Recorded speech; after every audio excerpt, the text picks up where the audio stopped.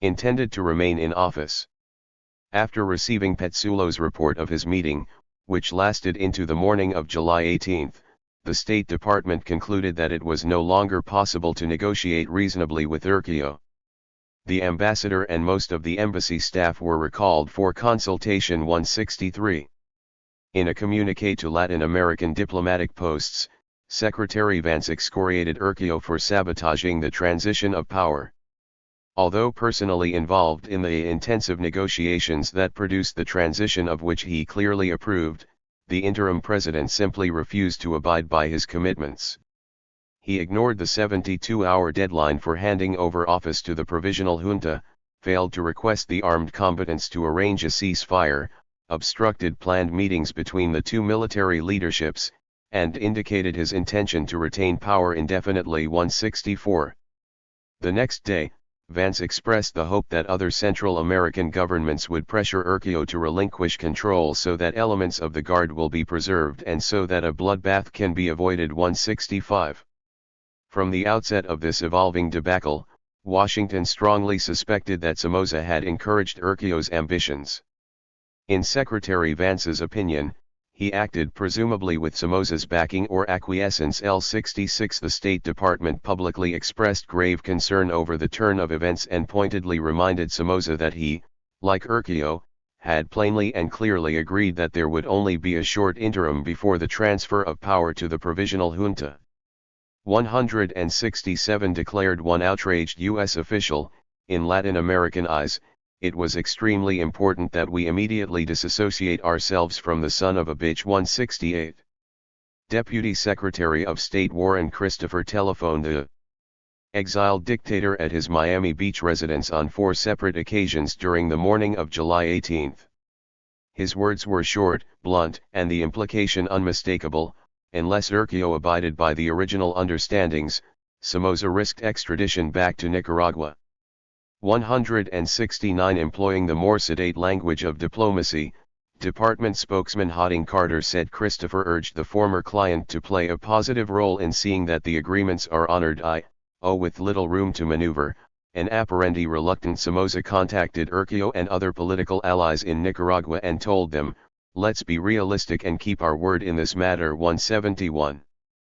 Urquio promptly fled the country, but not before presiding over what the Carter administration feared above all else, the complete dismembership and dissolution of the National Guard. During the final moments of the dictatorship, National Guard forces in the major provincial cities either surrendered to the FSLN or began fleeing to Honduras and other Central American countries. The Sandinista leadership dismissed the machinations of Somoza and Urquio in their last desperate attempt to retain power and demanded the total capitulation of the Guard. The combination of guerrilla military victories and the collapse of the Somoza coercive apparatus presented the new Guard commander Colonel Mejia with only one realistic option: to hand over power to the provisional junta when it entered Managua, thus ensuring that the FSLN would not only be the politically hegemonic force in the post-Somoza era but also the new military apparatus of the Nicaraguan state. Conclusion. U.S. policy toward the prospect of a political transition in Nicaragua during 1979 centered around the goal of securing a regime change in order to ensure the continuity of the state. Washington was willing to sacrifice a long-standing client and accommodate a regime change as long as the state structure survived the process intact. The fundamental strategic objective of the Carter White House was to prevent the Sandinistas from emerging as the military apparatus of the post-Somoza state, thereby creating an uncontested internal basis for political, socio-economic, and foreign policy initiatives antagonistic to basic U.S. interests in Nicaragua and Central America. Consequently, how to preserve the National Guard institution was an agenda item at every executive branch meeting on Nicaragua between October 1978 and July 1979. 172. Washington's reluctance to break with the Guard, despite criticism of its excesses and a willingness to accept changes in its command structure and personnel, indicated that in the order of priorities, defeating anti-regime and anti-system forces was paramount over and above political socio-economic reforms. In the aftermath of the mediation collapse, the U.S. government seemed to concede that Somoza had weathered another crisis and was likely to survive in office until his current term expired in 1981. Encouraged in this belief by a relative hiatus in the military conflict and persistent doubts about the capacity of the elite-led, non-FSLN opposition forces to change the regime, policymakers were manifestly unprepared for the revolutionary upheaval of late May 1979. What we fatally misjudged, the State Department's Richard Feinberg admitted, was the speed of the Sandinista reorganization. The administration felt it had more time. 173. Arriving in Washington to take part in the Nicaragua policy debate in early June, the newly appointed U.S. Ambassador Lawrence Petzullo discovered an administration that was putting policy together from scratch. There was no consistent sense of what to do, the policy was being put together very quickly. 174. In this period of rapidly narrowing opportunities, a major diplomatic offensive was initiated both inside and outside Nicaragua. The former attempted to develop a center-right credible caretaker government as an alternative to the FSLN's provisional junta. It failed primarily because those moderate political and business groups supported by Washington refused to collaborate in any transition scenario that denied the Sandinistas a role that reflected their contribution to the anti-dictatorial struggle. On a regional level, State Department officials waved the specter of radical nationalist guerrillas taking over the Nicaraguan government and state in an effort to mobilize support, especially among pro-FSLN heads of state, for pressuring the insurgents to expand the junta membership, moderate their political program, and accept the continued existence of a reformed and restructured National Guard. Interagency deliberations over Nicaragua, in the words of an involved Pentagon official, revealed no differences over goals, only over the timing of actions and things like that. 175. Within a framework of common objectives, debate focused on such questions as the durability of the dictatorship, estimates of what strategies would achieve the best results, and the timing of Somoza's departure. State representatives, for instance, argued that American policy objectives were better served by forcing the recalcitrant client out of office as soon as possible, whereas their colleagues in defense and the NSC were reluctant to approve this course of action in the absence of an acceptable successor regime. Throughout this period, Washington kept its options open, including consideration of at least symbolic displays of U.S. military power as one means of pressuring the Sandinistas. Nobody discussed a bunch of B-52s dropping bombs, said John Bushnell, but one could send jets to fly low in formation over Nicaragua and get attention, big ships off the shore, a show of force. Those sort of things were discussed. 176. According to both state and defense officials, there was no serious discussion of direct intervention beyond the normal contingency kinds of planning. 177. Nonetheless, the president himself did not rule out intervention per se, having originated the proposal to seek OAS approval for a multilateral military peacekeeping force to halt the conflict and prevent a Sandinista victory. The failure of the peacekeeping gambit reflected one particularly powerful conjunctural constraint within which U.S. policymakers were forced to operate. Historically, Washington has been enormously successful in using the organization of American states to fashion a regional bloc to legitimate military and other forms of intervention against selected targets in Latin America. On this occasion, however, it was unable to secure regional support for a military solution. This dictated the shift to a more flexible political approach in pursuit of desired objectives.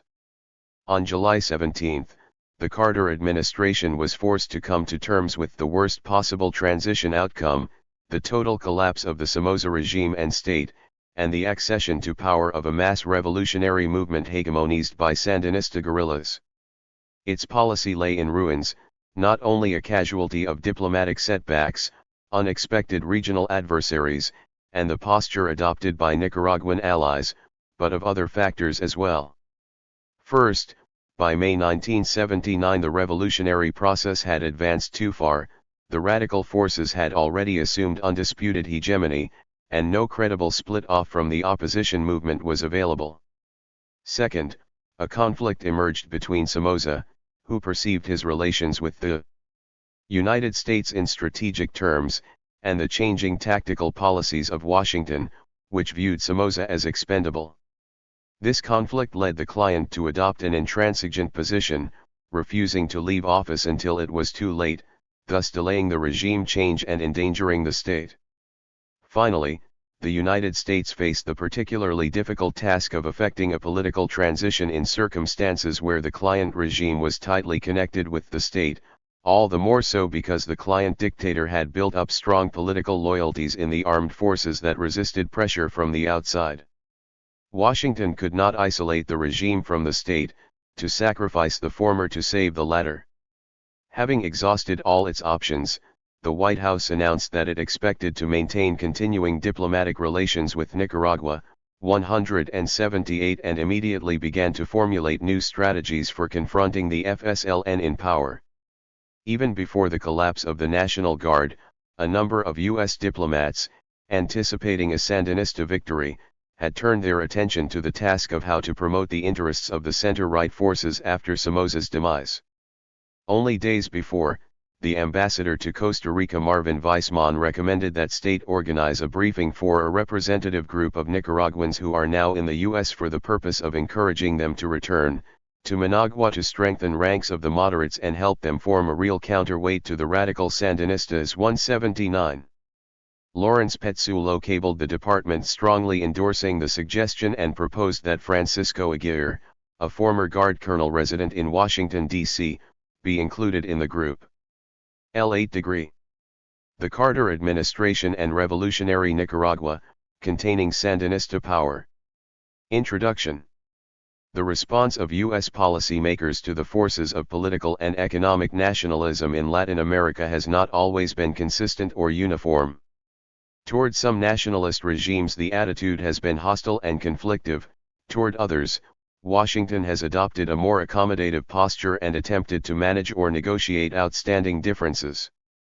A framework for explaining imperial state behavior must take account of those factors that executive branch officials view as pivotal in devising policy for dealing with these kinds of regimes.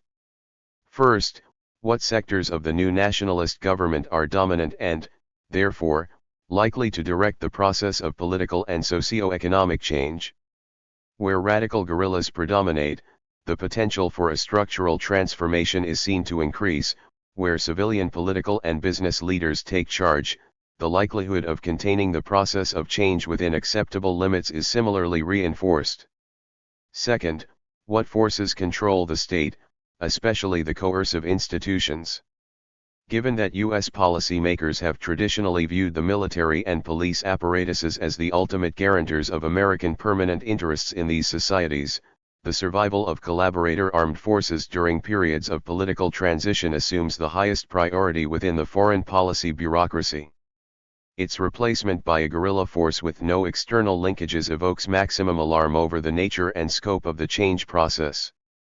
Third, how will the new government's policies affect the distribution of political power and class relationships? Washington is likely to be less sympathetic toward a regime intent on changing the existing distribution of political power and pursuing socio-economic programs that favor workers and peasants at the expense of traditional elites with historic ties to imperial state power centers. Fourth, do the nationalist regime's economic measures represent an effort to constrain or restructure capitalism, to modify the existing capitalist economy or fundamentally transform it? American officials pose a number of questions that focus on the kind of changes proposed and the context within which they are likely to take place. For instance, if local and foreign-owned properties are nationalized, will adequate and effective compensation be paid? Is the takeover of private property to be confined to one industry or economic sector, or does the new regime envisage the ultimate socialization of all the means of production? What role will foreign investment actually play in the new economic order? How will the process of change affect the country's trade ties with the capitalist world? Will the United States retain its traditional access to strategic raw materials? Will the nationalist regime accept the country's international economic obligations inherited from the previous government? To what extent will economic decision-making be influenced by pressure from below for rapid and large-scale change rather than determined from above and based on incremental and sectoral adjustments? There is no more critical index of the nature and content of overall change than the question of property compensation. A regime that compensates satisfactorily does so because it is prepared to pursue further economic relations with the United States. Moreover, where such nationalization is also limited in scope, this usually leads the White House and State Department to adopt a policy of accommodation because it signals that there is no intention to confront and challenge the dominant imperial power, but to simply tackle perceived problems within a discrete area of the economy. Fifth, and finally, what kind of foreign policy will the new regime pursue? Will it form new alliances and break old ones? More concretely, if the old government was a close American ally, policymakers will look for indications or signals from the new regime that it intends to maintain this relationship and not become more non-aligned in international affairs, leading to expanded political and economic relations with the socialist bloc.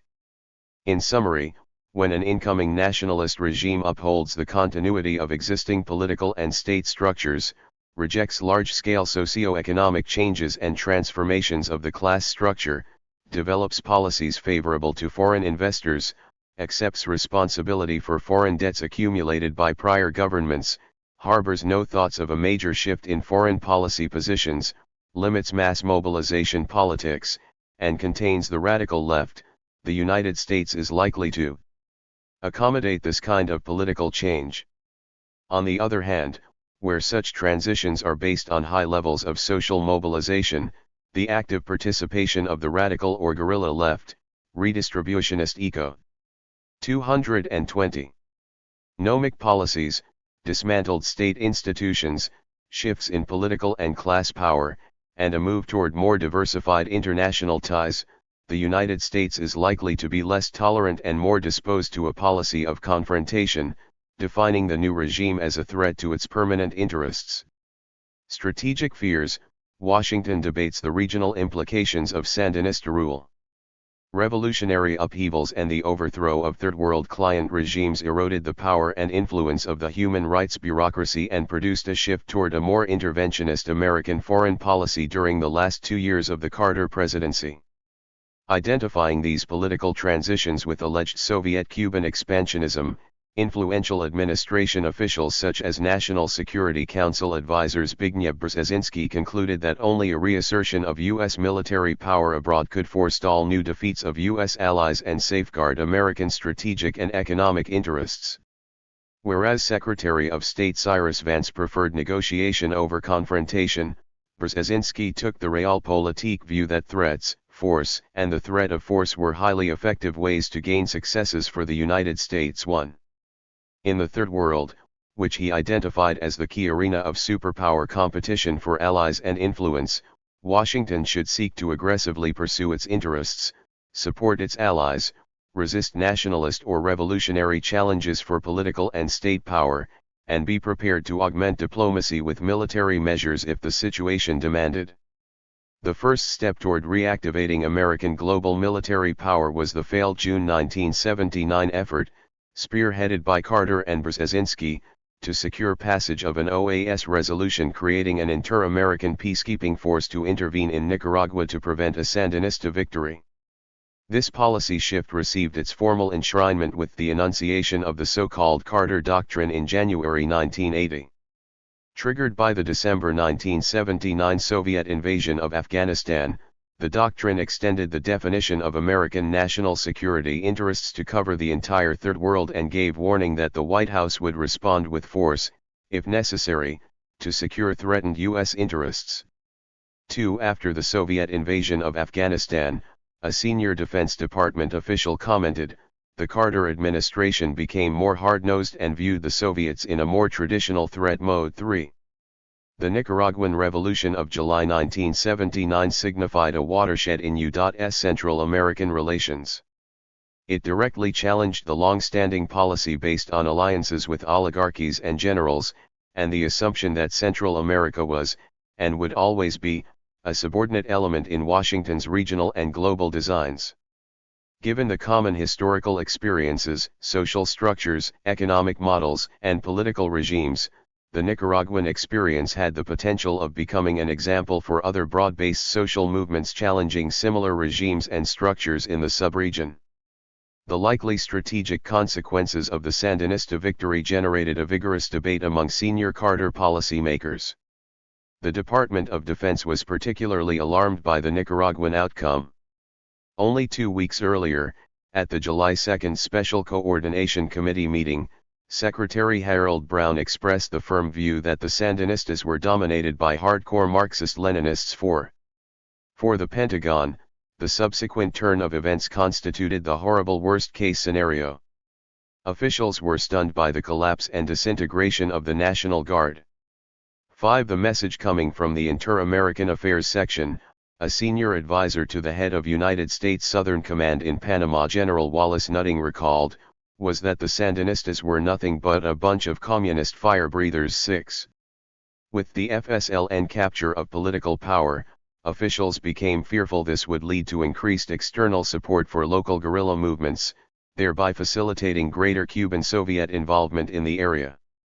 The U.S. Air Force's John Puste, an assistant to the chairman of the Joint Chiefs of Staff, summed up the dominant mood: now we have a Cuba on the continent proper, and the Soviets are going to use it as a launching pad to support Central American guerrilla movements.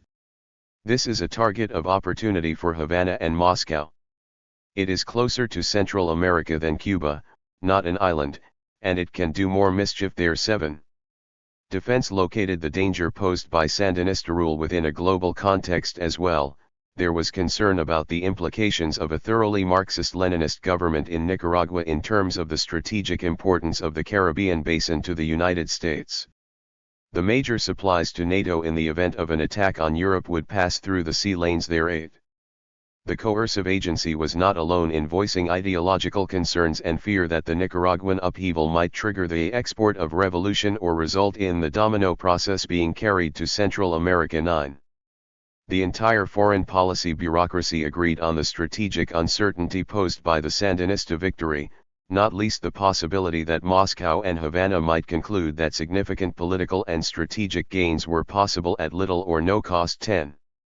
Like the Pentagon, the idea that the Sandinistas were a beachhead for the Cubans was a very active theme in the NSC, certainly with Brzezinski.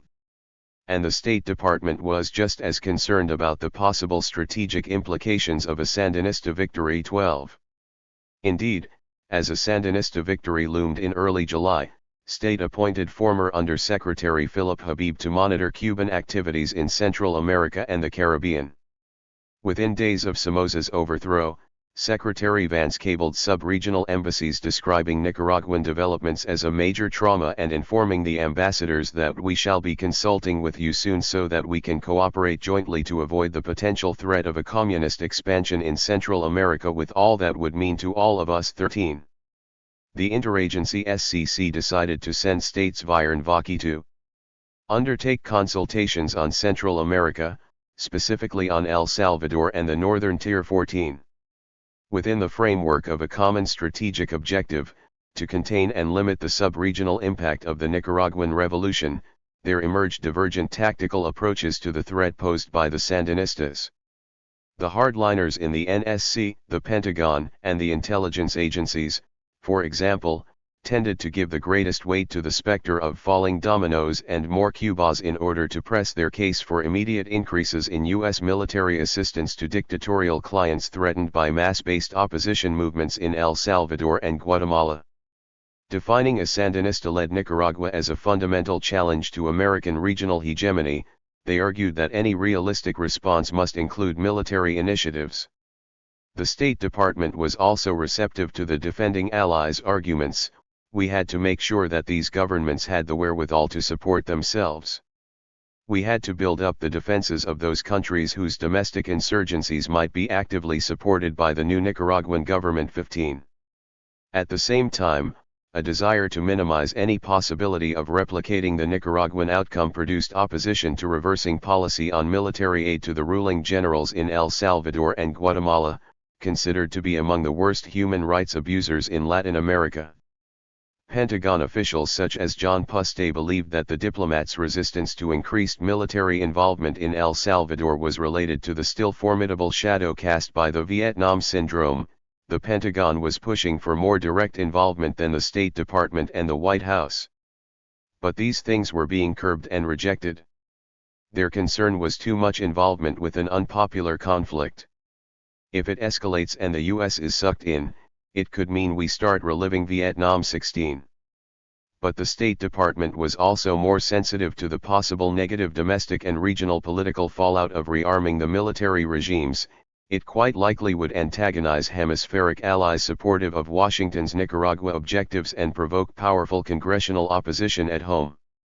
17. As the agency charged with primary responsibility for the management of Nicaragua policy in the post-Somoza era, State quickly set about convincing Latin American governments to provide economic and military aid to the Sandinista regime in order to encourage the moderate elements within it constrain Cuban involvement. 18.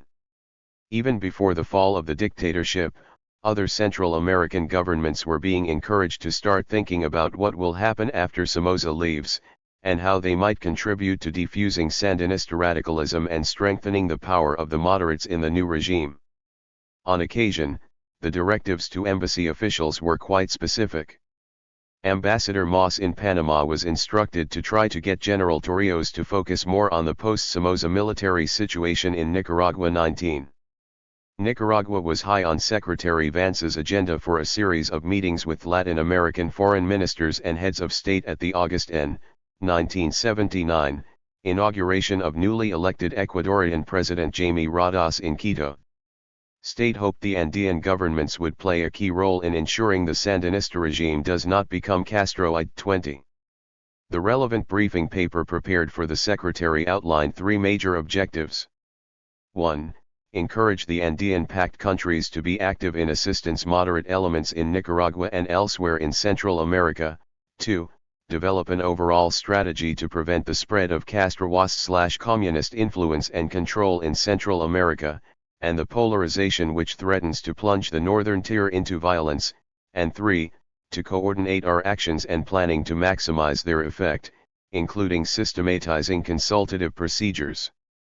To limit Cuba's role, the paper suggested that these allies should be probed about their willingness to provide aid to Nicaragua, particularly military assistance, the area in which Cuba is concentrating, and asked whether they would consider a joint approach to Castro in an effort to moderate Cuban influence. The subsequent discussions between Vance, Assistant Secretary Vaki, NSC staffer Robert Pastor, and the Andean foreign ministers focused on three interrelated issues: Nicaragua's economic problems, the measures necessary to assure effective coordination of a multilateral aid program, and possible military and/or police assistance to the new regime. 21. After the Quito meetings, the State Department sent Special Ambassador William Bodler to El Salvador, Honduras, and Guatemala to explain U.S. policy toward Nicaragua, confer with key leaders in private sector, who are disposed and in a position to be supportive of moderates in Nicaragua. 22. And dissuade these governments from any contemplated hostile action, such as the use of military force, against the Sandinista regime. There was a concern in Washington, explained Viren Vaki, that somebody might do something in order to bring us in. 23. The administration was fearful that any move of this kind would destabilize the subregion and radicalize the revolutionary process in Nicaragua, thereby delivering a catastrophic blow to those groups whom Washington supported. 24. The Quito briefing papers for Secretary Vance's meetings with the foreign ministers of El Salvador and Guatemala had stressed the importance of convincing these governments to avoid counter-revolutionary activities that would play into the hands of the extremists. Military intervention in Nicaragua was not only the quickest way to further Cuban influence in Central America, but would also undermine the already precarious position of the moderates in the new regime. 25. We wanted to explain to these governments what we were doing, said States John Bushnell. Not that we had suddenly fallen in love with the Sandinistas, but we were trying to play a role to strengthen the moderate forces in Nicaragua. Part of our effort was to explain the game plan and solicit their help in strengthening the more moderate groups. 26. From the beginning, Washington placed great store on the role of neighboring governments in seeking to moderate changes inside Nicaragua. It saw proliferating relationships between them and the Sandinistas as critical to defusing the revolutionary fires certain to be ignited by Somoza's ouster. Ambassador Petsulo wrote in an early August cable that if the northern-tier Central American countries were to play a positive role in preventing radicalization, should be urged to build bridges to the GRN 27. To prevent or minimize any potential spillover impact, the administration pressed allies to institute the necessary political and economic reforms to avoid another Nicaragua. In Tegucigalpa, for example, a political officer in the U.S. Embassy recalled a sense that after Somoza fell, Honduras came on the front line because the stakes had gotten higher. Ambassador Bodler raised the question of what can we do to insulate Honduras from what had happened in Nicaragua with the ruling armed forces. Diplomatic pressures to force a return to civilian rule increased during 1979 and into 1980. We kept telling them to get the military out, have elections, resuscitate the social programs. We would say Nicaragua is the alternative. The State Department cable traffic equaled Nicaragua avoidance. Encouraged developments that would avoid a replication of Nicaraguan events. 28. If the explosion in Nicaragua generated concern about Honduras, it produced close to alarm over El Salvador, where social and political pressures were really building. 29. Bodler's assessments of the political situation in each country he visited reportedly concluded that El Salvador was the most vulnerable to a popularly based revolution. 30. Irrespective of their differences over military aid programs, neither state nor defense wanted a situation where the government of El Salvador was overthrown. 31. The problem was how to get military dictator General Carlos Romero, who had frustrated all past diplomatic entreaties of this kind, to implement even minor reforms. Carter and Brzezinski thought that the country was going to have a revolution, said U.S. Ambassador Robert White, and they wanted to prevent that from happening. So they said, look, the military must get out of the front seat. 32. The State Department decided to try secret diplomacy. Assistant Secretary Vaki was instructed to meet with Romero and apprise him of the risks he was courting in the absence of reforms. I talked to Romero about avoiding El Salvador reaching the point Nicaragua had reached. There was a serious succession problem. The problem was one of social reforms and political freedom. If he would take care of the reform question, then he can deal with the insurgency. In private conversation with Romero, I suggested that he do something dramatic such as advancing the date of the elections. I didn't tell him to step down and turn it over. There was a similar concern in El Salvador as in Nicaragua about the center disintegrating and the resulting conflict between the army and the guerrillas.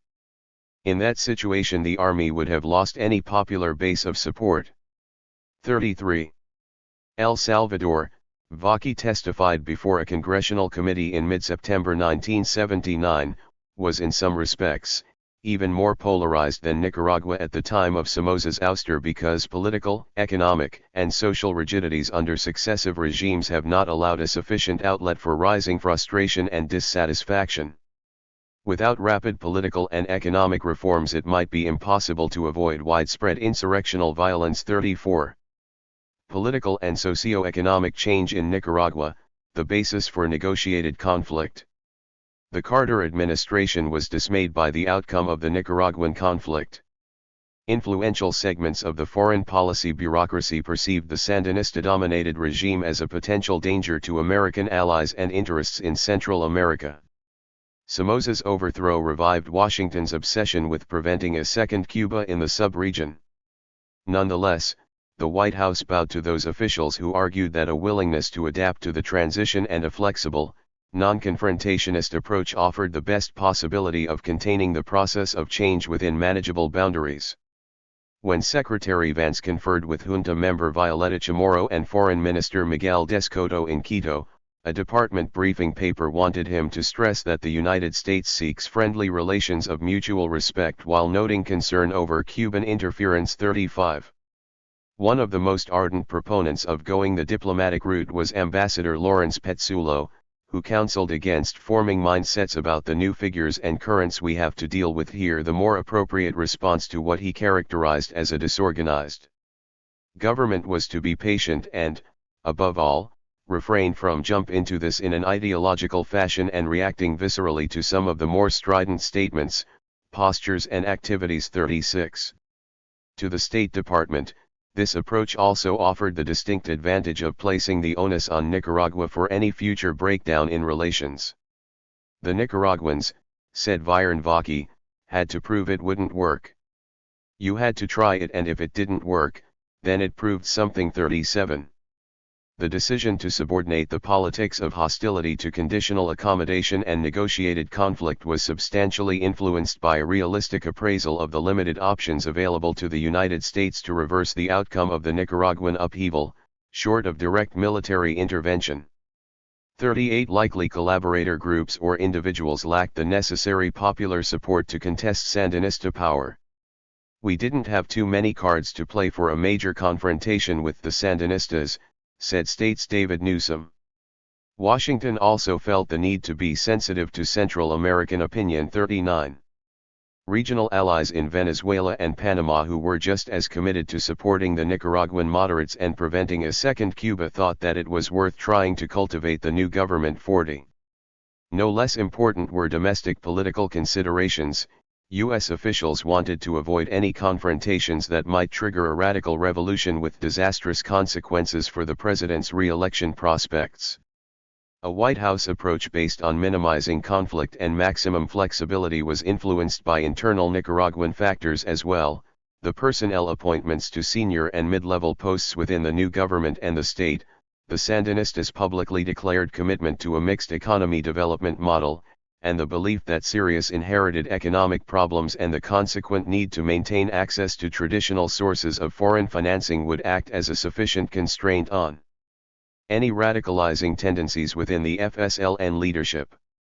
In a July 30, 1979 cable to regional embassies discussing the basic thrust of U.S. policy, Secretary of State Vance explained that reaching a modus vivendi with the Sandinistas was part of a longer-term strategy to build a political base within the new regime to enable Washington to contain or reverse the revolutionary process. Principal objective will be to reinforce the moderate individuals and currents within the GRN and the FSLN. Given the suspicion with which we are viewed, he will have to move with care to avoid damaging moderates by too open an association. Encourage moderate elements outside the government to pressure the GON to protect their interests. 41. The State Department expressed guarded optimism about the appointment of leading moderates and conservatives to key government posts, including membership of the Junta of the Government of National Reconstruction. Said one State Department official, there were people in the first phase of the Sandinista government that we had known, the Chamorros in particular, Arturo Cruz and so on, and therefore there were people we felt we could possibly work with. 42. In the first cabinet, business notables known to the international financial community were placed in charge of the key economic ministries as well as the central bank, and a former National Guard colonel who participated in an abortive 1978 coup against Somoza was appointed defense minister. Only two Sandinistas, Tomas Borga and Escobedo Cardinal, received cabinet-level posts. American officials were similarly heartened by the JGRN proposal to share legislative powers with an interim National Assembly or Council of State, especially as the formula established for membership, representatives from the FSLN, the National Patriotic Front, the Broad Opposition Front, the Superior Council of Private Enterprise, the National University, and the National Association of Clergy, virtually assured the bourgeois forces a majority of seats. Ambassador Petsulo thought the council would probably be subject to junta veto and have the net effect of consolidating the power of the ruling body.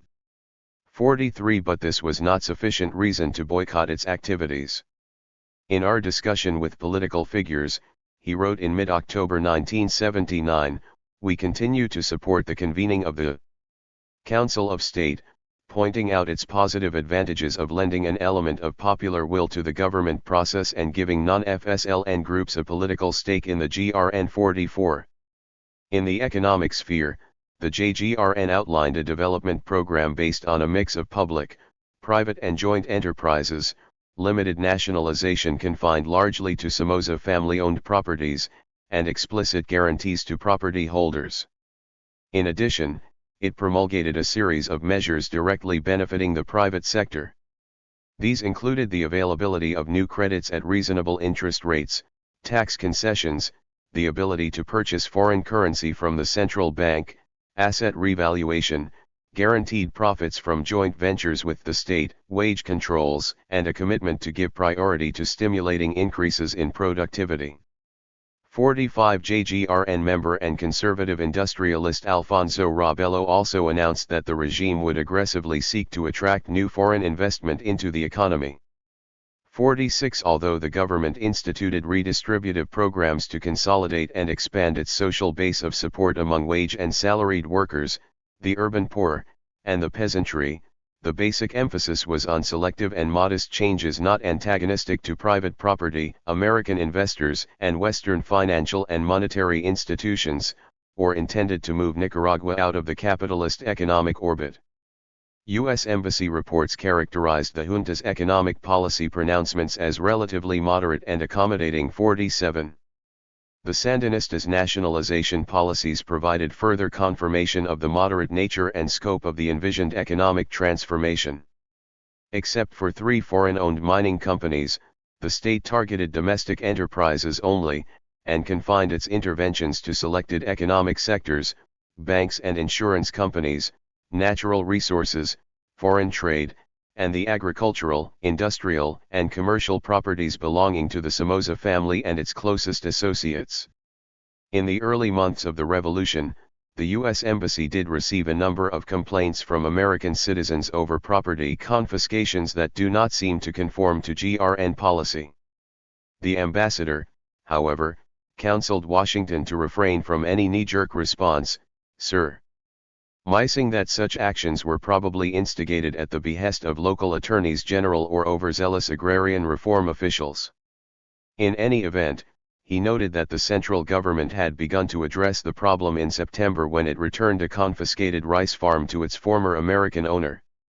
48 Amid official statements of support for property rights, the business sector, and foreign investment, the locally owned banking system was taken over by the state in late July 1979.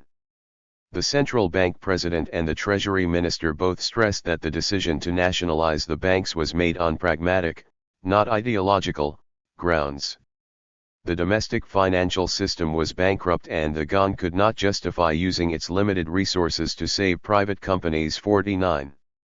According to junta member Rabello, the 5 local banks had debts to international financial institutions of around $180 million but net assets totaling no more than $80 million. Nationalization, he contended, was therefore a way of extending state guarantees to citizen savings deposits. In a sense, the junta is protecting the banks through nationalization, remarked a local banker. They're facing up to the reality that this $180 million will eventually have to be restructured and repaid. The private banks are broke, and the state is assuming their debt. 50.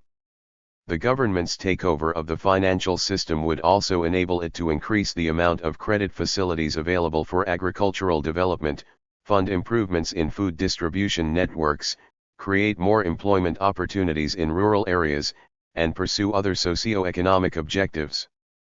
51 Ambassador Petsulo conceded that the bank nationalization decree was in general a popular measure even among some members of the private sector, not least because it was directed against 2 bastions of the traditional economic oligarchy, the Banco de Nicaragua and the Banco de America. 52 Citibank, Bank of America, Wells Fargo, and the other foreign-owned financial institutions operating in Nicaragua were exempted from state intervention but were directed to halt all savings deposit activities as part of the new development program. In future, they could no longer accept deposits from Nicaraguan nationals, they would function principally as conduits for foreign capital entering the country in the form of loans or export-import financing. This change did not particularly agitate the overseas banking fraternity. Commenting on the decree, one U.S. banker said, it looks like the junta wants to restrict the international banks to international finance, and we function quite successfully in other countries with similar rules. 53 In mid-August, Petsulo met with senior representatives of Citibank, Bank of America, Standard Brands, and Rosario Mining and was struck by the sophisticated, pragmatic approach being followed by these firms in their diverse fields. None of the firms are panicked. All are hopeful that they will be able to continue their operations in Nicaragua and indicated their willingness and flexibility to work out reasonable arrangements with the new GRN 54. The next day, embassy officials conferred with a delegation of Citibank executives. Petsulo opened the proceedings by noting that the Sandinistas had shown a predominantly pragmatic streak. The quality of the economic team was very high. Citibank Vice President William Rhodes affirmed his regard for Central Bank President Arturo Cruz and stated his institution's desire to maintain its operations in Nicaragua if the GRN made it worth their effort. 55. Not long after, however, the central bank provoked some consternation when it decided to terminate the practice of allowing the foreign banks to use Cordoba credit, instead of dollars, to cover withdrawals. What this meant, displeased Bank of America officials explained to U.S. diplomats, was that foreign banks would henceforth be required to make a dollar time deposit with the central bank as a guarantee for any local currency loan. But Ambassador Petsulo was less perturbed, refusing to interpret the measure as part of an attempt to discourage the foreign banks from working in Nicaragua. Acute financial problems and increased demands on scarce economic resources were more likely reasons. The central bank may have felt that the available Cordoba financing could be better used elsewhere and that they could also obtain much needed foreign exchange by this measure. Perhaps they also felt that in these difficult times, foreign banks should help carry some of the burden.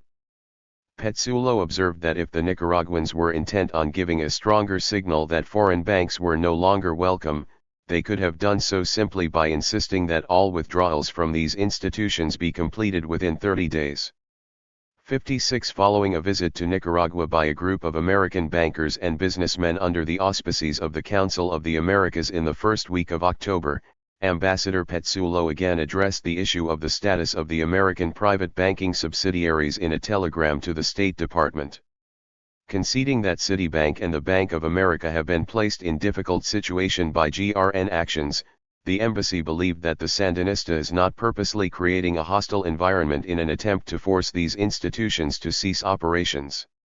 Nonetheless, he concurred with the bank's opposition to a government request that future activities be confined to maintaining representative offices only.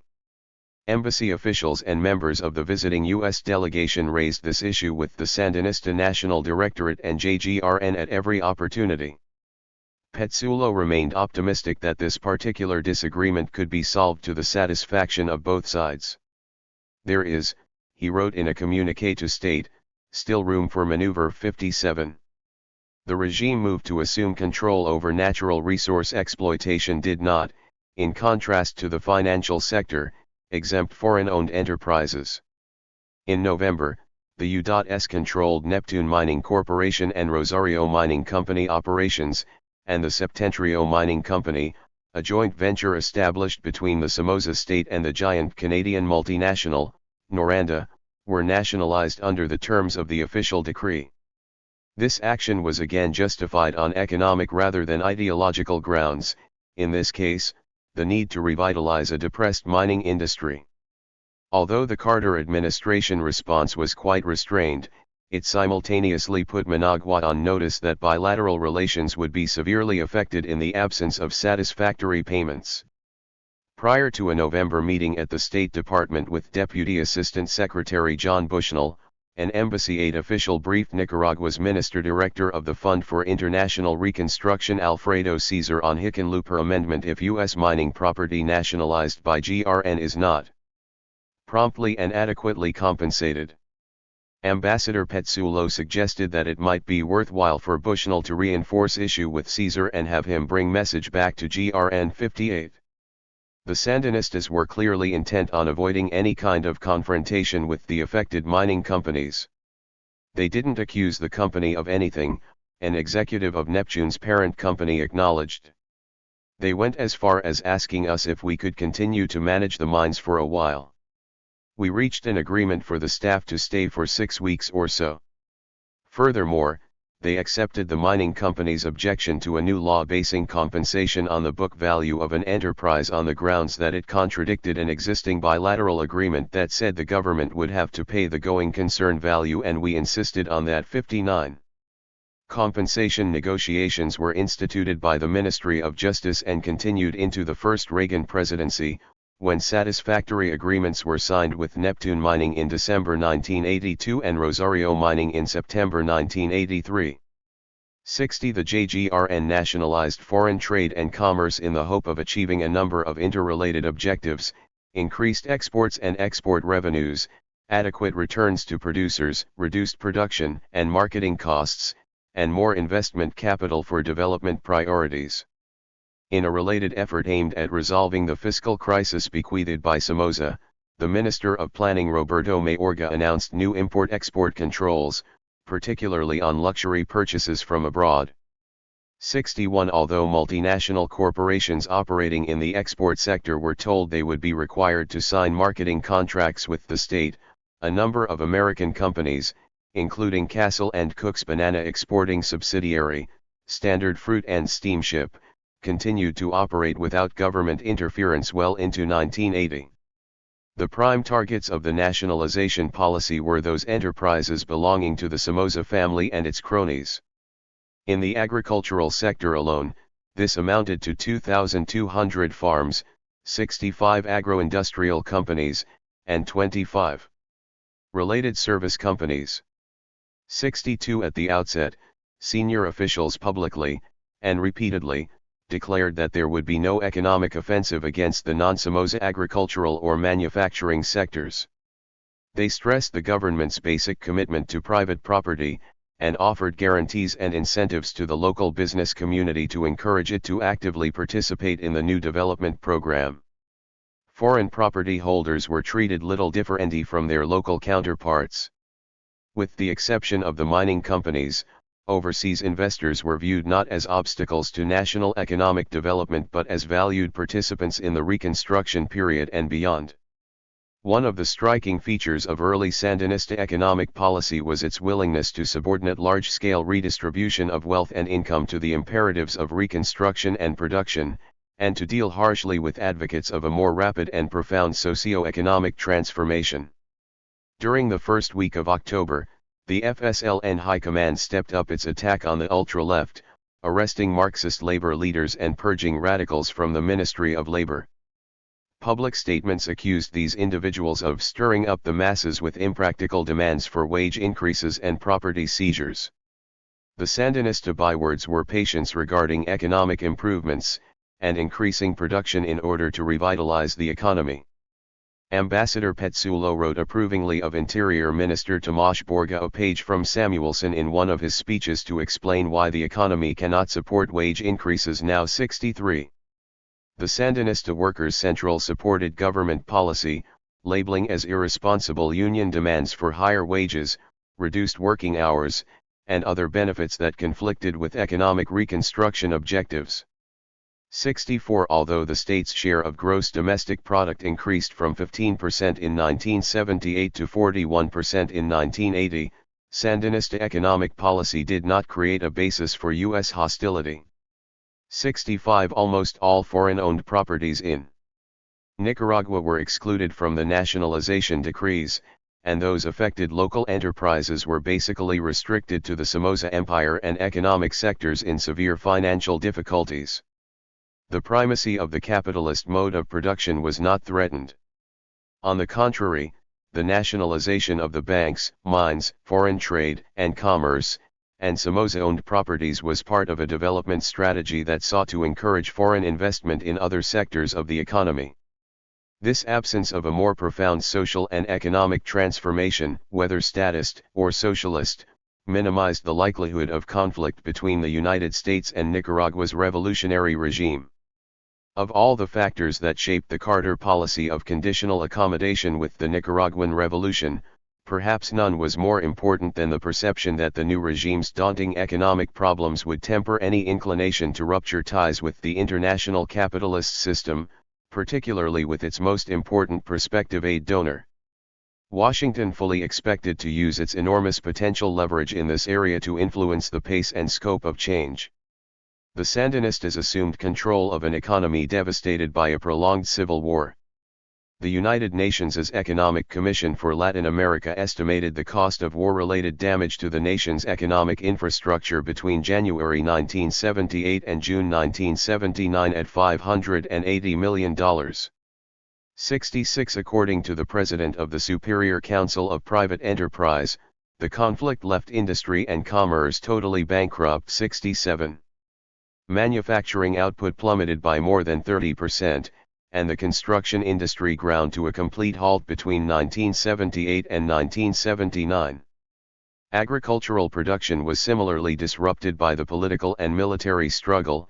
Export earnings declined by $219 million from 1978 to 1980, notwithstanding unusually high 1980 world market prices for Nicaragua's leading coffee, sugar, and cotton exports. The overall economic growth rate fell from 6.3% in 1977, to 7.2% in 1978, to 2.48% in 1979. 68. The Sandinistas not only inherited a debilitated economy but also had to deal with two other burdensome legacies of the last decade of Somoza rule: large-scale foreign borrowings and massive capital flight.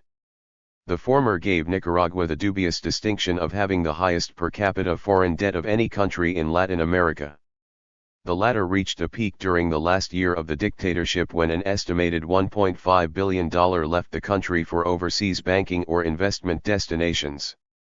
70. During the 1970s, the Somoza dictatorship had increasingly resorted to foreign financing, especially private multinational bank loans, to offset persistent balance of payments deficits to keep the economy afloat and growing.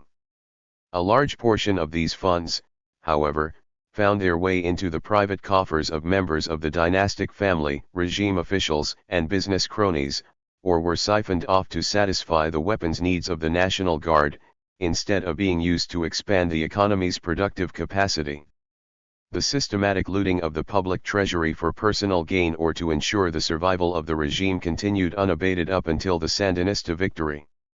In the months preceding his downfall, Somoza began aggressively milking funds from his own companies through such schemes as mortgaging the enterprises to government banks and channeling the acquired funds into overseas bank accounts. On the eve of his ouster, he personally owed the state $23 million. 71. When the provisional junta arrived in Managua, it discovered a paltry $3.5 million in foreign exchange reserves, even though the regime had borrowed $33.1 million from the IMF only 6 weeks earlier. The state, in the words of newly appointed central bank president Arturo Cruz, had almost no international liquidity left.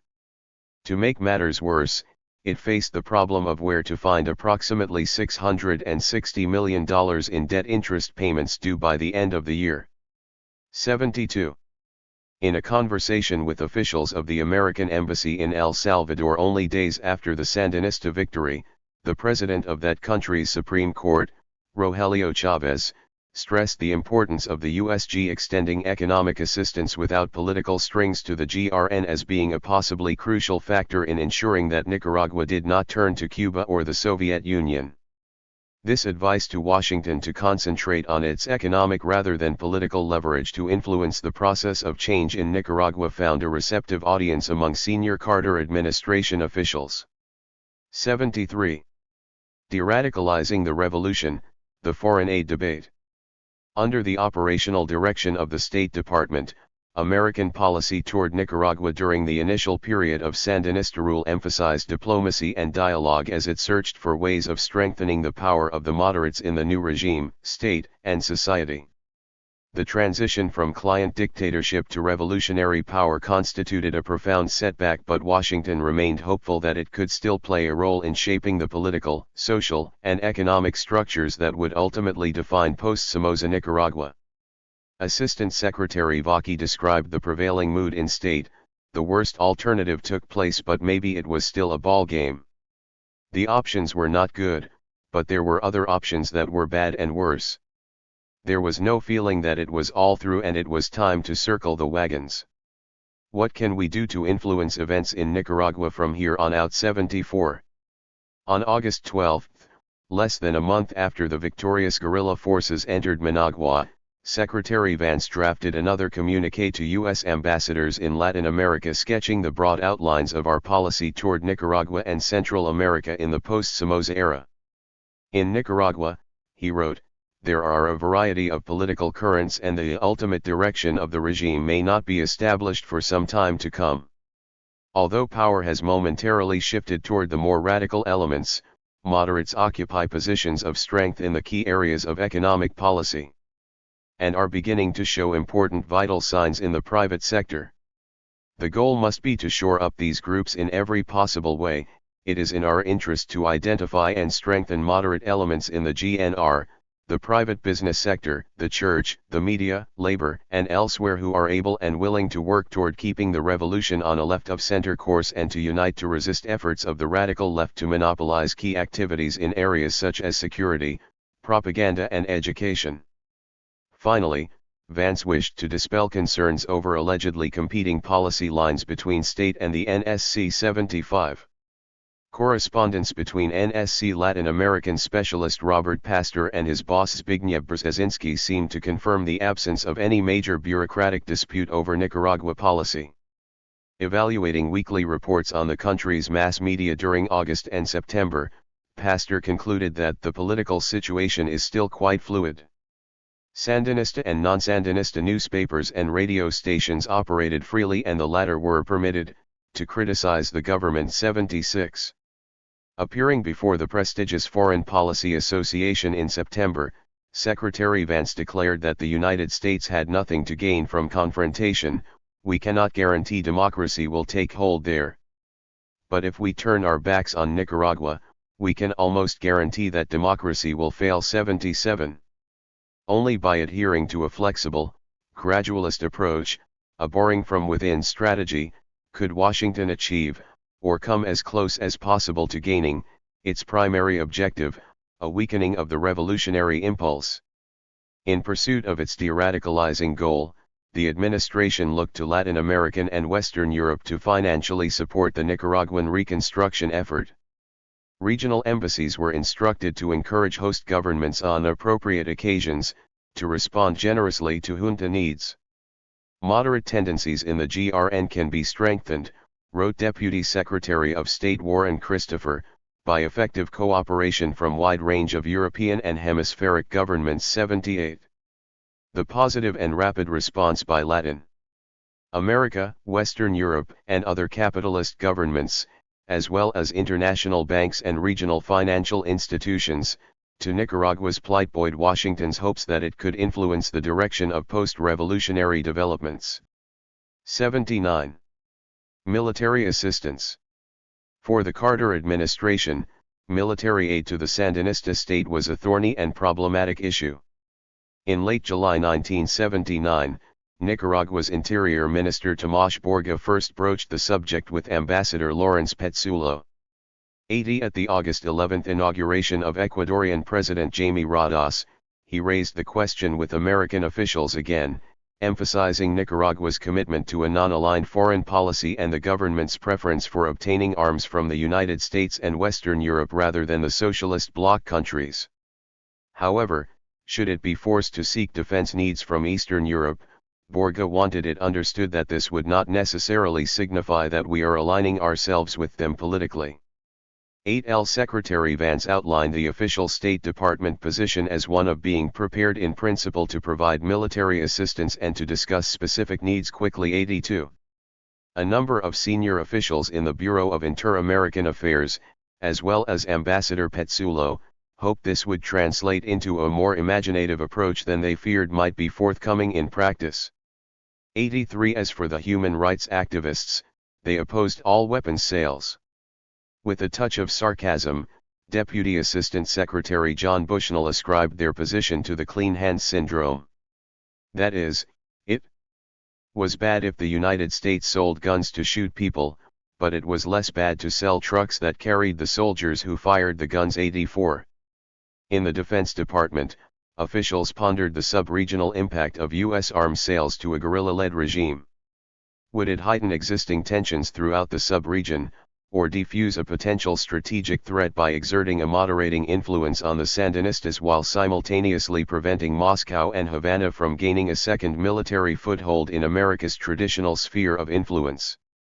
At least the majority apparently thought it might be preferable to establish an assistance program, not excluding weapons purchases, and thus avoid any possible development of a long-term military relationship with the Soviet Union.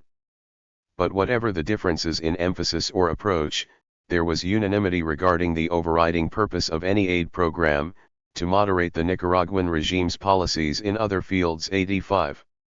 Neither President Carter nor his Secretary of State desired the United States to play other than an ancillary role in the provision of foreign military assistance to the Sandinistas.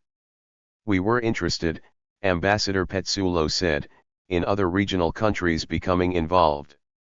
We tried to energize the Colombians, the Brazilians, and others to form military assistance groups. 86. This objective was repeated time and again in the confidential briefing papers Secretary Vance received in preparation for his August 1979 meetings in Ecuador with Latin presidents and foreign ministers. For instance, it was suggested that he encourage Colombia to assist with security enhancement activities, including military assistance, and in conversation with Venezuelan President Luis Herrera ascertain what Gov will do in Nicaragua and urge both military and economic assistance. 87. Washington expressed interest in a proposal floated by Panama's Omar Torrijos for a joint military assistance presence. 88. American Ambassador Embler Moss, accompanied by a Pentagon colonel stationed in Panama, visited Nicaragua in late July to test the waters with the junta concerning the idea of a survey/assistance mission which might include U.S. and PN military personnel. 89. In Managua, the colonel held talks with Humberto Ortega and other Sandinista leaders about upgrading the military and what training we might provide. 90. Before he left, Ambassador Petsulo arranged for 3 U.S. Army Latin specialists from the Southern Command to be posted to Nicaragua to liaise with the FSLN Military High Command. One of the military officials chosen for the task commented that both Petsulo and the head of Southcom General Wallace Nutting had a similar orientation about Nicaragua, to try and return to normal relations as soon as possible. This included helping to establish military-to-military contacts with the Sandinista regime. 91. In early August, Secretary Vance indicated that the United States was willing to discuss equipment needs with the DNC and dispatch a survey team to help match specific needs to our availabilities, even though the department's preferred response to the informal GRN requests for U.S. military assistance was a coordinated approach with Panama. 92.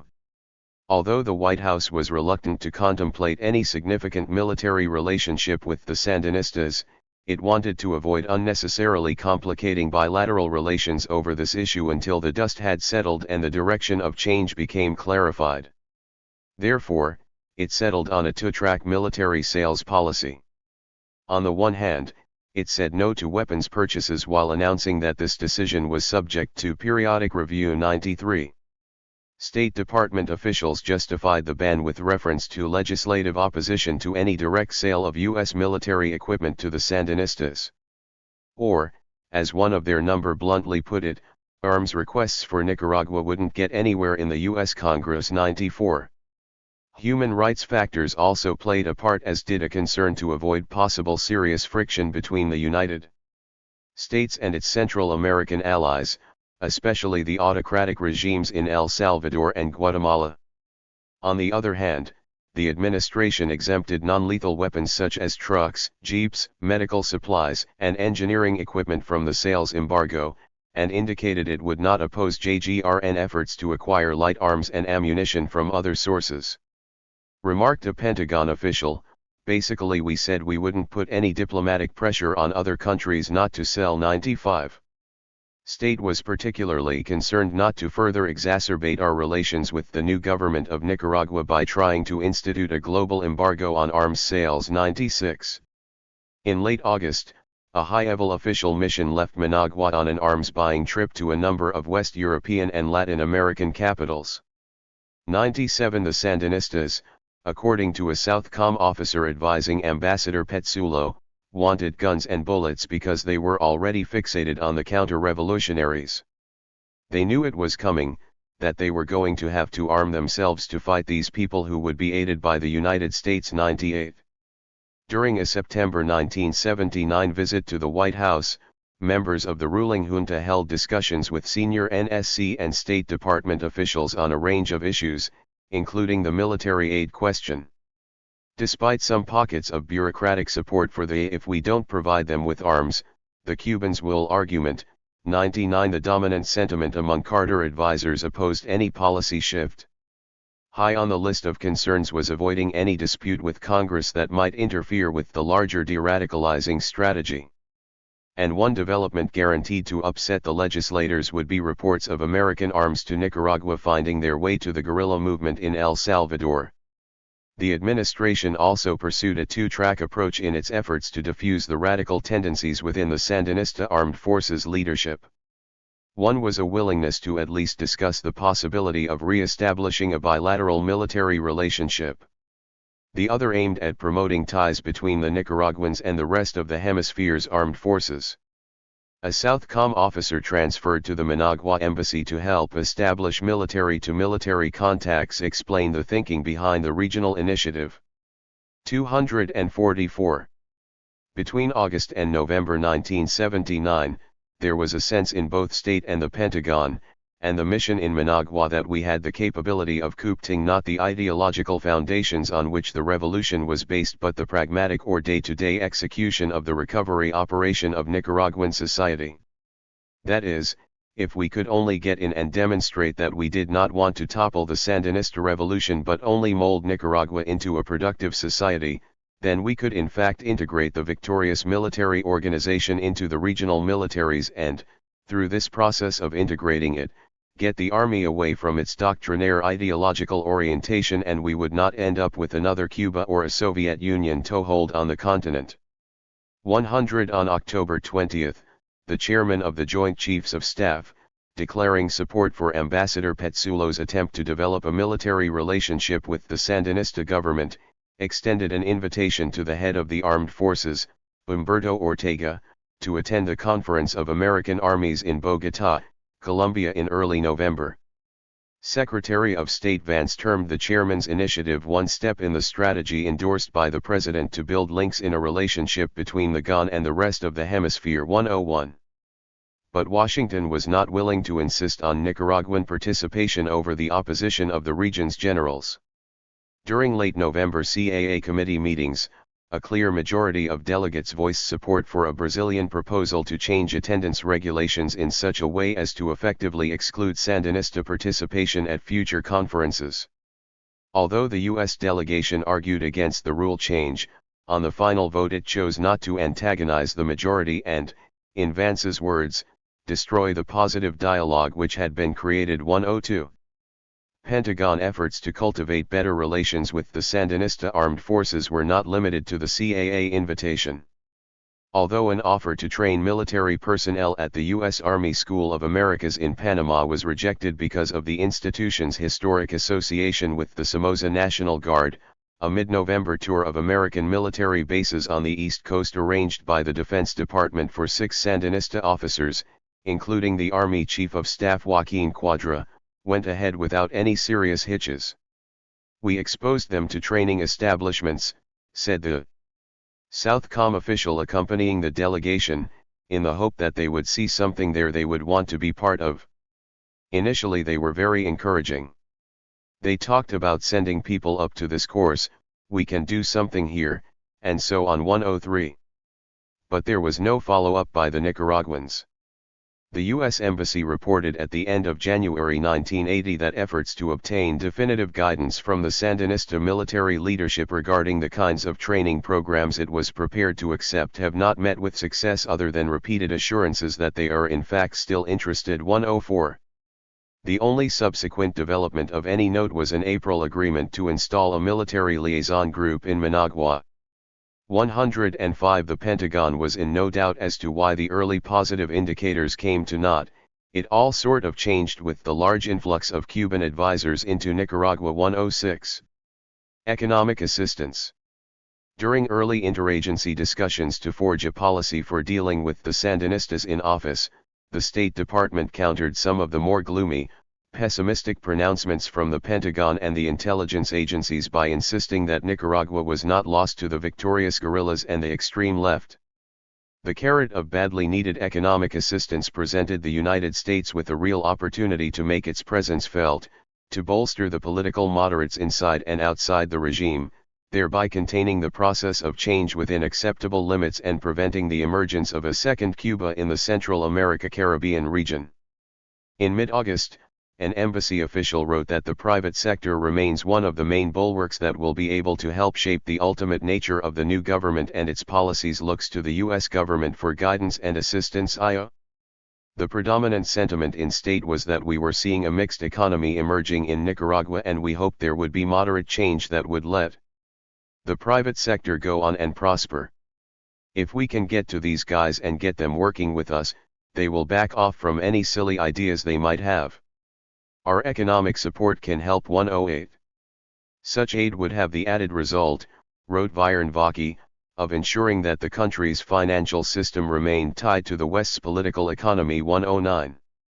Responding to President Carter's interest in encouraging private U.S. institutions and U.S. assisted private Nicaraguan groups, the Agency for International Development moved swiftly on a number of fronts. First, it supported the activities of the Wisconsin-based Partners of the Americas, whose president visited Nicaragua for the purpose of assessing needs and discussing project ideas with local private sector groups. Second, it approved a grant to the partners to finance a visit to the United States by a delegation of Nicaraguan businessmen chosen by the U.S. Embassy for discussion with their opposite numbers on private sector cooperation and American investment in Nicaragua. Third, it began funding the regional anti-communist American Institute for Free Labor Development and stayed in close touch with them on labor union assistance possibilities. 110. Ambassador Petsulo was a strong advocate of an expanded IFOLD program to counter the aggressive organizing of the Sandinista Workers Central.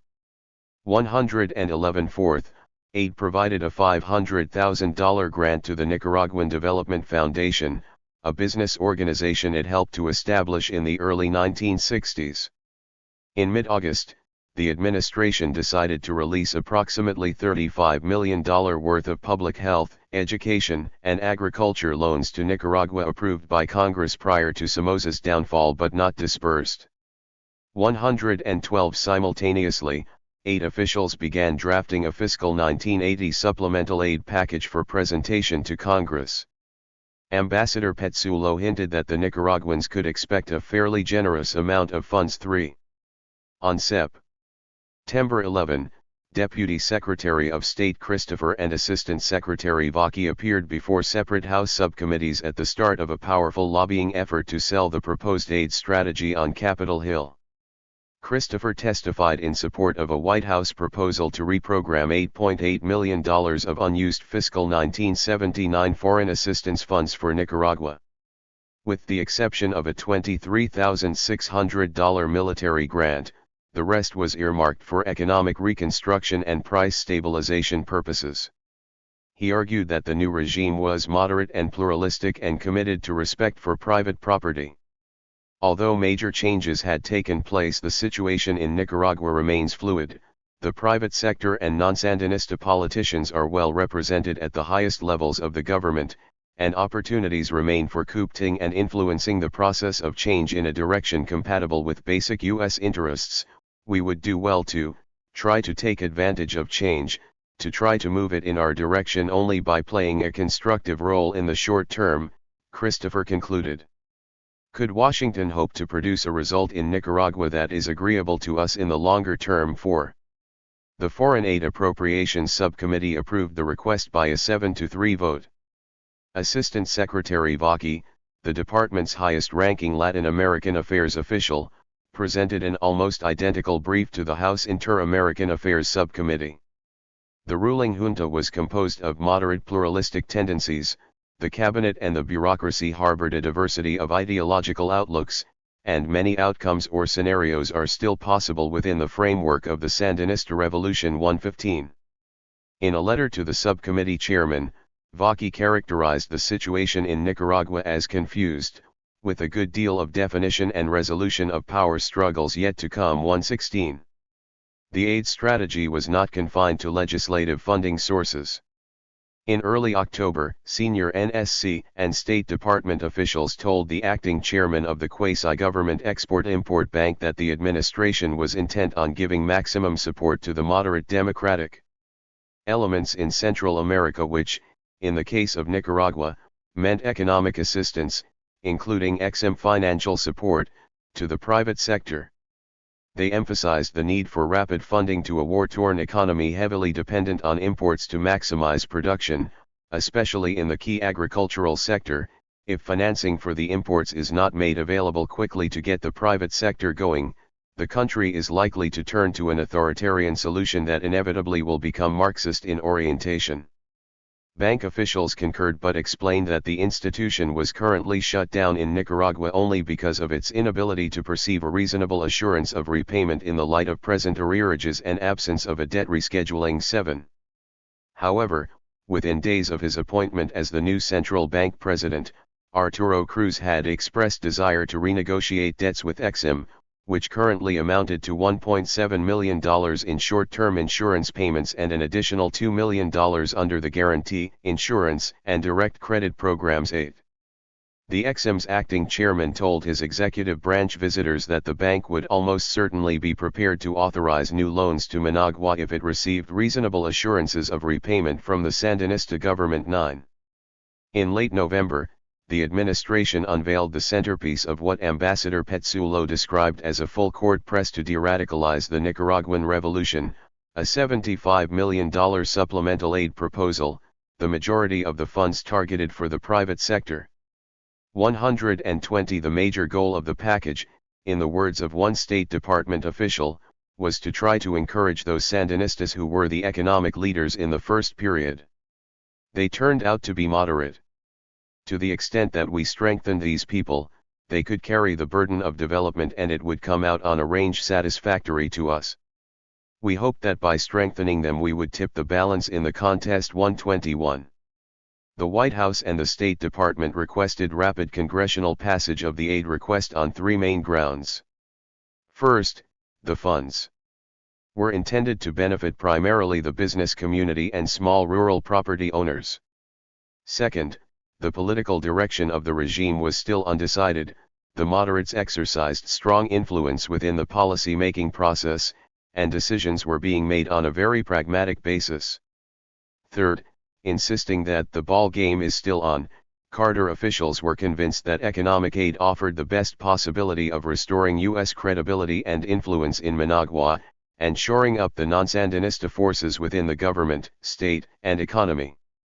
122. The biggest obstacle to a successful outcome was the fact that a large number of members in both the House and the Senate had already concluded that Nicaragua was lost to a Marxist-dominated government by taking this large gamble. The odds are that instead of fostering moderate leadership, we will be providing the necessary support to solidify FSLN leadership. 123. In an effort to defuse this opposition, the administration pressed Managua to clarify its economic program. John Bushnell told the International Reconstruction Fund director Alfredo Caesar that prospects for passage of the funds would be substantially enhanced if the Nicaraguan leadership publicly pledged itself to preserving a mixed economy with a vigorous private sector. 124. The Senate debate on the aid bill was extremely divisive and bitter as supporters attempted to counter totalitarian state assertions by reminding the chamber that the proposed funds would assist Nicaragua's political moderates and the private sector, thereby diminishing the likelihood of radical solutions. 125. In late January 1980, the bill passed by a relatively divided vote of 54 to 35 and was sent to the House, where debate promised to be just as conflictive. The anti-aid coalition in the House of Representatives couched its arguments in the traditional rhetoric of Cold War politics, Nicaragua was already a mini-Cuba or controlled by a regime already under communist control and outside communist influence bent on exporting revolution and threatening the security of its neighbors. 126 Believing the country was lost to the totalitarian forces of the extreme left, these legislators saw no reason to contribute aid to make Marxism work in Nicaragua. 127. House proponents of the aid bill, on the other hand, were more concerned with whatever advantage could be gained from a still fluid political situation. Their arguments mirrored those of the White House. Economic assistance offered the best, and perhaps only realistic, chance of limiting the process of change and avoiding a complete erosion of U.S. influence in post-revolutionary Nicaragua. To deny aid would be to walk away and concede victory to the Cuban and Soviet surrogates. Moreover, it was not only important to strengthen the moderate forces in the government, private sector, and society but also to ensure that Nicaragua maintained its economic links to the West, a point well understood by America's allies, including West Germany, Spain, Venezuela, and the Netherlands. 128 Prior to the House vote, President Carter wrote a letter to Daniel Inouye, the chairman of the Senate Subcommittee on Foreign Operations Appropriations, warning of serious foreign policy problems if Congress failed to pass the fiscal year 1980 foreign aid bill, which included the $75 million Nicaragua request. He complained that when he submitted the bill in the fall of 1979, its passage was labeled urgent. Yet 5 months later it was still slowly winding its way through the committee system. Any decision to delay the entire bill until later in the year would be very dangerous. The Nicaraguan funds were among the most critical in terms of foreign policy goals, and unless disbursement was commenced prior to the upcoming growing season, the prospects were for food shortages, a worsening economic situation, demoralization of private business, and a likely mass migration of the middle-class Nicaraguans upon whom Washington was placing most of its future hopes for moderating the revolution. 129 On February 27, the House approved the supplemental aid package by the paper-thin margin of 202 to 197 votes, but only after a number of unprecedented conditions were attached to the bill. Funding would be terminated if the administration concluded that the Sandinista regime was engaged in large-scale and systematic human rights or political and civil liberties abuses, or if the White House determined that foreign military forces stationed in Nicaragua constituted a national security threat to the United States or any of its Latin American allies. The president was directed to pressure the Nicaraguan leadership to hold national elections and to certify to Congress, before the aid was released, that the regime was not involved in regional subversion or terrorist activities. Finally, the House bill required that 60% of the monies be earmarked for the private sector, that no funds be allocated for educational institutions involving Cuban personnel, that loans be tied to the purchase of U.S. goods and services, and that as much as 1% of the total amount be used to publicize this example of American generosity throughout Nicaragua. The most revealing feature of the congressional debate thus far was the broad-based consensus on the need to undermine Sandinista political power, limit the socio-economic transformation process, and contain the regional impact of the revolution. Within this common framework, the legislators diverged over the possibility and means of achieving these goals. The liberals set greater store on the instruments of diplomacy and economic aid to revive U.S. influence and bolster Nicaraguan allies. The conservatives were convinced that the Sandinistas had already achieved political hegemony and that only a confrontationist U.S. posture, including political and economic sanctions, held any hope of undermining their authority. In mid-May, the House version of the aid bill went back to the Senate floor. The subsequent debate was largely a rerun of the January divisions and arguments. Loan advocates insisted that the $75 million was necessary to undermine the economic conditions of radicalism and prevent the private sector from being overwhelmed.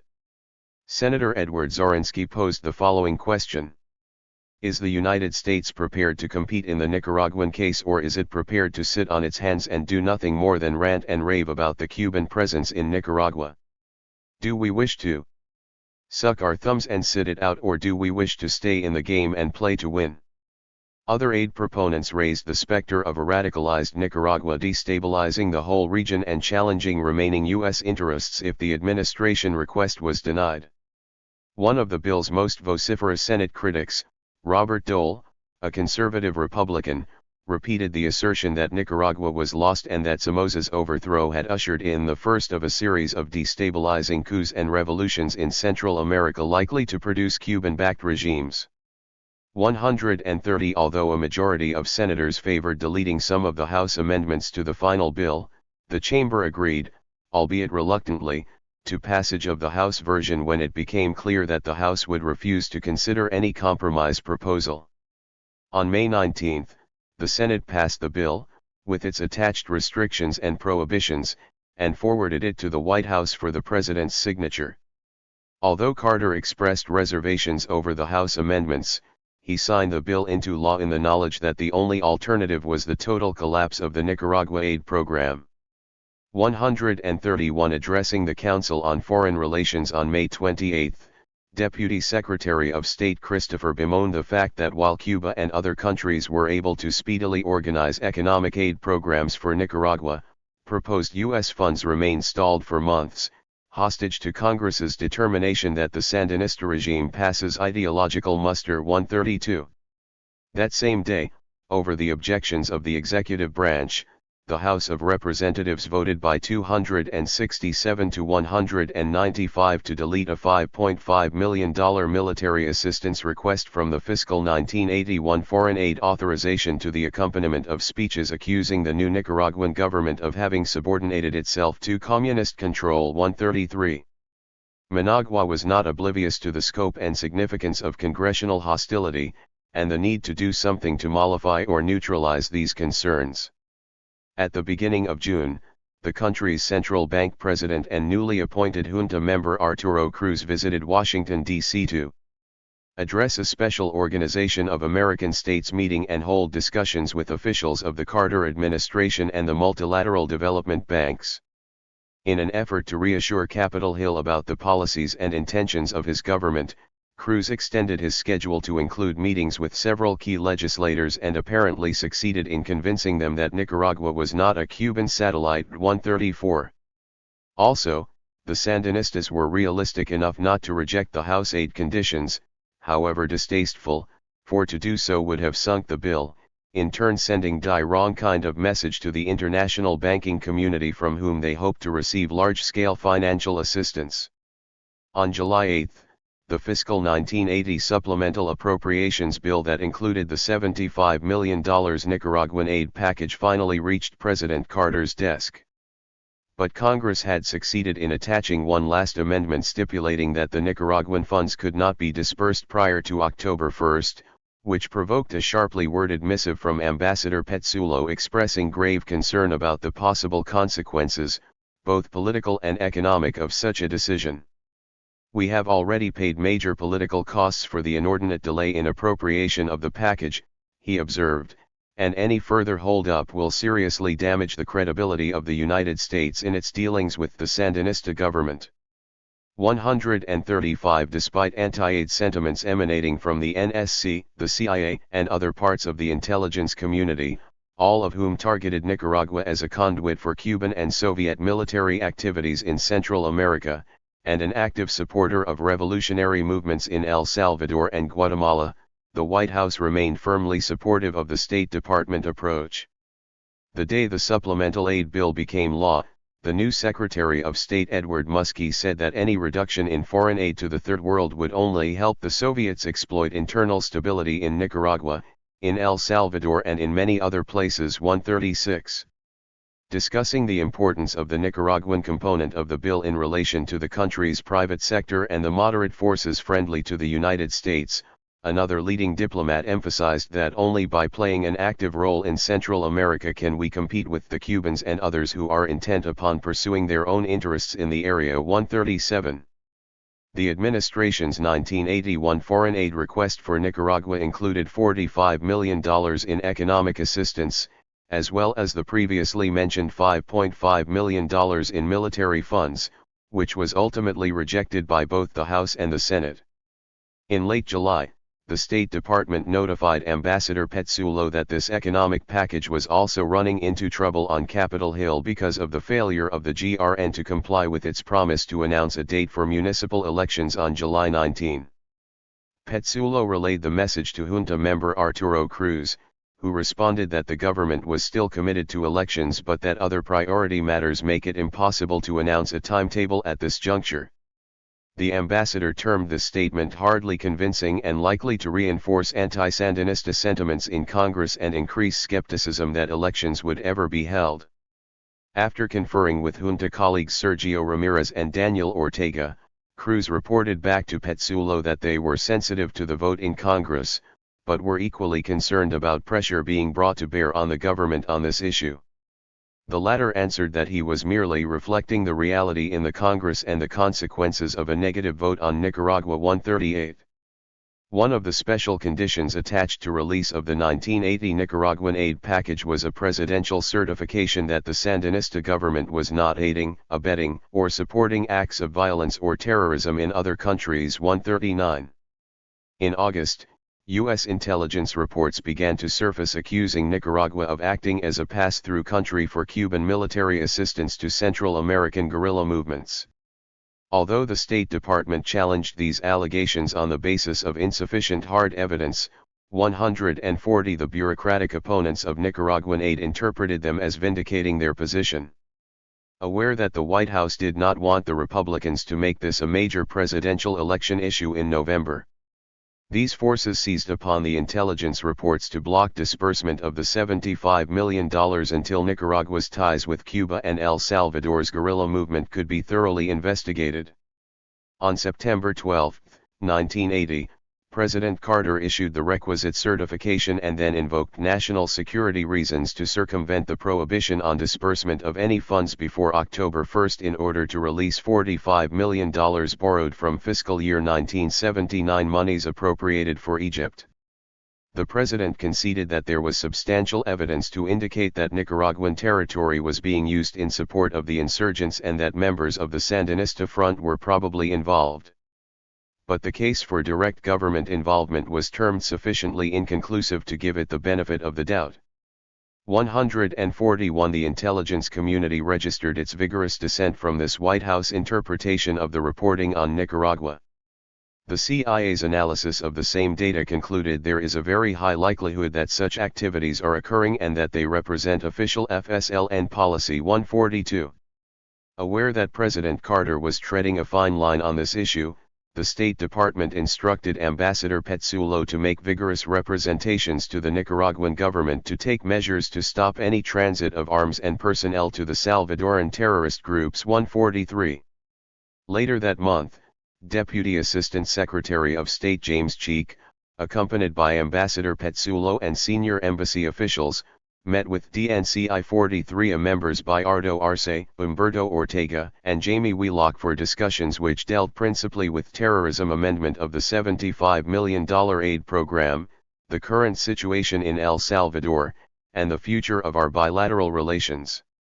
Reflecting the administration's continuing nervousness about the alleged Salvadoran connection, Cheek was at pains to stress the potential this issue had for inflaming bilateral relations. Although the evidence of official Nicaraguan involvement with the Salvadoran guerrillas was not strong enough for the White House to consider. 256. Reevaluating the aid program, U.S. intelligence reports raised serious questions about the precise nature of Managua's ties with the neighboring insurgents. Elaborating on our concerns, he said that Nicaragua must bear them in mind. I-44 Washington's economic diplomacy was intended to limit the process of transformation inside Nicaragua and avoid a revolutionary multiplier, thus obstructing the aspirations of Havana or other external powers seeking to expand their influence in Central America. Secretary of State Muskie called the multi-million-dollar aid package an essential element in our efforts to bolster moderate forces, and counter Cuba's growing influence 145. But other officials sounded a more pessimistic note. For them, the long, drawn-out aid struggle had significantly undermined the basic objective due to what they perceived as its radicalizing impact on the Sandinistas, precisely the outcome the economic strategy was designed to prevent. 146. American multinational capital in Nicaragua. Adapting to the revolutionary milieu. Historically, U.S. investment and banking capital in Central America has worked closely with the imperial state and its rightist authoritarian clients. This convergence has not been incompatible with the appearance of differences in moments of political crisis and regime transition, especially when the imperial state has lost its capacity to impose its will. At these times, capitalist interests have shown themselves capable of developing a variety of positions relative to the particular regime, from accommodation to outright opposition. Confronted by a popularly based regime hegemonized by radical nationalist guerrillas in July 1979, American economic interests in Nicaragua adopted a general posture that was more cooperative than confrontationist, more prudent than hostile. This cautious and relatively pragmatic response reflected a desire on the part of the bankers and multinational corporations not to pursue policies that might be counterproductive and lead to radical socio-economic changes involving a repudiation of the foreign debt and the disintegration of the private sector, especially in circumstances where the U.S. government lacked the capacity to pressure the Sandinista leadership in directions favorable to foreign capital. Such flexible behavior was also shaped by a belief that the imperatives of underdevelopment would eventually force the revolutionaries to come to terms with the demands and requirements of overseas investors. The response of U.S. investors. Multinational corporation strategies in third world countries are dictated by a number of factors, including the type and amount of investment, its size and profitability in relation to other overseas subsidiaries, and whether the internal market is expanding or contracting. Those corporations most likely to adapt to a new nationalist operating environment, or at a minimum seek a basis for doing so, are enterprises with large fixed investments not easily uprooted and relocated elsewhere. By contrast, foreign property holders most immediately, and negatively, affected by the regime's policies tend to advocate the most extreme solutions in meetings or correspondence with U.S. government officials. As a general rule, investor attitudes are largely shaped by perceptions of reaching an accommodation with the new government and their ability to adjust to the revised rules of the game without sacrificing profitability levels. For the American business community, Somoza's Nicaragua had always been a pretty good place to do business. 147. When difficulties arose, companies had virtually unlimited entree to the appropriate government agencies and officials. Neptune Mining's experience was typical. We had easy access to labor and mining authorities in Nicaragua to deal with problems, a senior executive of the parent corporation remembered.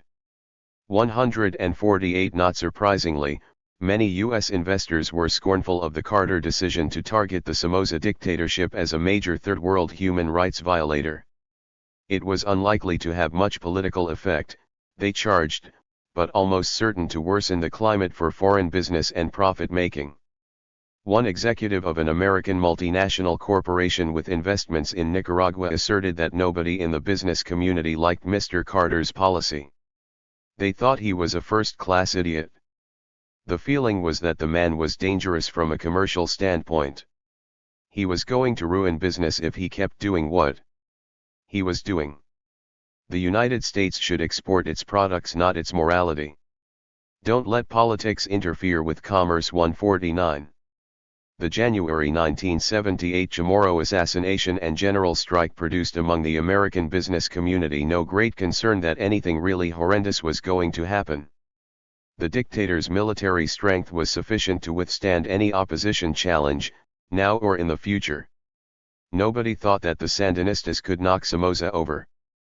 The business community felt that Somoza could ride out the storm. Thus, the dominant attitude toward the internal conflict was one of non-involvement. Let's not rock the boat. Somoza is a tough cookie, he's greedy, but we can work with him. I-5 degree. Investor confidence in the Somoza regime did not waver until September 1978, when the national insurrection and its aftermath created a definite perception that the status quo was not going to last. American companies were particularly nervous about the emergence of the Sandinistas as a growing force within the anti-dictatorial movement. 151 According to Westinghouse Corporation's Director of International Operations, Peter Strolles, everyone was convinced the business environment would deteriorate if this trend carried over into the post-Somoza era. Above all, the upheaval punctured Nicaragua's image as a stable environment for long-term capital accumulation. It induced a fear of the unknown, not knowing what was going to happen, said Strolles. We had no fixed investments, but companies with fixed investments were very pessimistic about how things would work out. We all were 152. As the level of political and class struggle increased, U.S. investors became more and more disenchanted over the perceived lack of decisive and resolute action by the Carter White House to impose a solution that would avoid a radical outcome. The administration was not tough enough, exclaimed Chad Engler, head of the Monsanto Chemical Company's Latin American operations. Something had to be done and was not being done by the U.S. government. Basically, it was rather obvious that Somoza was polarizing the country and that the situation was getting out of hand. There was concern over an explosion.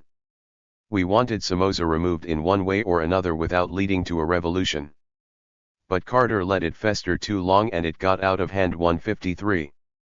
The political and military collapse of the family dynasty in mid-July 1979 triggered a mixed response among the U.S. business community, relieved that the Civil War, which resulted in widespread destruction of physical plant and equipment and the closure of enterprises, had ended, combined with anxiety over what would follow in its wake.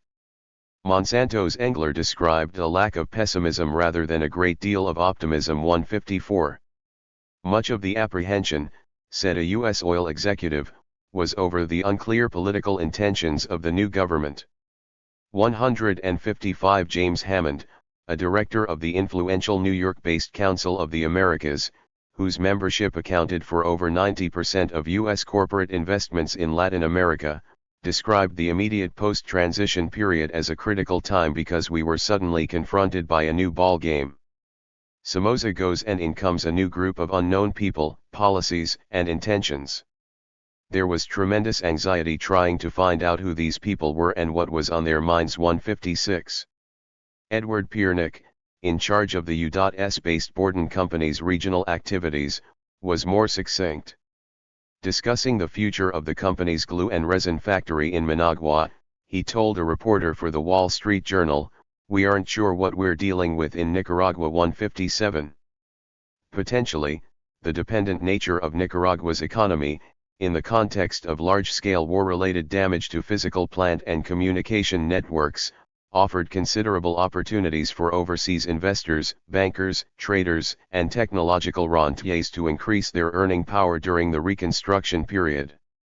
The country's agricultural and industrial infrastructure functioned largely on the basis of continued access to foreign machinery, spare parts, raw materials, and technology, as well as capital, to sustain production levels at maximum operating capacity.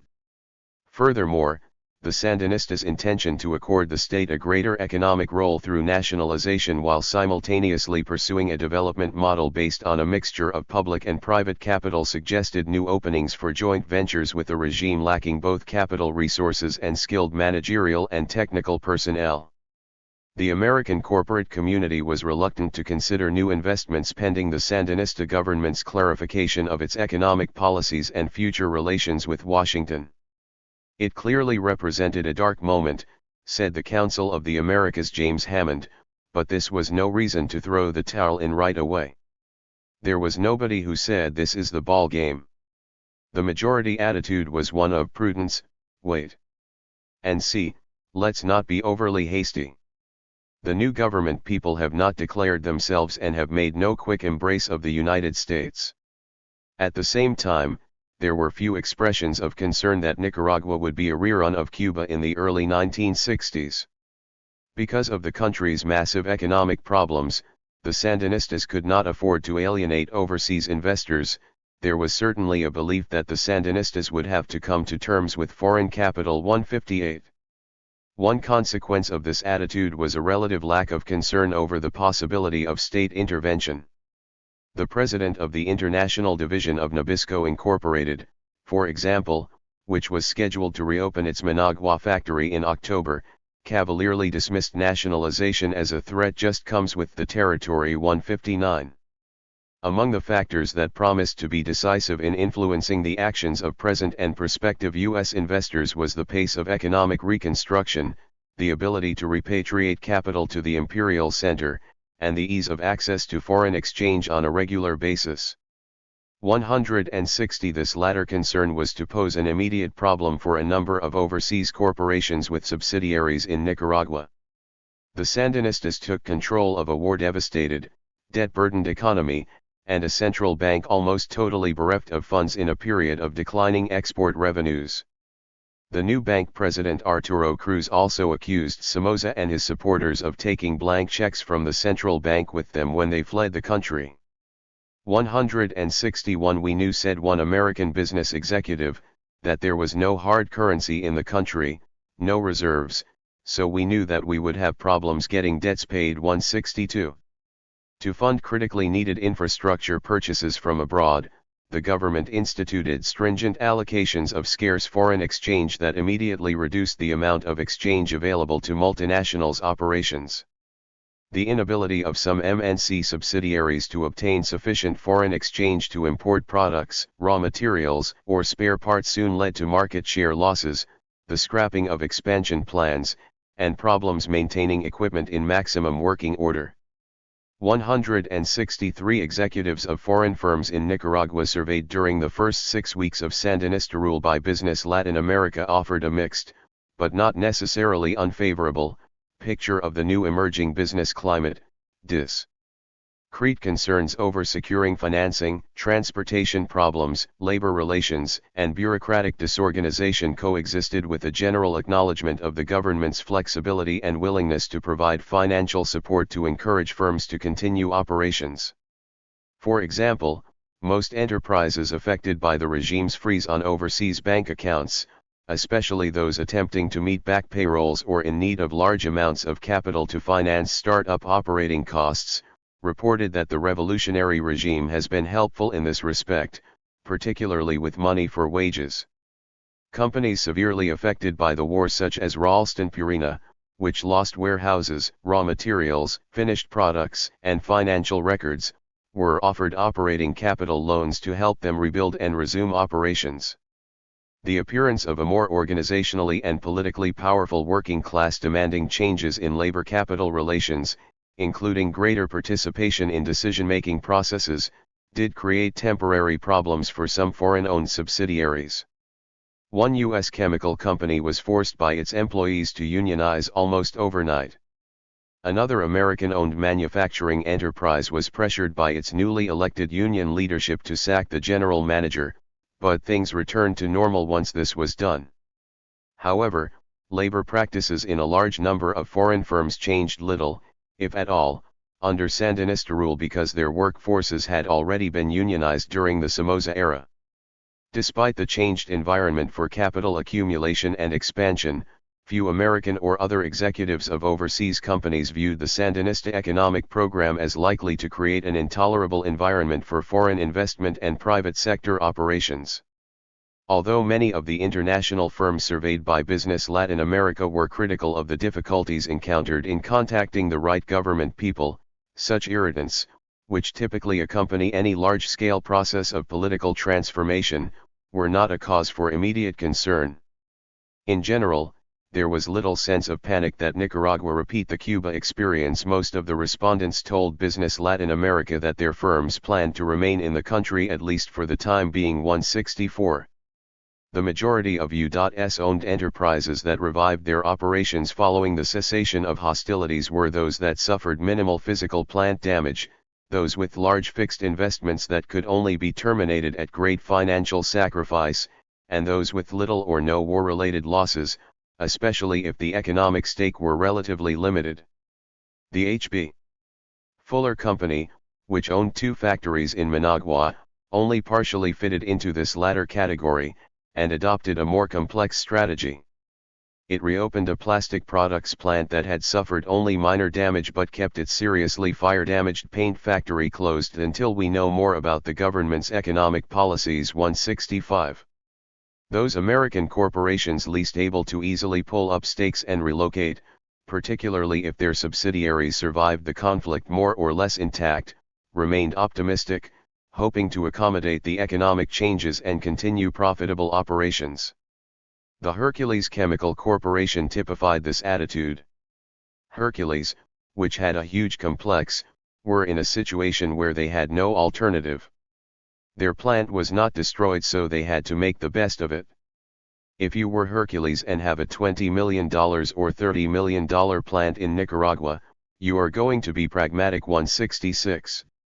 The Intercontinental Hotel in Managua, a joint venture involving Pan American World Airways and the Somoza government, took the regime change in its stride.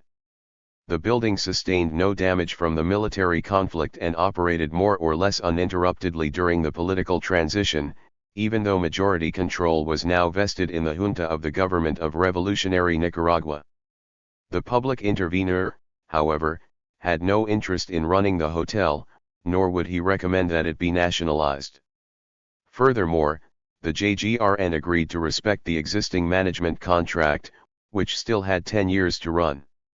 Less than 3 weeks after the Sandinista victory, Intercontinental PS manager and vice president for finance Ben White told a U.S. Embassy economic officer that the hotel is enjoying a healthy cash flow, which it appears will continue as Managua continues to receive a steady stream of visitors interested in the reconstruction effort.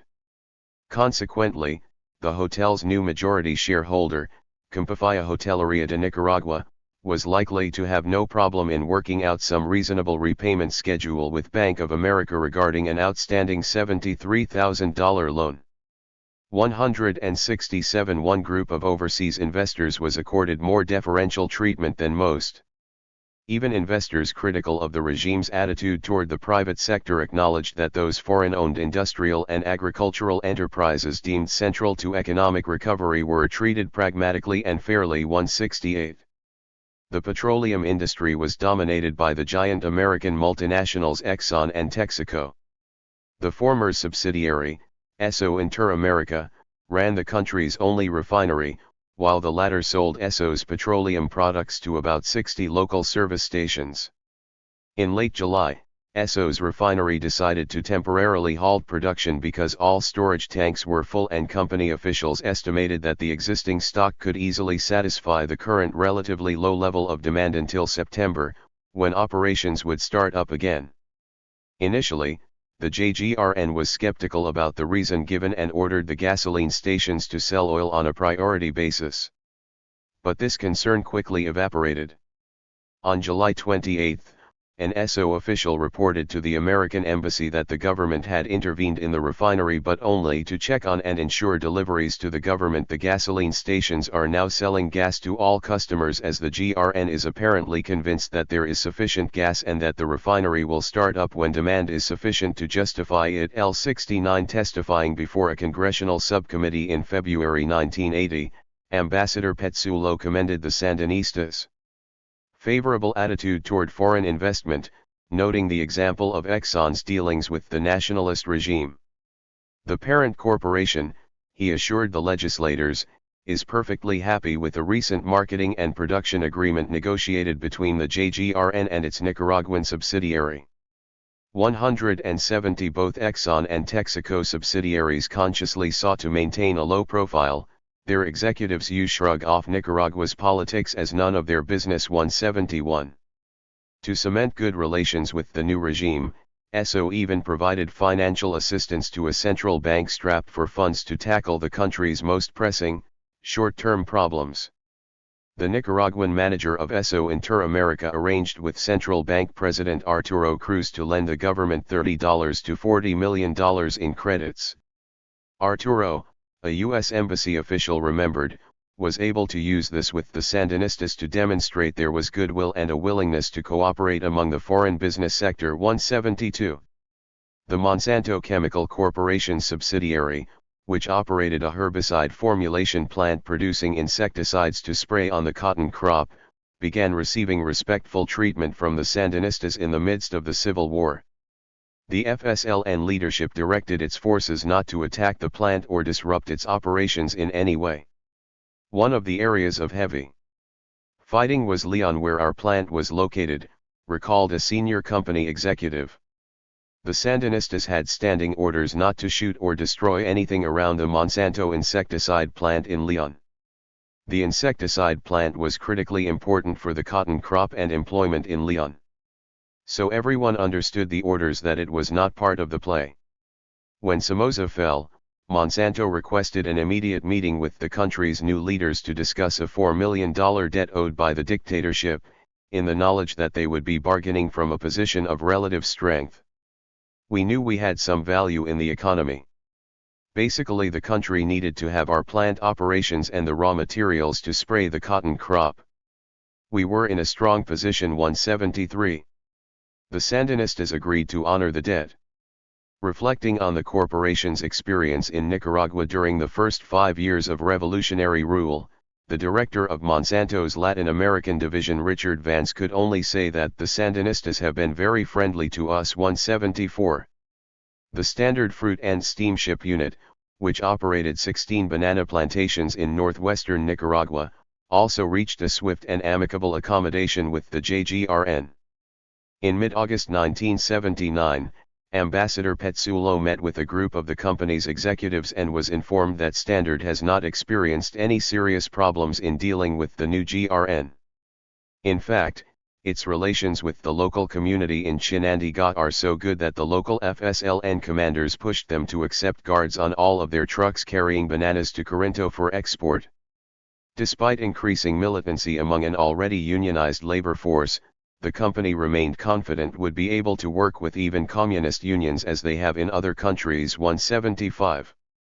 A number of other American companies who counted the government among its major customers, such as IBM's subsidiary, expressed similar sentiments about the climate for business under the Sandinistas and voiced few or no complaints about their own operations. 176. The appointment of individuals with credible reputations among the international financial community to head the economic ministries was one factor that exercised a powerful positive influence on American capitalists in Nicaragua. Visiting U.S. executives of 4 of the largest banks and businesses operating in the country, for instance, told Ambassador Petsulo that their contacts with the members of the GRN economic team have left them encouraged. 177. The general manager of the Hercules Chemical Company subsidiary and vice president of the American Chamber of Commerce of Latin America, Walter Duncan, spoke in quite glowing terms of the centrist thinking, pragmatic people in positions of ministerial and bureaucratic authority. The new government is definitely headed by and spoken for by some of the best that Nicaragua has. We can vouch for the qualification and character of the top economic team, and they have been fortunate in the quality of people they have been able to recruit for the second level of those ministries and institutions. 178. U.S. enterprises in post-revolutionary Nicaragua were further buoyed by Sandinista and JGRN statements that foreign capital had an important role to play in the process of economic revival and development, especially in the critical agricultural sector. Responding to a query from the president of the Oliva Tobacco Company in Tampa, Florida, about future prospects for its Nicaraguan operations, Ambassador Petsulo stressed the government's pro-investment attitude and calls to respect private property to accelerate the economy's return to maximum production levels, as well as its decision to confine property takeovers largely to Somoza-owned investments. 179. Appearing before the Senate Foreign Relations Committee, Hercules Walter Duncan was just as encouraged by recent developments.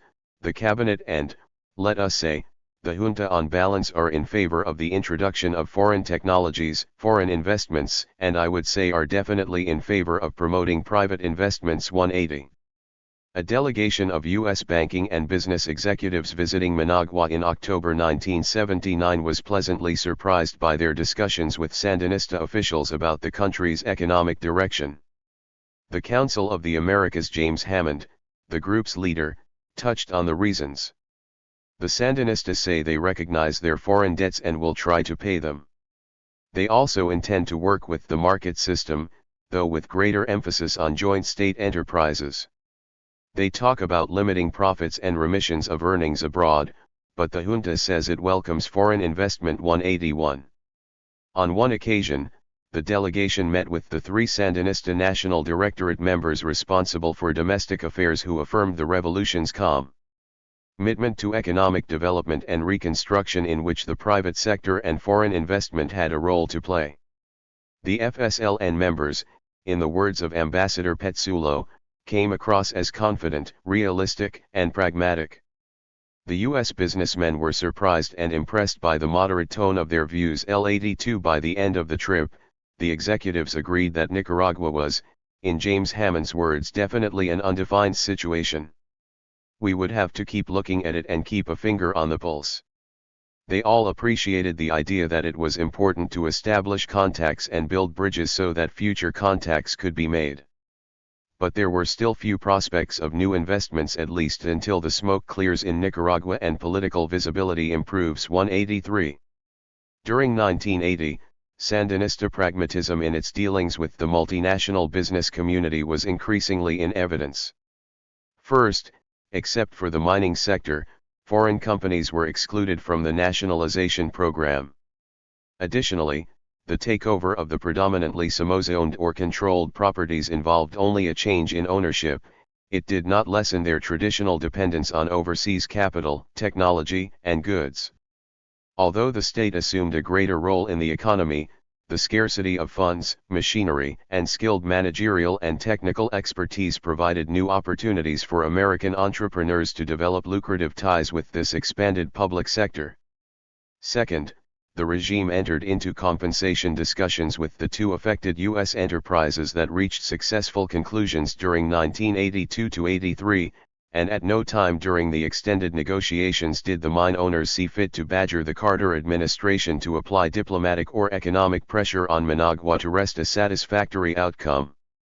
Third, new foreign investment controls in the agricultural export sector were not always applied to the letter of the law, and on occasion were even revoked when targeted multinationals threatened retaliation that promised to seriously disrupt the nation's trade.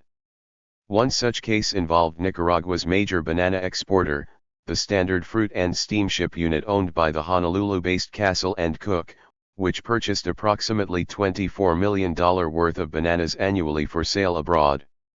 In December 1980, the Ministry of Agriculture announced that all banana marketing and production functions were being taken over by the state. The American multinational indicated that Nicaragua risked losing a valuable source of foreign exchange if it implemented such a policy. In a show of strength, it forced the government to back down. We diverted our banana boats, said Robert Cook, Vice President and Chief Financial Officer. We didn't go in there to pick up fruit for 2 weeks. 184. Instead of retaliating in kind, the Sandinistas, through Ambassador Petsulo, offered to negotiate. Junta member Sergio Ramirez told the ambassador that every effort would be made to keep them here less for economic than political reasons. United Fruit and other companies had expressed an interest in marketing the bananas, but the government feared that the political impact of Standard leaving at this juncture, in the face of a fragile economy and GRN efforts to attract private investment and maintain a positive international image, would be devastating. L8's the new 5-year contract worked out between Agriculture Minister Jamie Wheelock and the company differed little, if at all, from the previous one negotiated with the Somoza regime.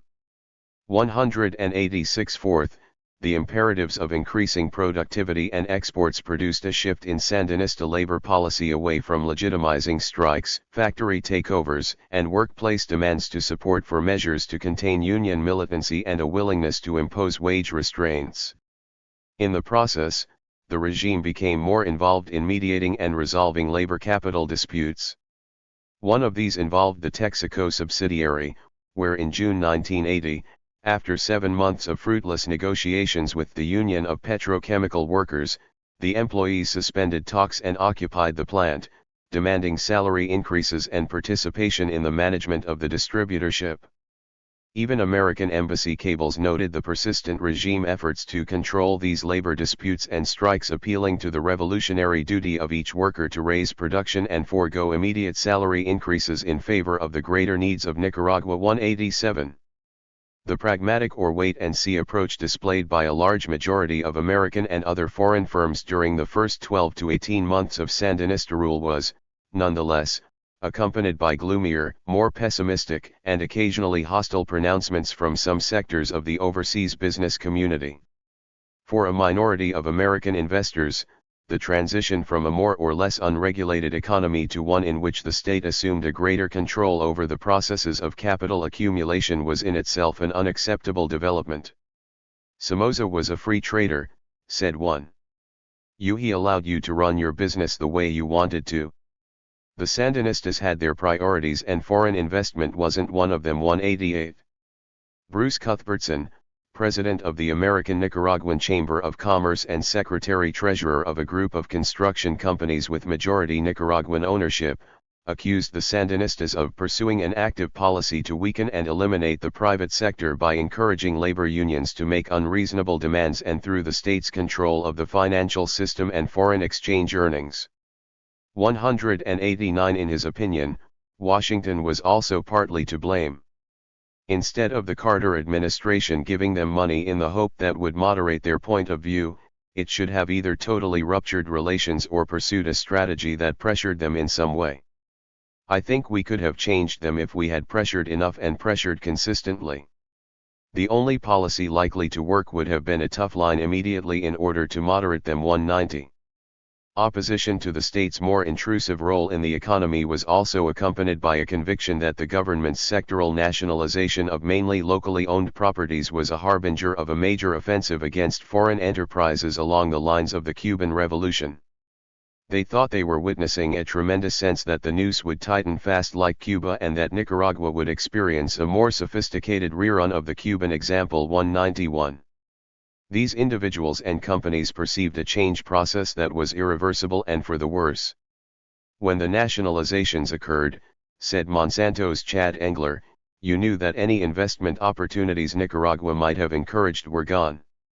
This, combined with the frictions created by the new economic controls and Sandinista demands for private sector concessions, explain the low level of new American investments. The new government was out of money and was being forceful, saying it was sacrificing a lot and it thought we should do the same. For example, we should provide long-term credits, carry our outstanding debt for 10 or 15 years, sell products that year on 365-day terms, everything up front. The government purchased all the inputs and had price controls on anything produced in Nicaragua. The state controlled the prices and then looked at operations and only allowed 8% over total cost, so we couldn't control labor costs. It was a very tightly controlled economy, which had a strong impact on business. 192. A handful of American enterprises suffered major property losses during the anti-dictatorial struggle and simply decided that the risks or costs of reviving their operations outweighed any prospective benefits. Bruce Cuthbertson recalled a meeting of the American Nicaraguan Chamber of Commerce at the Intercontinental Hotel sometime between August and October 1979, attended by executives of a lot of American businesses in Nicaragua. I remember speaking to the American Canamid Company people whose $1.5 million laminated plastic sheets factory was totally destroyed, and the question was should they rebuild it. Their concern was if they invested the money to rebuild, would the atmosphere be stable enough to allow them to rebuild. They took 8 months to decide no. American Standard and Quaker Oats also decided to do nothing. 193. For some foreign companies, though, the decision to leave had little or nothing to do with Sandinista policy. Booth Fisheries, the local subsidiary of Consolidated Foods of Chicago, which exported between $14 and $16 million worth of shrimp to the United States annually, fell into this category. The parent company's decision to close down its Nicaraguan operations stemmed exclusively from events surrounding the arrest and imprisonment of its local manager because of his involvement in air attacks on Sandinista troops during the anti-Somoza struggle. The effort to get him released consumed headquarters time and personnel way out of proportion to the corporation's $3.4 million investment stake. Once the U.S. Embassy finally convinced the government to free him, explained Deputy Chief of Mission Thomas O'Donnell, the corporation said they had had it. They didn't have any problem with the Nicaraguan government, but they were a multi-million organization and had the whole of the Chicago corporation management tied up for months over this. but there were more important problems than this. 194. Still, most American multinationals operating in Nicaragua toward the end of 1980 expressed a measured confidence in the future direction of the government's economic policies. Business Latin America attributed their cautious optimism to three main factors: the shift from a radically leftist to a pragmatic approach to economic management, an end to references to property nationalizations in official statements, and the regime's decision to negotiate with the growers' associations over price supports for key agricultural crops. 195. The measure of confidence was not a function of any particular policy but derived from the perception of a regime committed to maintaining a substantial private sector, encouraging foreign investment, and retaining the country's traditional ties to the international capitalist economy.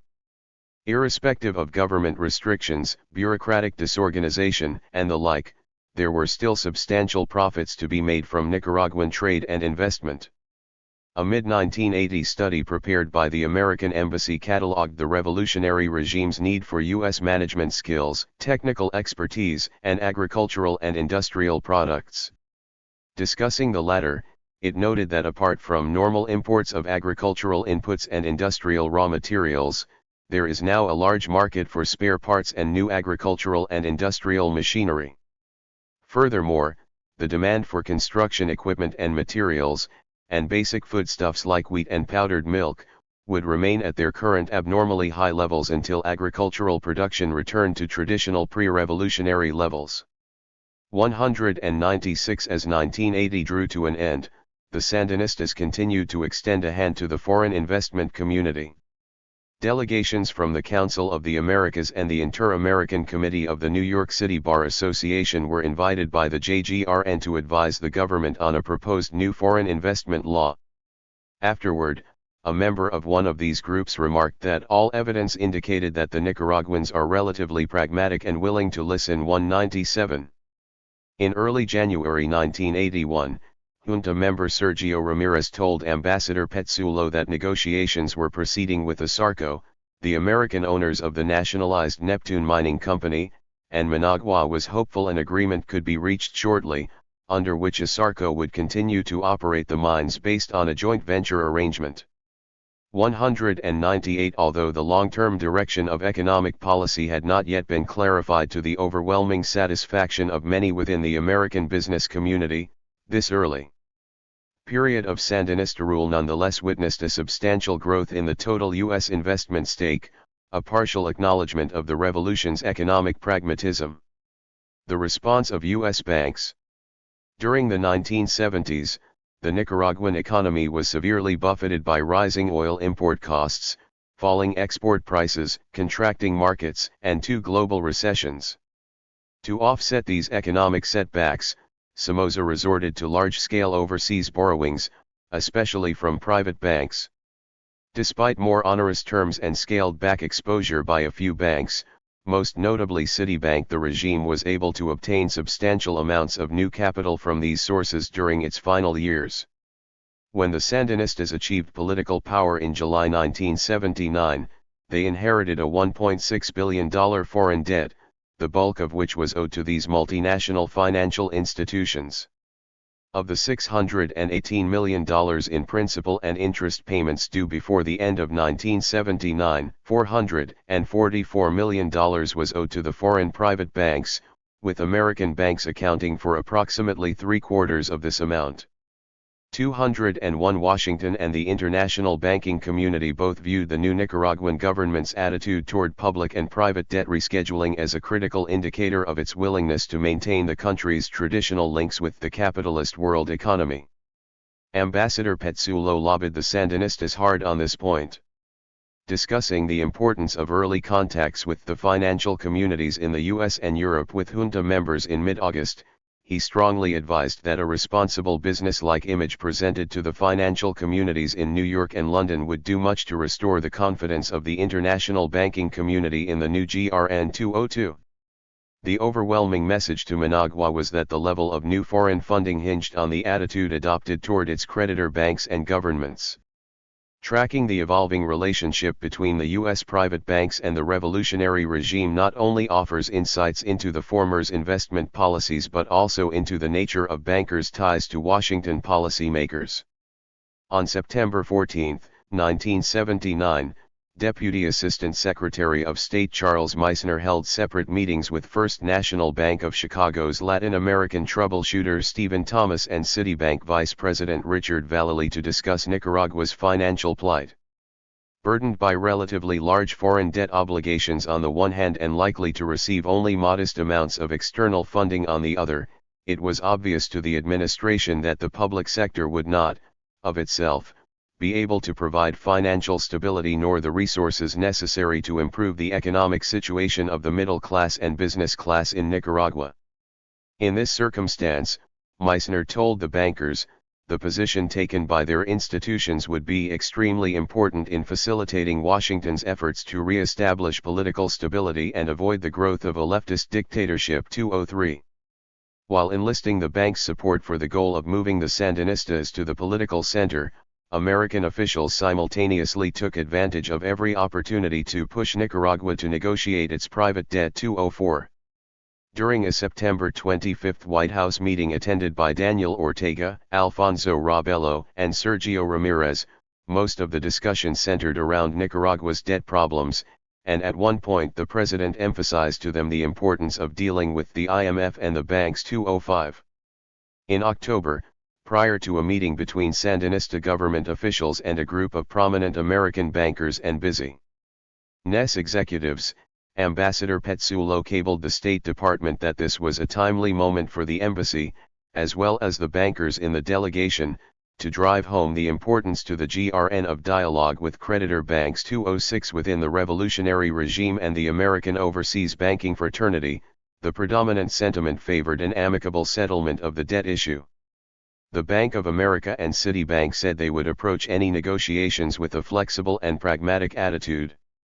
Vice President William Rhodes spoke of Citibank's prior experience with Third World rescue operations, most recently in Peru and Jamaica, at a meeting with U.S. Embassy officials, and could foresee no major problem in the case of Nicaragua with one proviso: have to know the rules of the game. But one potential stumbling block was the bank's enthusiasm for International Monetary Fund involvement in such negotiations, given the latter's historic relationship with Somoza. Are willing to accept something that the GRN can live with, said Rhodes, but feel that international institutions must also participate, such as IBRD and IMF, or it would not stand up. 2-7. Initial Sandinista pronouncements about the foreign debt were not totally devoid of the kind of ambiguous statements guaranteed to produce some unease among creditor banks. Speaking before the United Nations General Assembly in late September, Daniel Ortega, the head of the JGRN and DNC member, proposed that the international community, in particular those nations who supported Somoza with credits, should assume responsibility for Nicaragua's debt. Quick to allay any fears of a possible default, JGRN member Alfonso Robelo issued a clarifying statement to the effect that the government had no intention of repudiating its debt obligations.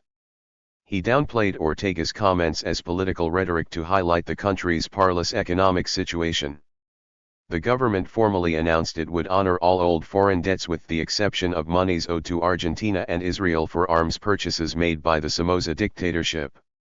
An American banker observed at the time that a comprehensive debt disavowal would have instantly turned Nicaragua into a global economic pariah. Any unilateral cancellation would not only destroy Nicaragua's credit standing with the private banks but would also dry up. 274.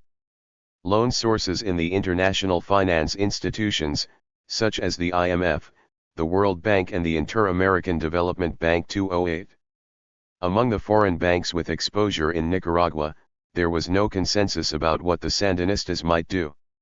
Richard Weinert, the American investment banker advising the Nicaraguan government on the debt negotiations, found a very tense and uneasy group of bankers contemplating the possibility of a worst-case scenario. They were terrified, very concerned about the possibilities of debt repudiation. This was partly because this was a revolutionary government self-described, and other revolutions have disavowed their foreign debts, and there was a fear that Nicaragua would too.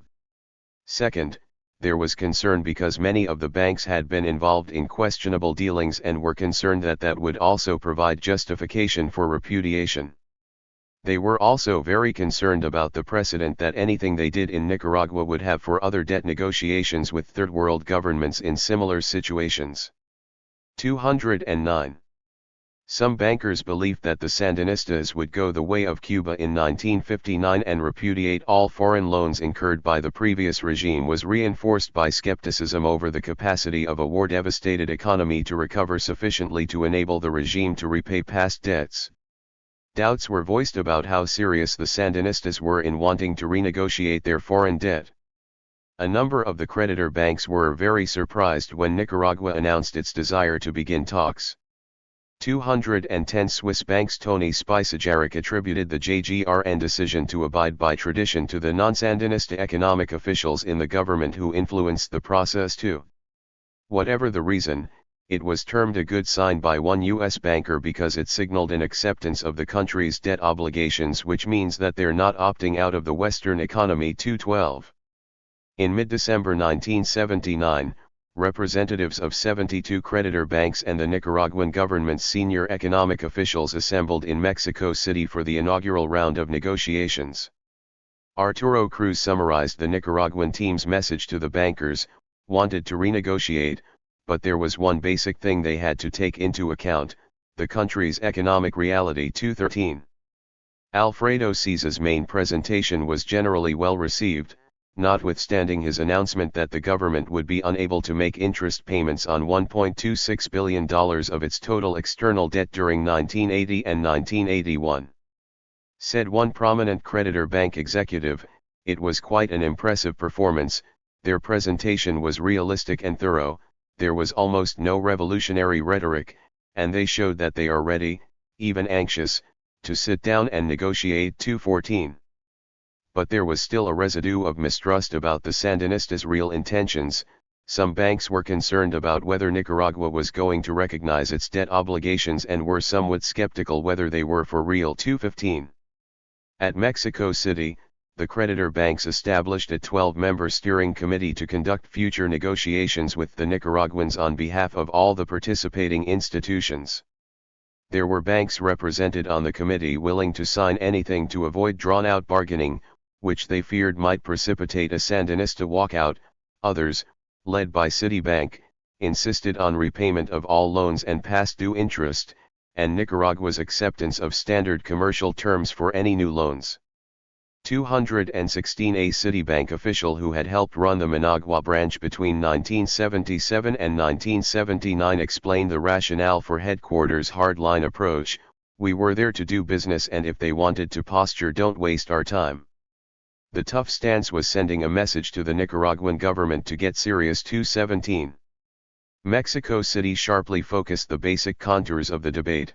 Nicaragua wanted debt repayments linked to the country's ability to pay. The banks were united in demanding acknowledgement of the principle and practice of commercial loan interest rates. According to a Citibank official, the debtor provoked a near crisis when it proposed a fixed interest rate of 7% and 30 years to pay, or something like that. The banks were absolutely shocked. No country had ever laid down lending conditions before. 218. The creditors' steering committee was determined to avoid any precedent-setting arrangement with the Sandinistas that questioned the inviolability of standard commercial rates. The Nicaraguan delegation was left under no illusion that a refusal to concede on this issue would have devastating consequences for the government's ability to obtain new loans and credits, not just from private banks but also from multilateral development institutions and foreign governments. 219. Although all indications pointed to very difficult and extended negotiations, most participants returned from this opening session in an optimistic frame of mind.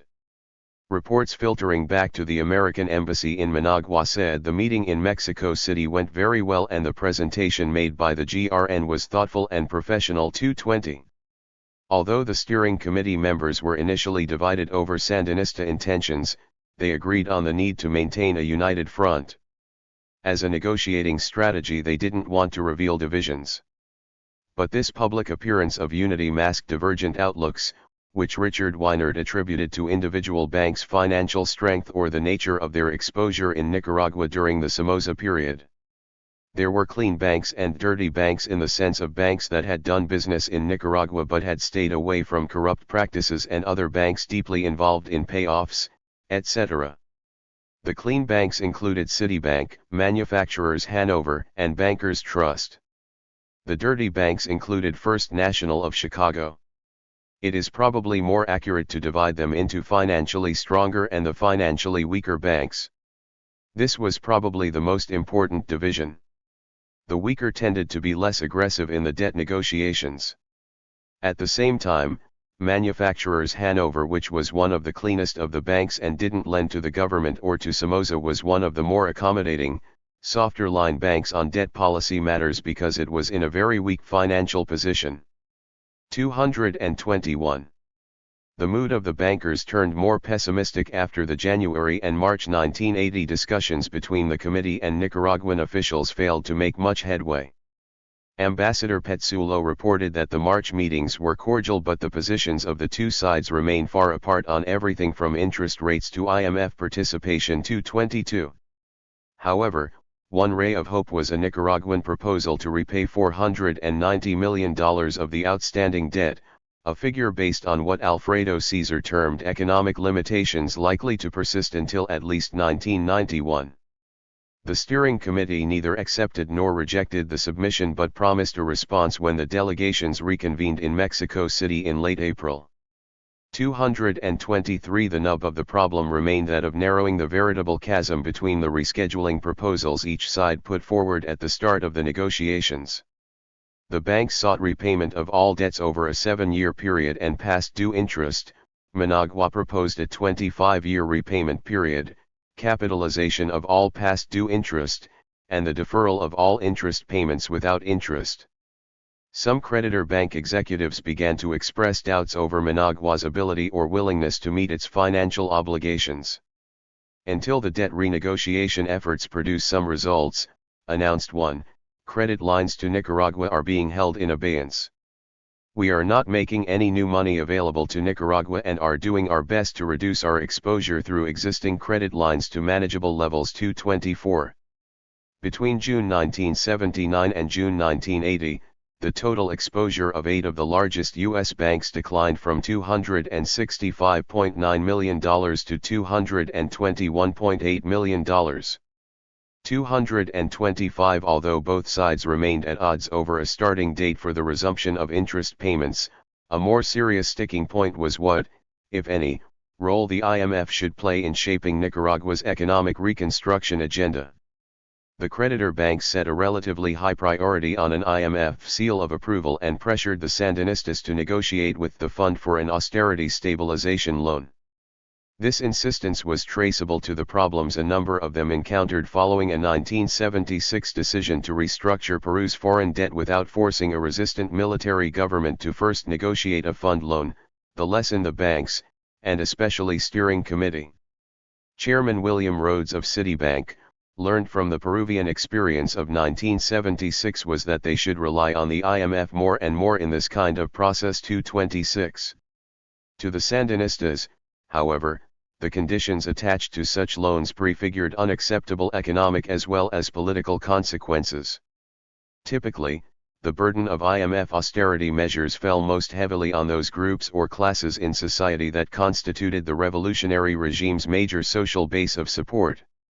227. Moreover, fund lending to Somoza, not least the May 1979 multi-million-dollar loan, had generated enormous resentment and hatred among the Sandinistas, such that the idea of doing something with the IMF under any circumstances was not a politically discussable subject. 228.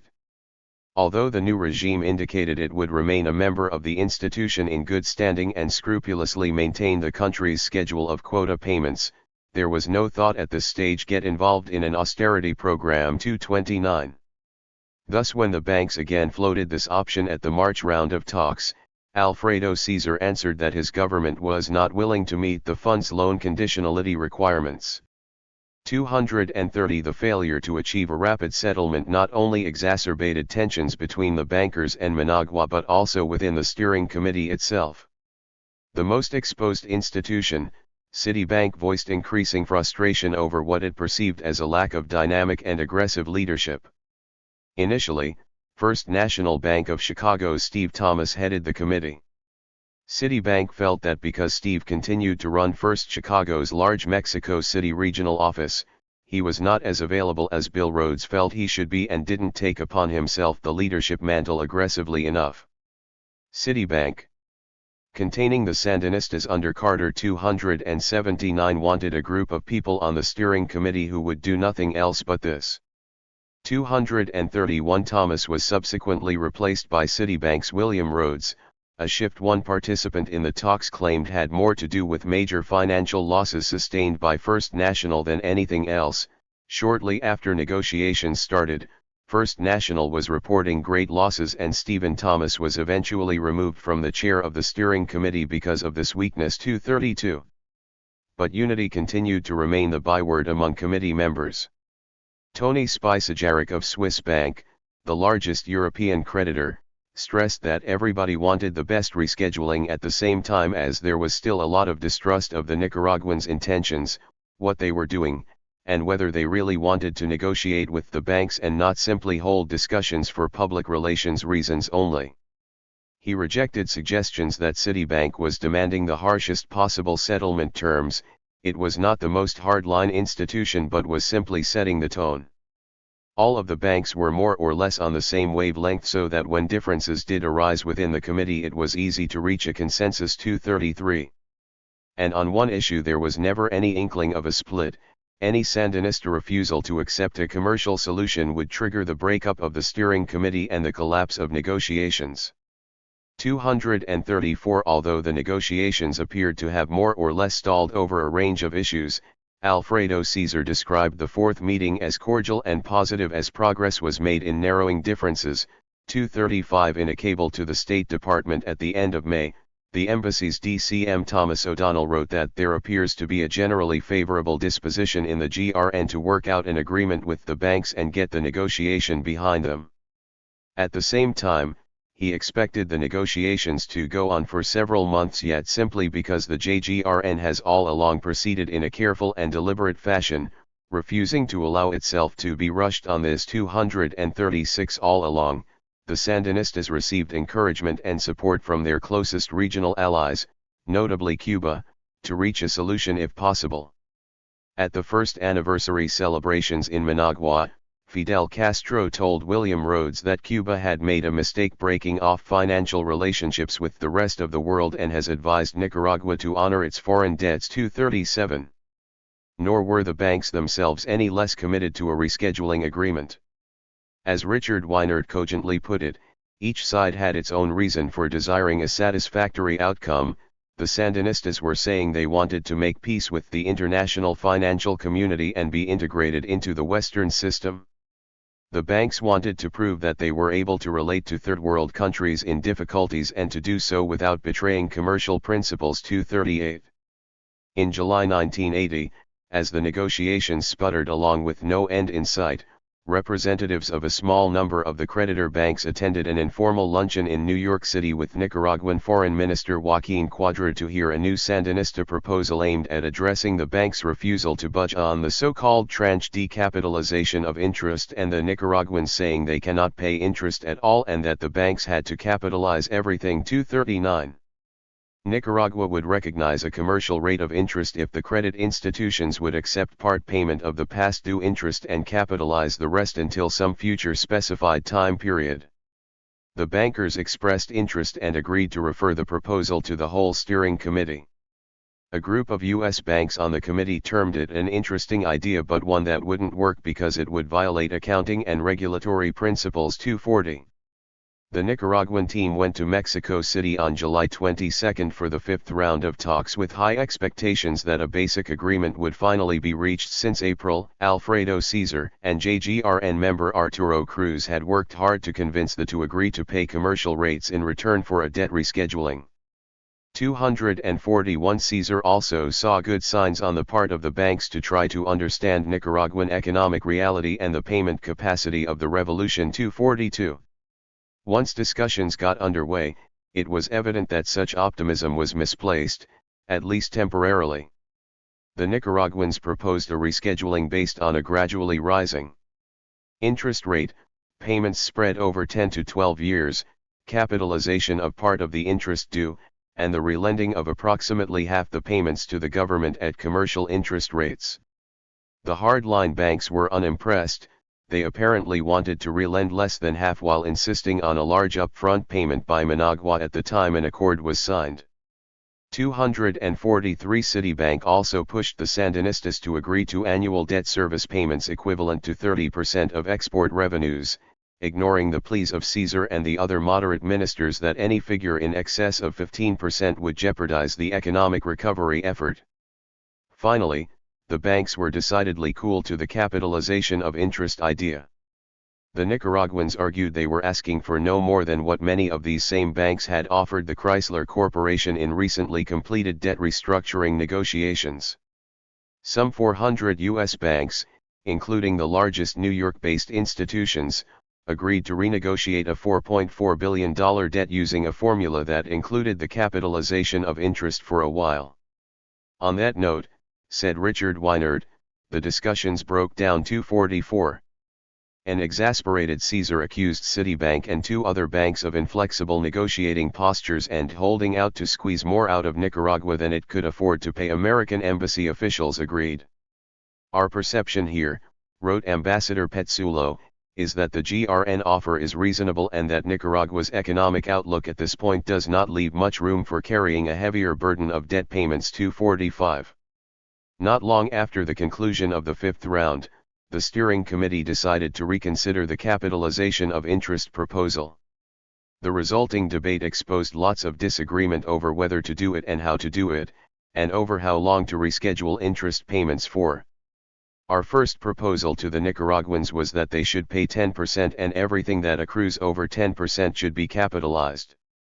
Nicaragua countered with 5% and 5%. Then we reached an agreement on 7%. The negotiations over the rescheduling of interest payments involved just as much give and take. The banks ultimately agreed on 12 years, although a number of banks wanted 6 or 7 or 8 years. 246. In early September, both sides tentatively agreed to renegotiate $582 million in principal and interest payments. All creditor banks had to approve the accord by December 15 for it to take effect. 247. The compact was the result of 9 months of negotiations and 8 formal sessions.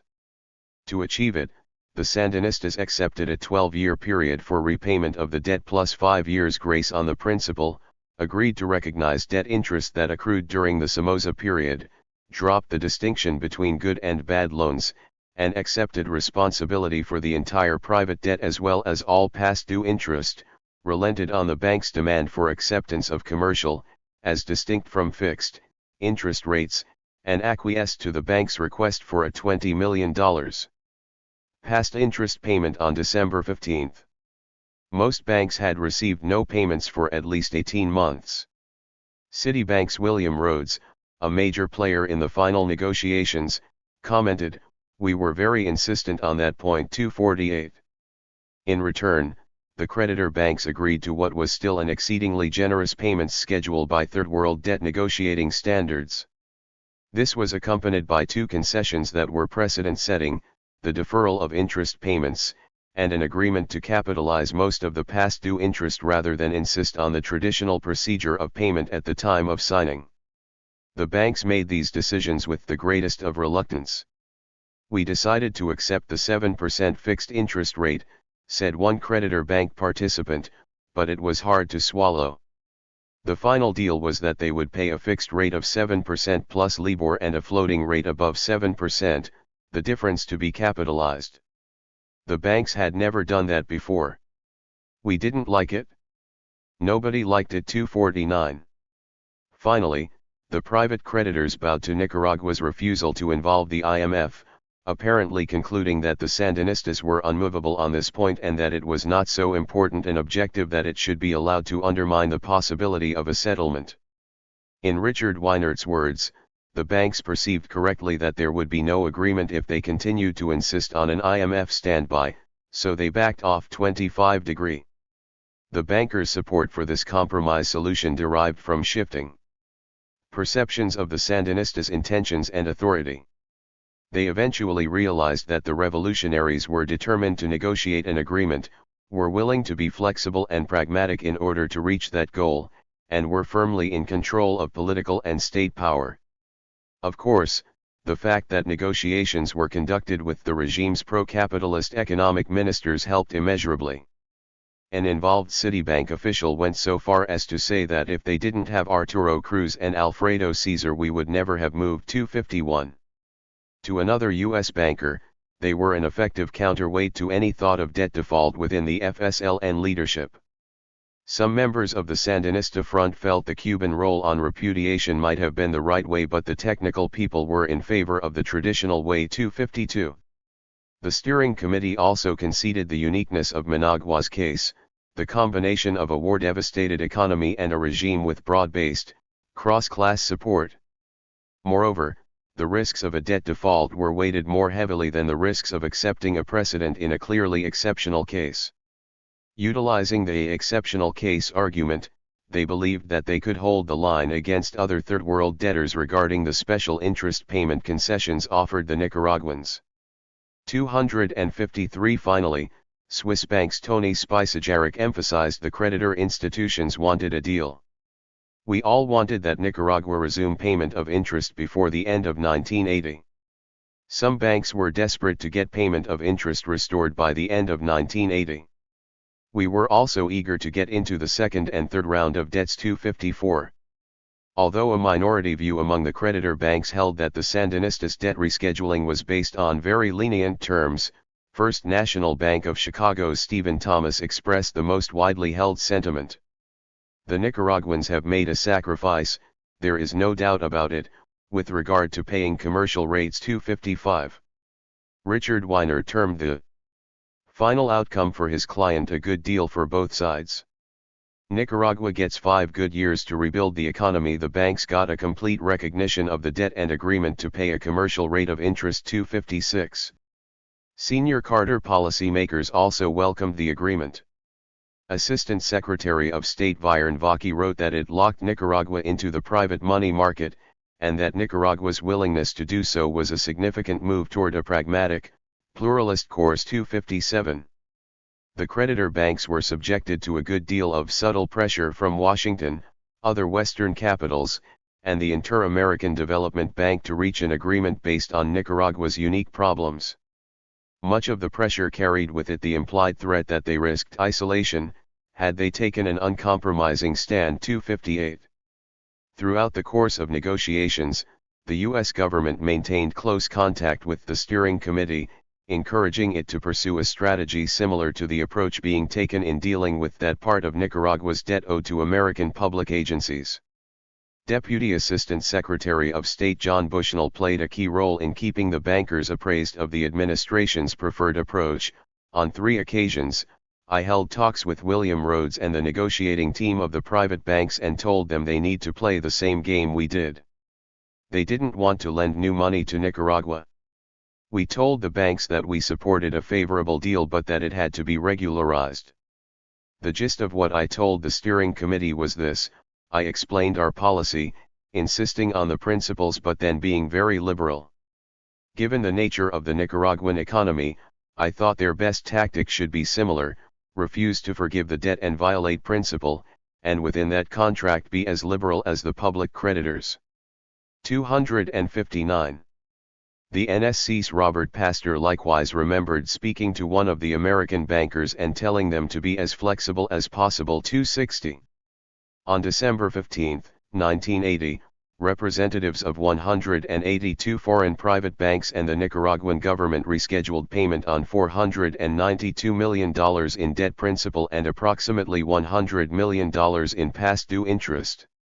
The bankers received their promised $20 million in upfront interest payments, and Washington seemed reassured that the Sandinistas were not intent on rupturing the country's historic links to the international capitalist economy. 261 The successful debt restructuring, however, did not induce the multinational banking community to offer substantial new lines of credit to the economically hard-pressed Nicaraguan regime. According to a representative of one creditor bank, potential lenders were holding off until Managua reached a settlement of its second-category commercial debt, loans contracted by Somoza-owned companies and local banks that had been nationalized, and loans contracted by other private businesses. These debts were estimated at $200 to $250 million. 262 In reality, though, the banks had little or no intention of increasing their loan exposure in Nicaragua. They still remained enormously distrustful of the new regime, including its willingness to stand by commitments given. Tony Spicajaric explained, "We were telling the Nicaraguans that it was in their interest to strike a deal with the banks, that it would open up flows to Nicaragua which never eventuated. In fact, the banks had no trust in what they were doing. They were not convinced that the Nicaraguans would honor the agreement they had reached." 263. A number of American banks privately confided to State's John Bushnell that they were not prepared to give new money to Nicaragua because their policy was not to lend to communist governments, and in their view that is what the Nicaraguan government was. 264. Employing more diplomatic language, a Citibank official justified the stance on the grounds that the situation kept deteriorating politically. 265. Not surprisingly, the Central American country was soon transformed into a net exporter of capital to these institutions. Between July 1979 and July 1983, new loans totaled a paltry $11 million, debt interest payments a massive $160 million. 266. The Sandinistas were bequeathed a substantial foreign public debt, which further complicated their efforts to establish credibility with the international financial community and gain access to fresh sources of overseas funding for development programs. In November 1979, Nicaragua owed debts to the governments of the United States, Japan, Spain, and West Germany totaling approximately $250 million plus an additional $48 million in outstanding interest payments due by the end of the year. 267 The debt issue was never a major bilateral issue between the United States and Nicaragua, observed one involved U.S. diplomat. It was never a great irritant, always something manageable. 268. Still, it generated some friction, adding to Washington's growing unease during 1980 over the direction in which the revolution was moving. Within weeks of the regime change, the Carter administration indicated that a prompt rescheduling of Nicaragua's foreign public debt would be an urgent priority in its dealings with the new government. American officials in Washington and Managua sought to impress upon the Sandinista leadership the importance of renegotiating this portion of the debt first, because the governments are likely to be more forthcoming and thus a precedent would be established. 269. Furthermore, a swift rescheduling offered the possibility of large-scale bilateral economic assistance in return. Ambassador Petsulo confidently predicted that the GRN will give prompt attention to the reorganization of the official debt. 270. But neither the government nor the moderates nominally charged with running the economy had the authority to formulate policy on what the DNC viewed as fundamentally a political issue. When embassy officials pressed Central Bank President Arturo Cruz and JGRN member Alfonso Robelo in mid-September on the advantage of moving quickly to reschedule the official debt, the latter responded that this was a DNC matter and a final decision would be announced in the context of an overall policy. 271. Regardless, Washington continued to apply subtle and not so subtle pressures on the ruling junta to produce a quick result. The State Department went so far as to raise the specter of a possible aid cutoff under the Brooke Amendment to the 1979 Foreign Assistance Act, which mandated the automatic suspension of economic assistance to any country more than 12 months in arrears on Agency for International Development or foreign military sales payments. From Managua, Ambassador Petsulo cabled that a visiting delegation of American business executives in October afforded frequent opportunities to bring up question of debt rescheduling with GRN officials. 2. At the request of Secretary Vance, he told the Sandinista leadership that prospects for congressional passage of the $75 million supplemental economic aid request for Nicaragua were obviously dim in the absence of a speedy rescheduling of the official debt. 273 The Sandinistas' reluctance to incur new debts, or establish any kind of loan precedent, prior to the formulation of an overall policy largely explained their decision to reject a $10 million Wells Fargo bank loan offer to the Nicaraguan Development Bank, 75% guaranteed by the Export-Import Bank, to finance the purchase of much-needed agri-chemicals from American producers. The offer would have been rejected in any event because the terms of the proposed loan were unacceptable, 14% interest was deemed excessive, and a one-year repayment period was considered too short. 274 During the September meeting with Central Bank President Cruz and Junta member Robelo, embassy officials indicated that Washington was unhappy over this decision and hoped the Nicaraguans understood the difference between normal commercial financing for the private sector and debts directly accumulated by a government, often on concessionary terms. The Wells Fargo offer of doing normal business in Nicaragua was positive and a rejection of it carried a cost. Cruz and Robelo appreciated the distinction but said that the Sandinistas have other criteria. 275. Initially, the Carter administration was no less insistent than the foreign bank creditors on the need for IMF participation in the economic reconstruction program. Although all forms of bilateral and multilateral aid foster the development of a climate of confidence that reassures private investors, Secretary Vance wrote to all regional embassies, of paramount importance will be Nicaragua's relationship with the IMF. Agreement with the IMF on an economic stabilization program would be a strong signal to all that the GAN is working toward long-term financial stability. 276.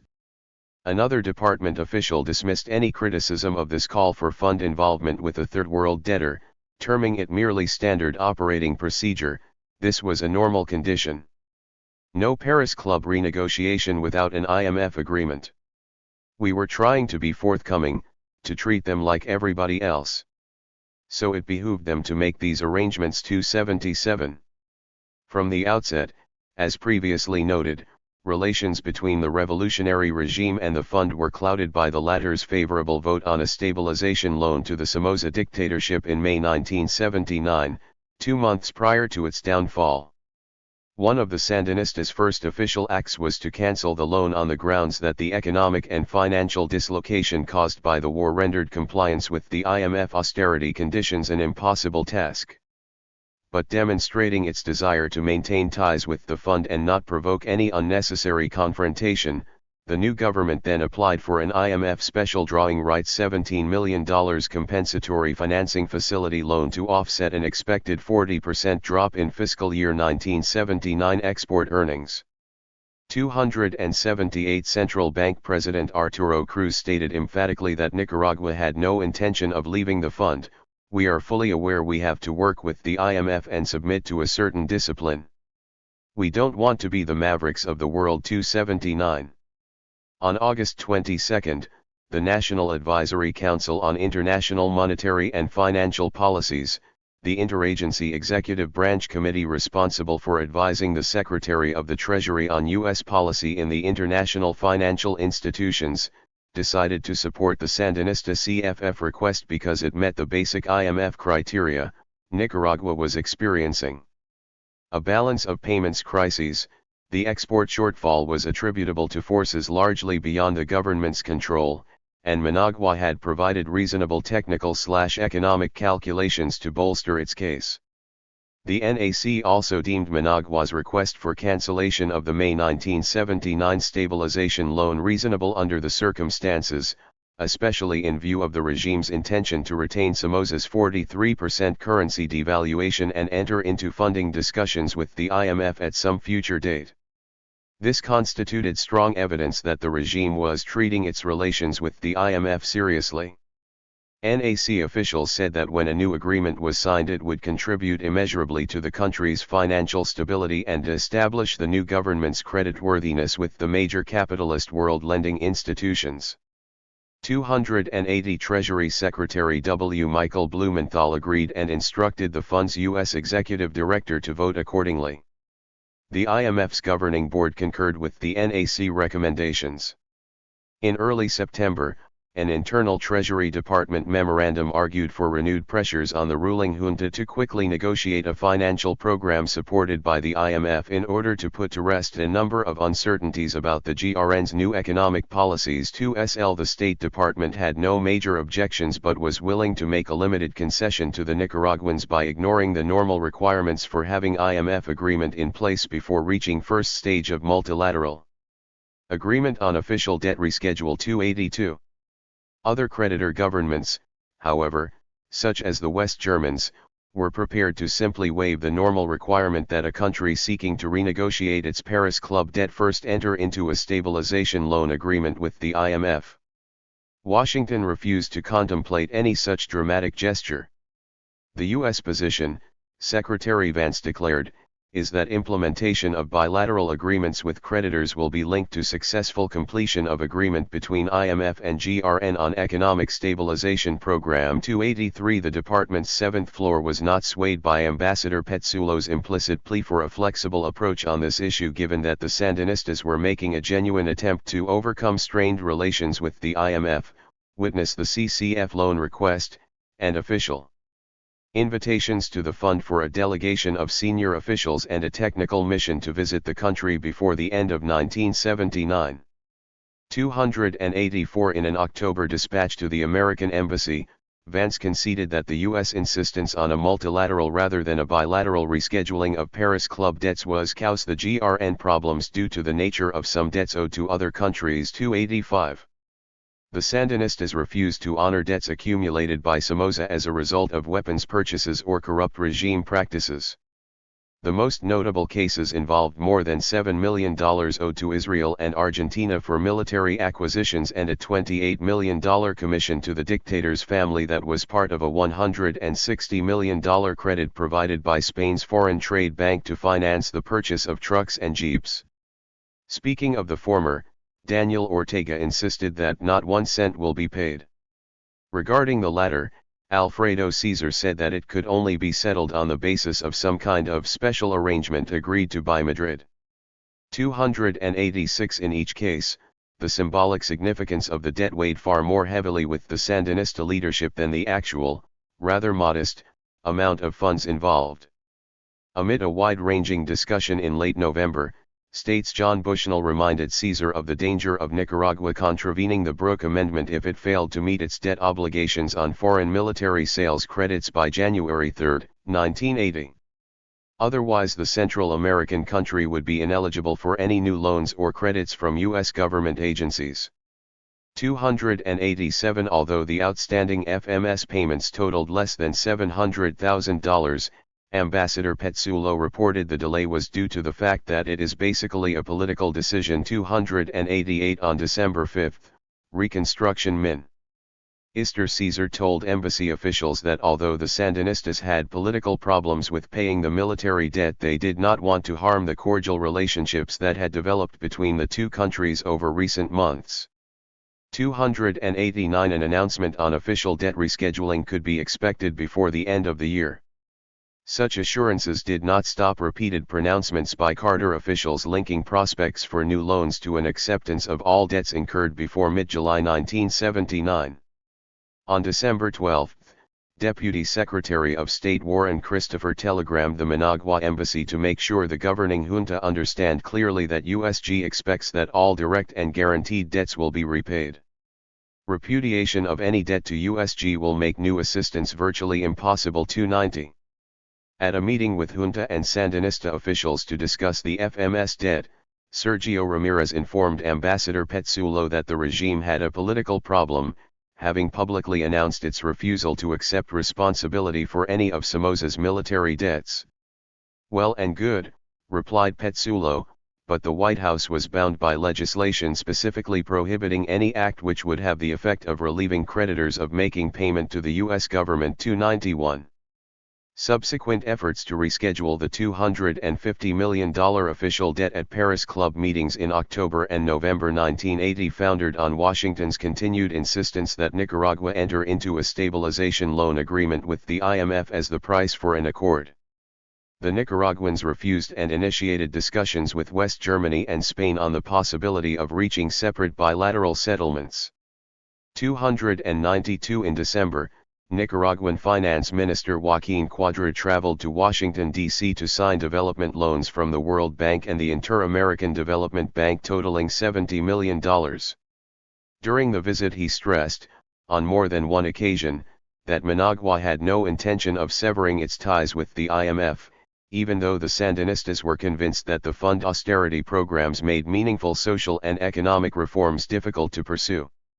Nicaragua would remain a member in good standing, keep up its quota payments, and make use of those fund facilities for which it was eligible. Quadra also held out an olive branch in the form of an invitation to the IMF to send a mission to Nicaragua in mid-1981. 293. Creating a non-permeable state and regime, American policy and the consolidation of Sandinista hegemony. In the absence of a direct challenge to foreign investors and a willingness on the part of the Sandinista government to encourage a revival of multinational corporate activity, as well as promote a mixed economy that allocated the private sector an important role, economic considerations were not critical in the shaping of early Carter administration policy toward Nicaragua. Of more immediate concern were the strategic implications of a revolution in America's traditional sphere of influence and the fate of local allies or collaborator forces within the new regime, state, and society. From Washington's perspective, the lack of countervailing pressures in the form of non-Sandinista elements capable of imposing a moderating influence on the process of change kept on the agenda the possibility of a future shift of a long-standing Central American client out of the U.S. political and economic orbit. During late 1979 and 1980, a number of developments in the domestic and foreign policy spheres appeared to give substance to Washington's public and private concerns about the direction in which the revolution might be, or was, moving. American policymakers were initially buoyed by the fact that formal governmental authority was vested in the politically eclectic junta of the Government of National Reconstruction and that moderates nominally controlled the key economic and defense ministries. Yet, substantial bourgeois visibility within the upper reaches of the new regime did not reflect the actual power realities.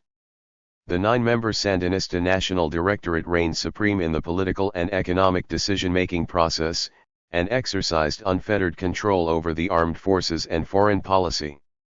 The first social and economic reforms were implemented by DNC decree, not by the economic ministries.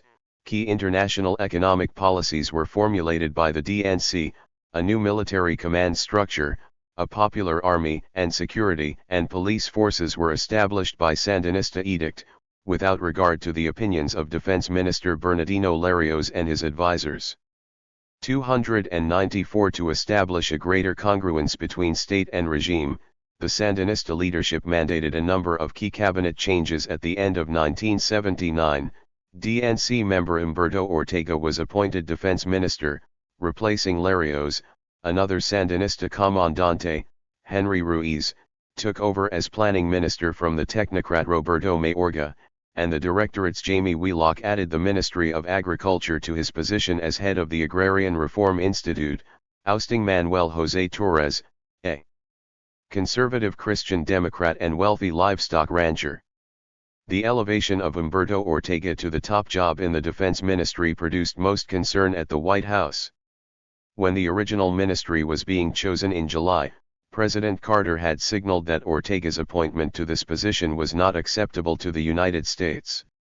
With Sandinista Comandante Daniel Ortega as head of the JGRN, these cabinet changes further cemented the interlock between state and regime.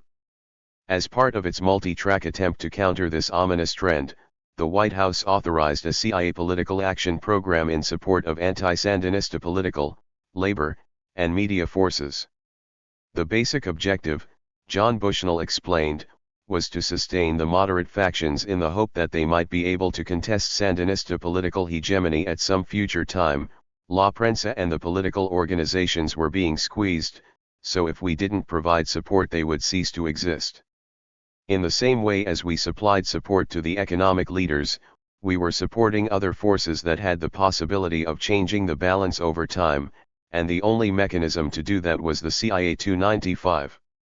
Administration officials were also determined to prevent a repeat of the early period of the Cuban Revolution when the bourgeois opposition, lacking the wherewithal to contest the Castro forces, migrated in large numbers, in the process fatally weakening the internal counter-revolutionary option. We didn't want another Cuba where all the opposition resigns and comes to the U.S. That was no use. We didn't want the opposition to leave. So, what can we do to keep them there and support them? 296. A second, interrelated, objective of the covered funding initiative was to develop a new group of human intelligence sources. The old network of CIA agents had disintegrated along with the Somoza regime. Most were eliminated after the FSLN captured the dictator's intelligence files. 297. Establishing liaisons within the DNC and other Sandinista power centers promised to be no easy task given that the U.S. had no network of agents built up with the Sandinistas before the revolution, said a Defense Department official involved with Central America. Therefore, it had no agents with ties to the new government officials or the new armed forces. 298.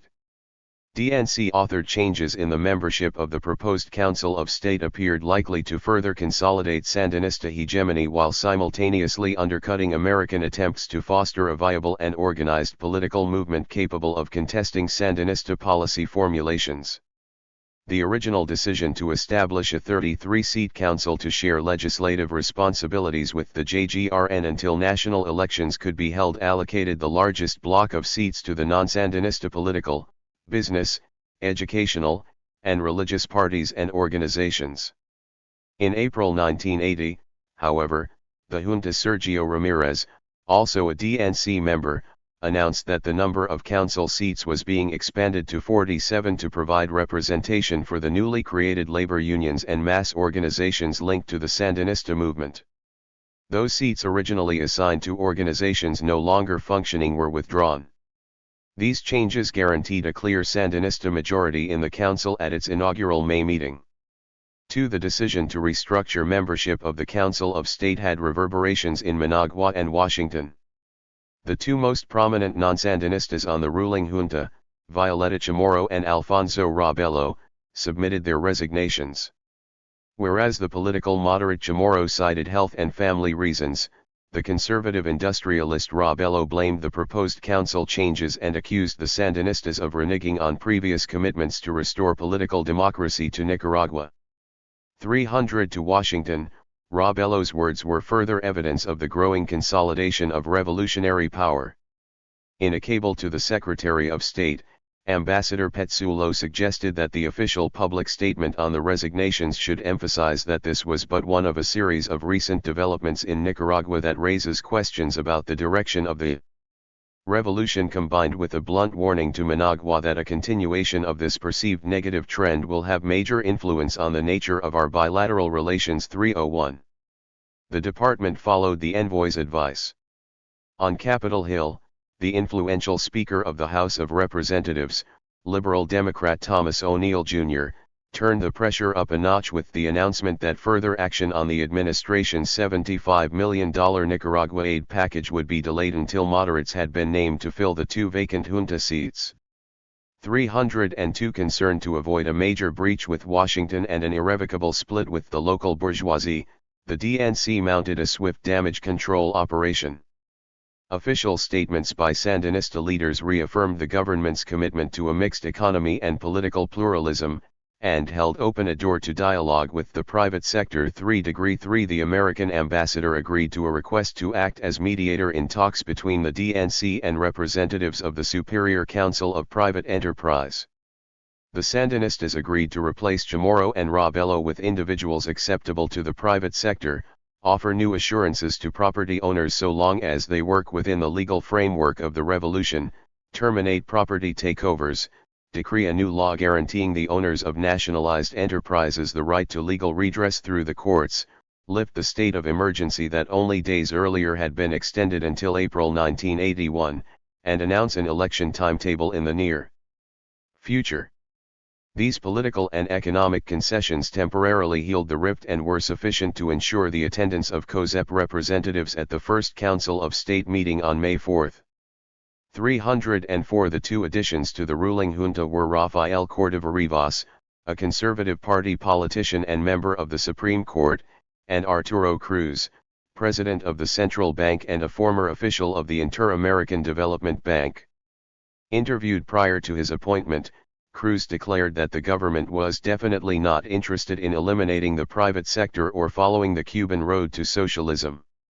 305. Cruz's statement and Sandinista concessions notwithstanding, the local capitalist class remained jittery over the medium and long-term economic climate. 306. Ambassador Petsulo wrote that few business leaders have much faith in Sandinista assurances and are not likely to consider compromises acceptable on a piecemeal basis. 307. In late July, less than a week after the DNC-COSEP negotiations concluded, COSEP Vice President Jorge Salazar declared that private enterprise has been marginalized by the revolution. Alfonso Robelo thundered that the country was in the hands of totalitarians. 3-8 Given that the efforts to accommodate the private sector had gone hand in hand with a policy limiting the socio-economic demands of its own political constituency, such statements were, to put it mildly, not well received by the DNC. The Sandinista private sector conflict flared anew in late August with the announcement that elections would be postponed until 1985. COSEP accused the DNC of wanting to retain power indefinitely and interpreted the statement on elections as evidence of a growing radicalization of regime policies. To emphasize its disillusionment, the Nicaraguan bourgeoisie withdrew its representatives from the Council of State. 309 Relations worsened dramatically following the death of Salazar in a November 1980 confrontation with Sandinista security officials.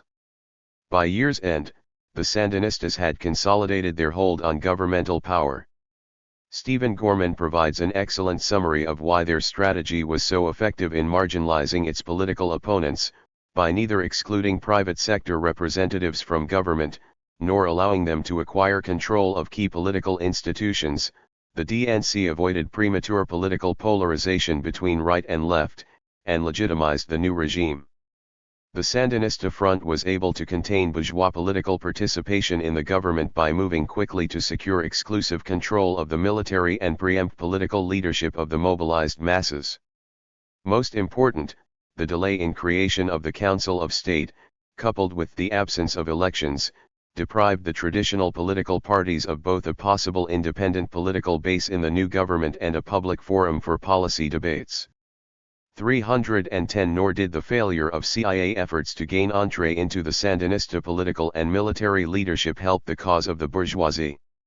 Upon his appointment as agency director by President Reagan in early 1981, William Casey discovered that the CIA had virtually no good intelligence penetrations or human resources among the Sandinistas. 311. In the economic sphere, the participation of the private sector in formulating the 1980 National Reconstruction Program, and Sandinista efforts to limit worker demands that conflicted with the goals of increasing production and maintaining the confidence of the domestic capitalist class could not prevent a gradual worsening of relations. The government did not endear itself to the business community with its occasional direct intervention to solve labor disputes in situations where striking workers had taken over firms to support wage demands or prevent capital flight and production slowdowns. The American Embassy reported that in at least some cases the government appears to be using labor disputes to extend its control over selected private businesses. 312. At the same time, it also acknowledged the Sandinistas' willingness to crack down on left-wing threats to the basic objectives of the economic program. One example was the closure of the independent radical leftist daily El Pueblo, taken partly on the grounds that it had been egging on labor agitators. 313 Another was the arrest of Communist Party members for encouraging workers to demand wage increases. 314. In practice, the Sandinistas were manifestly reluctant to automatically legitimate each and every pressure from below during 1980 because of the twin concerns with Reconstruction and a desire to minimize bourgeois opposition to its policies. They failed to introduce an agrarian reform law, refused to sanction spontaneous peasant land takeovers, subordinated changes in land tenure relations to increasing productivity on existing farms, and kept a tight control on wage demands, so much so that real wages of urban and rural workers in Nicaragua declined by approximately 20%.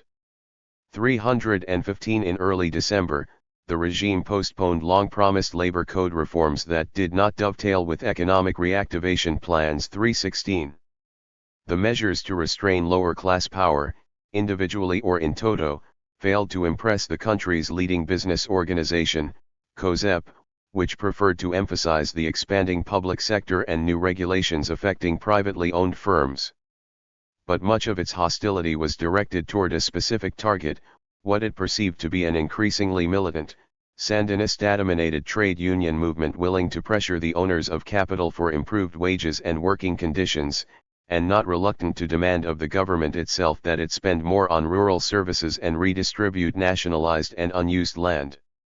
By mid-1980, approximately 80% of the more than 450 urban unions were affiliated with the Sandinista Workers' Central. 317 Economic developments in post-revolutionary Nicaragua produced far less disquiet in Washington than either the political changes or the new regime's developing external ties, principally its expanding relations with Havana and Moscow.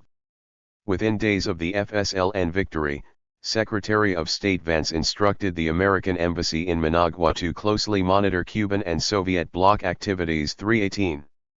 Having lost a strategic regional client in the Middle East 6 months earlier, the outcome of the Nicaraguan conflict, together with the December 1979 Soviet invasion of Afghanistan, accelerated the shift toward a more aggressive, confrontationist, anti-communist foreign policy. Developments in Managua were viewed through the prism of the revived East-West conflict. As Sandinista relations with Cuba and the Soviet Union deepened, it fueled the White House perception that the country was becoming a site for Cold War competition. Cuba's support for the Nicaraguan Revolution was more of a concern to senior administration policymakers than the Soviets. Reconstruction aid, bilateral agricultural agreements, and the provision of large numbers of teachers and healthcare workers was one thing. What particularly disturbed Washington was the presence of Cuban military and security personnel, and their role in consolidating the Sandinistas' hold on state power.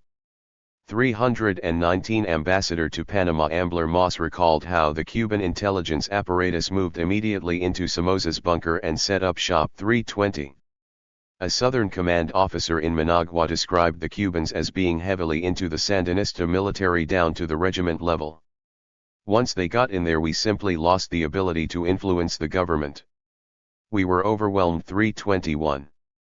To the Defense Department and the CIA, these developments raised great concern. To the NSC they were ominous. 322 To Ambassador Petsulo, it wasn't too long before it became clear that the Cubans had an in that nobody was going to compete with. 323. Carter officials were not only miffed by the Sandinistas' refusal to accommodate American concerns on this issue but also by their failure to heed criticism from sympathetic sub-regional governments. When Panamanian general staff officers were dispatched to help rebuild Nicaragua's military intelligence capabilities, they found that the Cubans had filled all the important military advisory positions, leaving Panama with only the police. 324. Encouraged by Washington, a disappointed President Torrijos agreed to allow members of his National Guard to participate in creating a new Nicaraguan police force, hoping that this might provide a backdoor for eventual Panamanian involvement in the military and security spheres as well. Between August and October, over 170 Nicaraguan police attended training courses in Managua or Panama City. 325 But the Panamanians reached the conclusion before we did, said an involved U.S. military official, that they were not going to be able to prevent the Cubans from running this show or co-opt this revolution. 326. Unable to contain his distaste for the extent of the Cuban presence, Torrijos recalled the Guard contingent from Managua. 327.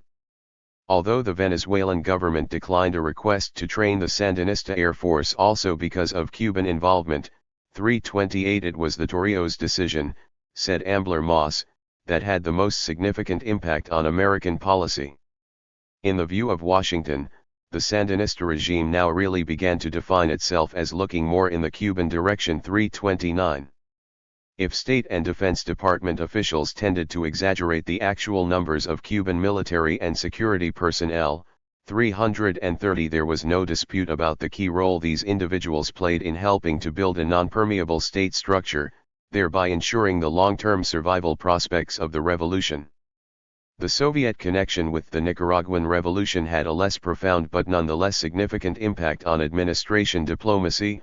Although the Cuban presence was of more concern, we didn't like the expanding relations with the Soviet bloc at all. 331. The actual quantities of Soviet bloc military and economic assistance during the first 18 months of the Nicaraguan Revolution were remarkably small. Total military assistance in 1980, for example, was between $6 million and $7 million, less than one-fifth the amount of authorized U.S. military aid to its Central American allies. Economic assistance increased between 1979 and 1980, but not dramatically. Rising oil import costs, an almost empty treasury, and U.S. congressional foot-dragging on passage of the aid bill made it doubly imperative that the Sandinistas find new overseas funding sources. In March 1980, the revolutionary regime signed a number of economic cooperation agreements with the Soviet Union, the forerunner of additional pacts negotiated with other Eastern European countries. Soviet bloc credits in 1980 amounted to only 19% of total foreign credits, which was less than the combined Latin American figure of 22%. The value of Nicaragua's exports to the bloc markets that year was also insignificant, whereas the equivalent figures for imports from these sources totaled a minuscule $2 million or 0.1%. 332 But Carter administration policymakers were less interested in the levels of aid and trade than in the pro-life rating economic ties themselves. Each new agreement was interpreted as a little negative chip. 333. The establishment of diplomatic, economic, and/or military relations with Cuba and the Soviet bloc countries, and membership in the non-aligned movement, were all part of a deliberate Sandinista policy to diversify Nicaragua's relations with the rest of the world. While one government delegation was in Moscow in March 1980, for instance, another was touring Western European capitals in search of aid donors. To the United States, however, the existence of a former longtime dutiful collaborator in world affairs now actively pursuing an independent foreign policy could not be allowed to go unchallenged. Apart from the Soviet-Cuba connection, Washington and Managua clashed over a number of regional and global issues, including Nicaragua's abstention on the United Nations resolution to condemn the Soviet invasion of Afghanistan, Sandinista support for the Salvadoran guerrillas and criticism of the U.S. role in El Salvador, and American hostility toward other nationalist and socialist governments in the Central America/Caribbean region. In his memoirs, President Carter described the major thrust of U.S. policy during his final months in office as that of trying to maintain our ties with Nicaragua, to keep it from turning to Cuba and the Soviet Union. 334. The growing ideological tone of policy formulation paralleled the closure of the Nicaraguan state and regime to the hegemonic powers' influence and was accompanied by increasing official rhetoric about alleged Sandinista attempts to export their revolution to the rest of Central America. Despite administration criticism of Congress over the time taken to pass the $75 million economic aid package, only $60 million was actually dispersed between September 1980 and early January 1981, when the Farabundo Martí National Liberation Front guerrillas in El Salvador launched a nationwide insurrection against a repressive military-controlled civilian regime allied to Washington.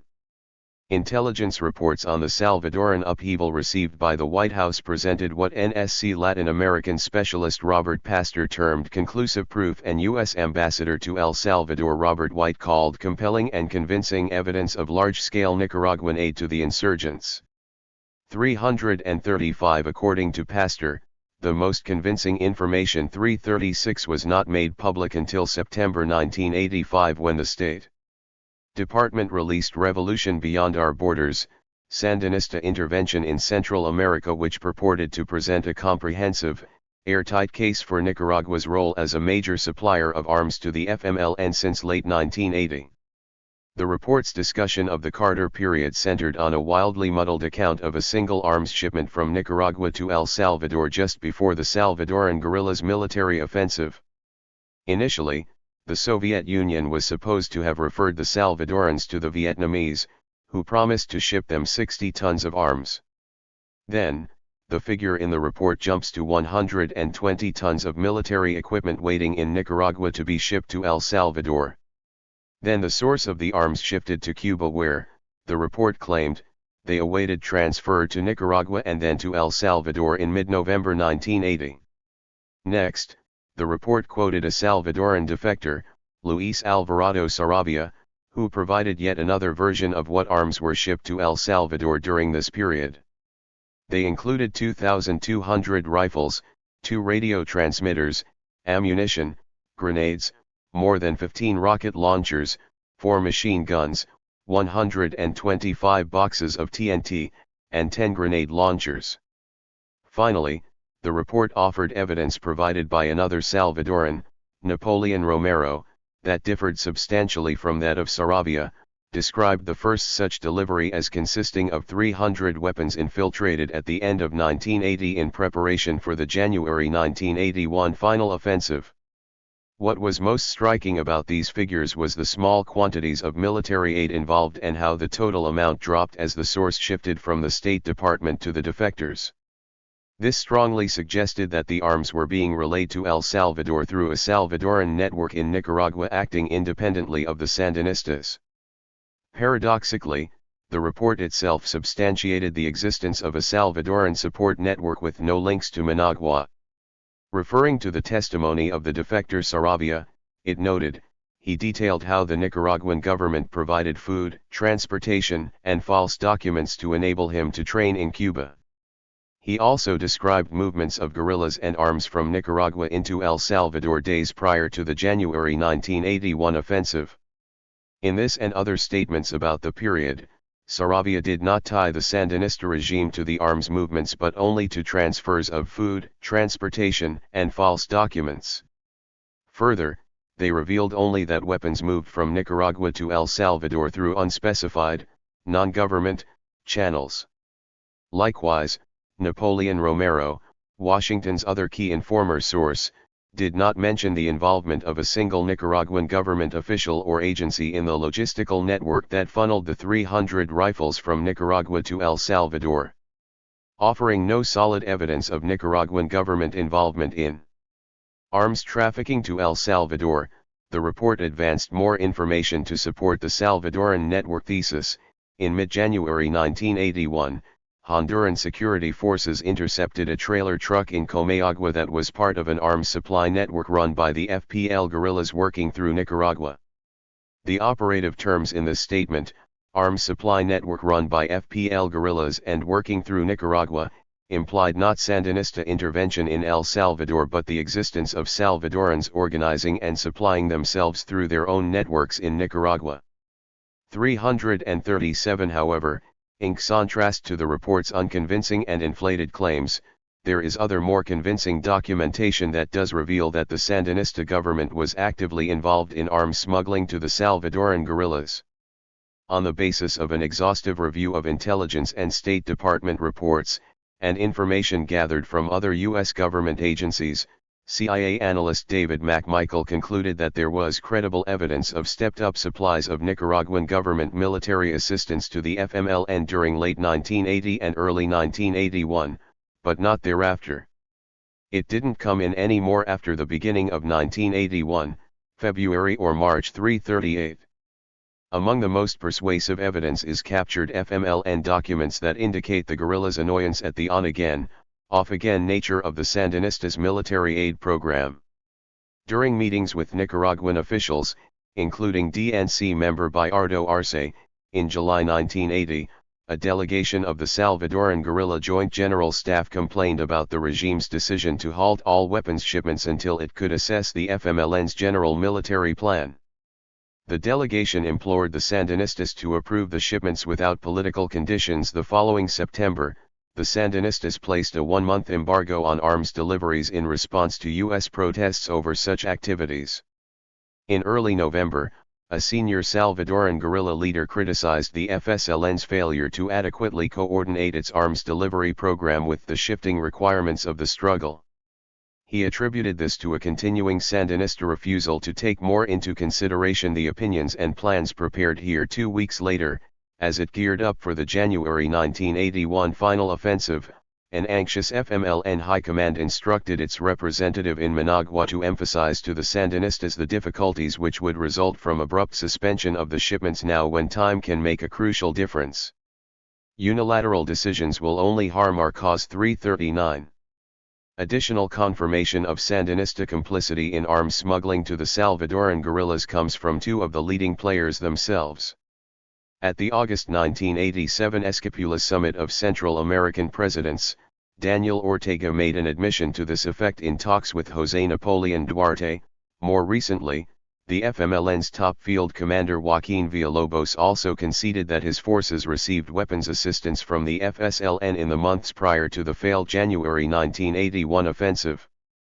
340 But what is indisputable is that Carter policymakers vastly inflated the amount of this aid and its significance in affecting the trajectory of the Salvadoran conflict.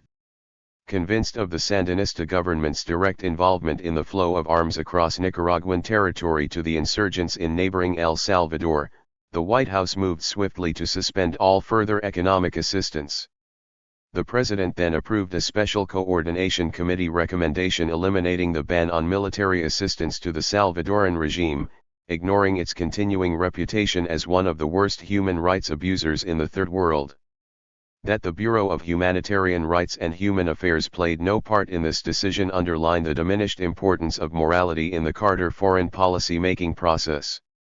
341 On January 17, 1981, the President authorized an emergency $5.6 million package of lethal military assistance to avoid the possibility of another mass social movement with deep national roots overthrowing a U.S.-supported regime in Central America. Between September 1978 and July 1979, Washington promoted a regime change in Nicaragua in order to preserve the existing state. Confronted by a long-standing client that had lost all legitimacy and was threatened by a mass popular movement, U.S. policymakers resorted to the strategy of a negotiated transition based on the cohabitation of a center-right civilian government with authoritarian state institutions.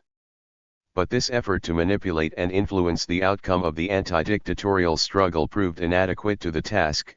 The Carter administration was forced to come to terms with the reality of a historic sub-regional ally now controlled by guerrilla forces intent on recreating the regime and state to serve new political, economic, and foreign policy agendas. At least potentially, the nature of the transition constituted a fundamental challenge to U.S. permanent interests in Nicaragua and Central America. In the absence of any viable alternative, the White House adopted a policy of conditional accommodation with the Sandinistas and set about formulating strategies to contain the revolution within one country and limit the scope of the domestic transformation. Interagency debate was confined to arguing over how best to achieve these consensual objectives. The administration decision to concentrate its energies on promoting a political base within the new regime that could eventually challenge the Sandinista-dominated state testified to the continuing centrality of the state-regime distinction in policy deliberations about Nicaragua. This regime against state or boring from within strategy, instead of resorting to costly military intervention, was partly dictated by the unfolding Sandinista economic development program based on a mixture of public, private, and foreign investment. The composition of the first cabinet included moderate appointees to the key economic posts. Property nationalizations were largely confined to Somoza family interests and the takeover of selected foreign-owned enterprises were justified on economic, not ideological, grounds, and the regime's rhetoric accorded as much importance to economic reconstruction and increasing productivity as to redistributive measures. Taking these factors into account, U.S. policymakers concluded that the political and socio-economic direction of the revolution had not yet gelled, and that opportunities still existed to mobilize support within the regime to push it in an acceptable direction. The Sandinista attitude toward the American investment community in Nicaragua further reinforced the belief among senior Carter policymakers that a non-confrontational strategy offered the best chance of gaining fundamental objectives at minimal cost. Foreign capital viewed the Somoza ouster with a mixture of relief over the end of hostilities tempered by some anxiety about the future rules of the economic game. Nonetheless, most U.S. multinationals showed considerable political flexibility in dealing with the new regime, encouraged by initial Sandinista policies, which gave no indication of any. 306. Emerging intolerable situation for the private sector. Despite a growing public sector, new regulations on private business, and increased labor militancy, the development model gave Washington little or no pretext for any reversion to a policy of hostility. Contrary to the notion that third world revolutions are necessarily bad for business, the Nicaraguan experience suggests that they may well be quite compatible with foreign capital given not only the constraints imposed by the historical development of their economies but also the typical array of inherited problems such as low levels of foreign exchange, big external debts and massive capital flight. The economic/development context within which the Sandinistas came to power offered potential rewards for those overseas investors and traders capable of adapting to the new set of demands established by the revolutionary regime. The engine of the White House State Department regime against state strategy was economic diplomacy. It consisted of an aid program intended to bolster the fortunes of the private sector, and demands that the Sandinistas rapidly conclude new debt restructuring agreements with the country's public and private creditors, thus forcing the revolutionaries to reaffirm, and deepen, Nicaragua's ties to, and dependence on, the major lending institutions of the capitalist world. Much to the administration's consternation, the economic strategy was not all plain sailing. The request for congressional passage of the pivotal $75 million aid package triggered highly divisive House and Senate debates that dragged on for months before reaching a successful conclusion, but only after the White House was compelled to accept a number of House-imposed conditions. The other economic pressure point, the country's foreign debt, which Minister of Planning Henry Ruiz described as a needle in the spine which must be faced up to, 342 was also the subject of long, drawn-out negotiations. American officials badgered and pressured the Sandinistas to reach rapid settlements with their overseas creditors. The United States and other multinational bank lenders were able to extract important concessions from the Sandinistas en route to a restructuring of the private debt in late 1980. But promised new loans were not forthcoming. The bankers subsequently admitted that their public rhetoric belied their private conviction that no such funds would be forthcoming. They believed the Sandinistas, irrespective of the outcome of the debt negotiations, were already beyond the ideological pale. Although efforts to achieve a multilateral rescheduling of the much smaller public debt owed to Western governments ultimately collapsed over Washington's insistence that Nicaragua negotiate a stabilization loan with the IMF beforehand, it did not undercut the relative success of this aspect of the U.S. aid strategy. The consolidation of Sandinista political and state power, and the regime's evolving foreign policy, rather than economic factors, were responsible for the deterioration in bilateral relations that occurred during 1980. It did not take long for U.S. policymakers to realize that the regime against state strategy was not working. The takeover of key cabinet posts by FSL and commandants, the restructuring of the newly established Council of State Legislative Assembly, which ensured a future Sandinista majority, and the proliferation, and increasing political weight, of Sandinista mass organizations testified to its ineffectiveness. Instead of a visible increase in political influence wielded by the moderates, the trend was in the opposite direction. To counter this growing institutionalization of revolutionary power, the White House authorized a covert political action program to shore up the opposition forces in government, the economy, and the society. Even more central to explaining the downturn in Washington Sandinista relations during the twilight of the Carter presidency was United States hostility to aspects of Nicaragua's external relations, the close links with Fidel Castro's Cuba, especially in the military and security spheres, the new diplomatic, aid, and market ties with the Soviet Union and Eastern Europe, and renewed allegations of military aid to Salvadoran guerrillas. To U.S. officials, this combination of political shifts and foreign policy developments seemed ominous indicators of the direction in which the revolution was moving. 8. Conclusion. The shifts and changes in American policy toward Nicaragua were dictated largely by movements in the level of the socio-political and class struggle between Somoza and his domestic adversaries.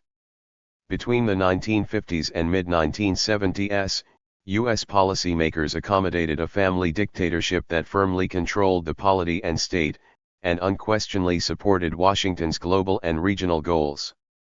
Throughout the Nixon-Ford era, neither protests by sectors of the local bourgeoisie nor lower-class discontent had any significant impact on the bilateral relationship.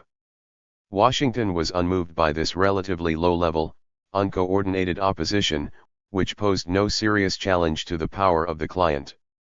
The limited policy shift that occurred during the last year of the Ford presidency was primarily a response to increasing congressional concern over human rights abuses in Nicaragua, which forced the administration to at least make private diplomatic efforts to encourage Somoza to halt National Guard excesses.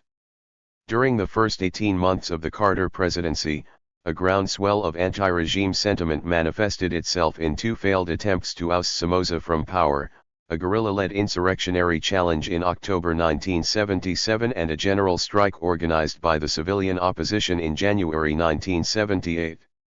In response, the administration stepped up criticism of Somoza's repressive rule and lack of tactical flexibility on the one hand, and expanded ties with the anti-regime civilian leadership as part of an effort to promote some kind of power-sharing arrangement with the dictatorship, and limited reforms, on the other. But the White House indicated no desire to move beyond censuring aspects of the client's authoritarian governance. Senior officials did not, for example, contemplate any fundamental rupture in economic and military aid programs. The power of the National Guard, together with the lack of an acceptable and effective political alternative, dictated an approach based on pursuing reforms through Somoza and marking time until his term of office expired in May 1981. This strategy was shattered by the failure of another bourgeois-led general strike to topple the regime in late August 1978 and the first revolutionary wave of early September. Against the background of a worsening economic crisis, this nationwide upheaval writ large the extent of the ruling dynasty's political isolation. The appearance of a broad-based, polyclass opposition force potentially threatening both the regime and the state, and therefore U.S. permanent interests in Nicaragua, galvanized Carter policymakers to action. Two interrelated issues dominated the bureaucratic debate: how to ensure the survival of the National Guard and prevent the most radical elements of the anti-dictatorial movement from hegemonizing any political transition.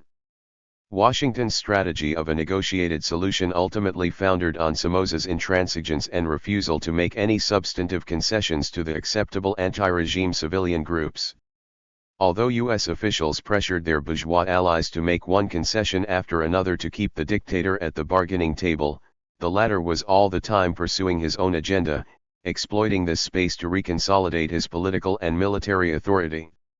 After the collapse of the mediation talks in January 1979, U.S. policy, based on a perception that Somoza had indeed strengthened his position, reverted to a more accommodative approach, seemingly reconciled to the dictator's leaving office on his own timetable. The lull in the military conflict, however, was deceptive and short-lived.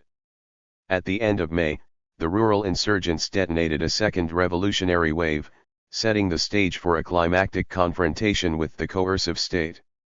Acknowledging that Somoza's demise was now inevitable, Washington proceeded to do all within its power to bolster the standing of the acceptable opposition leadership, all the while encouraging it to forge an alliance with the National Guard to block a Sandinista-dominated regime change.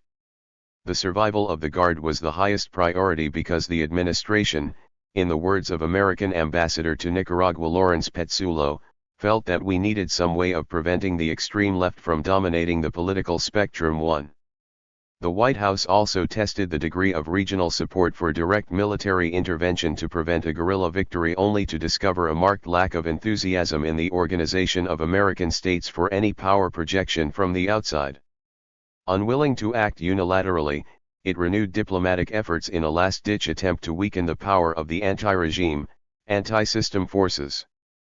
This involved a two-track approach, establishing a credible alternative to the FSLN's provisional junta, and pressuring the Sandinistas directly and through other hemispheric governments, to make changes in the junta's membership and political program. Neither succeeded, partly the result of a dramatic shift in the correlation of military power.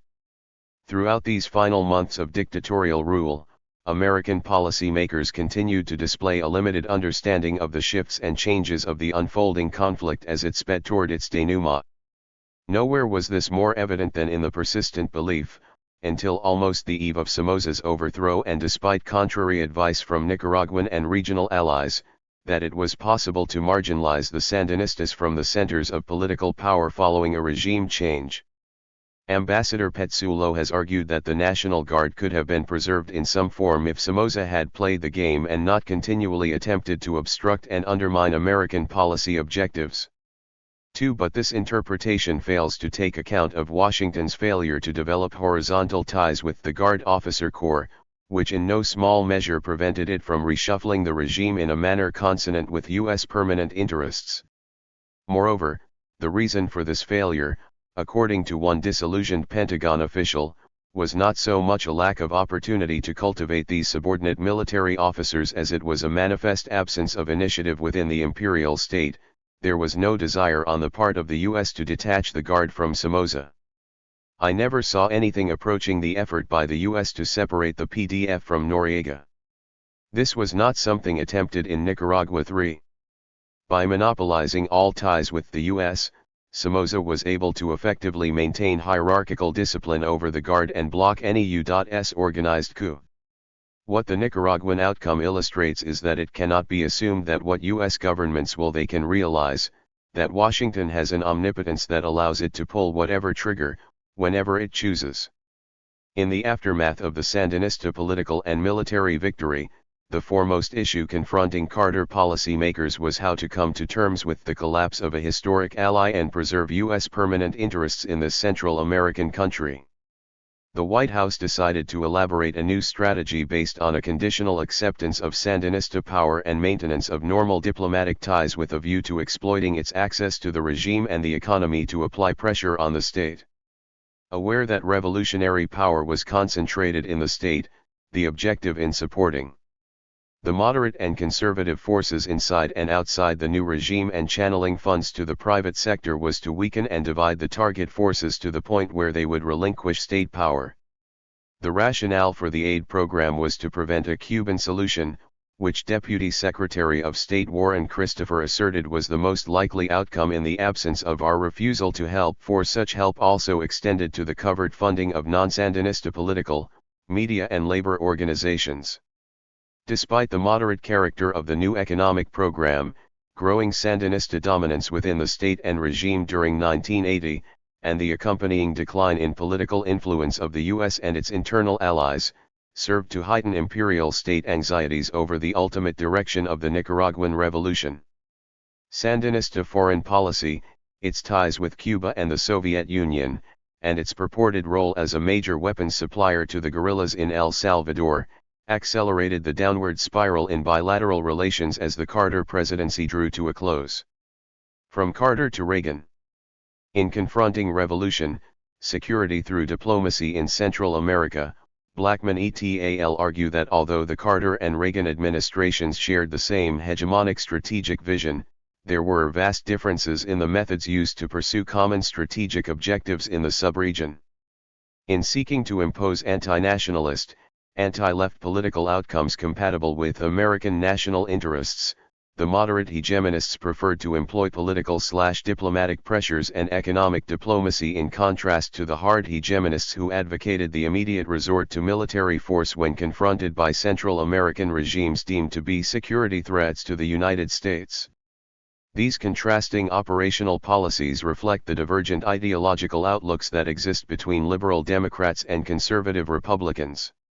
In the final analysis, Blackman et al. Contend, it was these ideological differences that accounted for the dramatic turnabout in American policy toward Nicaragua in the transition from Carter to Reagan. 5. Although the distinction between moderate and hard hegemonists is a useful analytical tool, the explanatory power attributed to ideological differences in the case of Nicaragua seems excessive, insofar as it understates the continuities and overlapping approaches that suggest a much less fundamental shift in policy took place after January 1981 than Blackman et al. Are willing to concede. The Reagan military interventionist policy grew out of the failure of the Carter boring from within approach to change the Nicaraguan regime and state. It was the outcome of a search for a more effective way of pursuing the common hegemonic goal. But the argument for a sharp break between the soft Carterites and the hard Reaganites is further blurred if consideration is given to the shifts in Carter global policy during 1979–80, the involvement of conservative members of both the executive and legislative branches in efforts to create the foundations of a Contra-force within weeks of the Sandinista victory, and the ties of the Contra political and military leadership to the Carter administration. As early as the fall of 1979, the Carter White House began to shift toward a more interventionist foreign policy. Contrary to earlier human rights pronouncements, global arms sales and the overall military budget embarked on a new upward spiral. Among the primary recipients of the expanded security assistance programs were an array of military and autocratic regimes in Latin America and other parts of the Third World that had previously been criticized for widespread human rights violations. Simultaneously, efforts were stepped up to create a 100,000-strong rapid deployment force capable of intervening within hours in any part of the globe where American interests were threatened. This period was also notable for a White House attempt to fabricate a Soviet military threat in Cuba, which was so transparently fraudulent that even the Washington political establishment was soon forced to reject it. Nonetheless, it was part of a singular bellicose pattern, a drift toward direct action. Indeed, out of the non-threat of Soviet troops in Cuba, the White House was able to establish a Caribbean Joint Task Force in Florida to police the area and prepare for possible interventionary actions.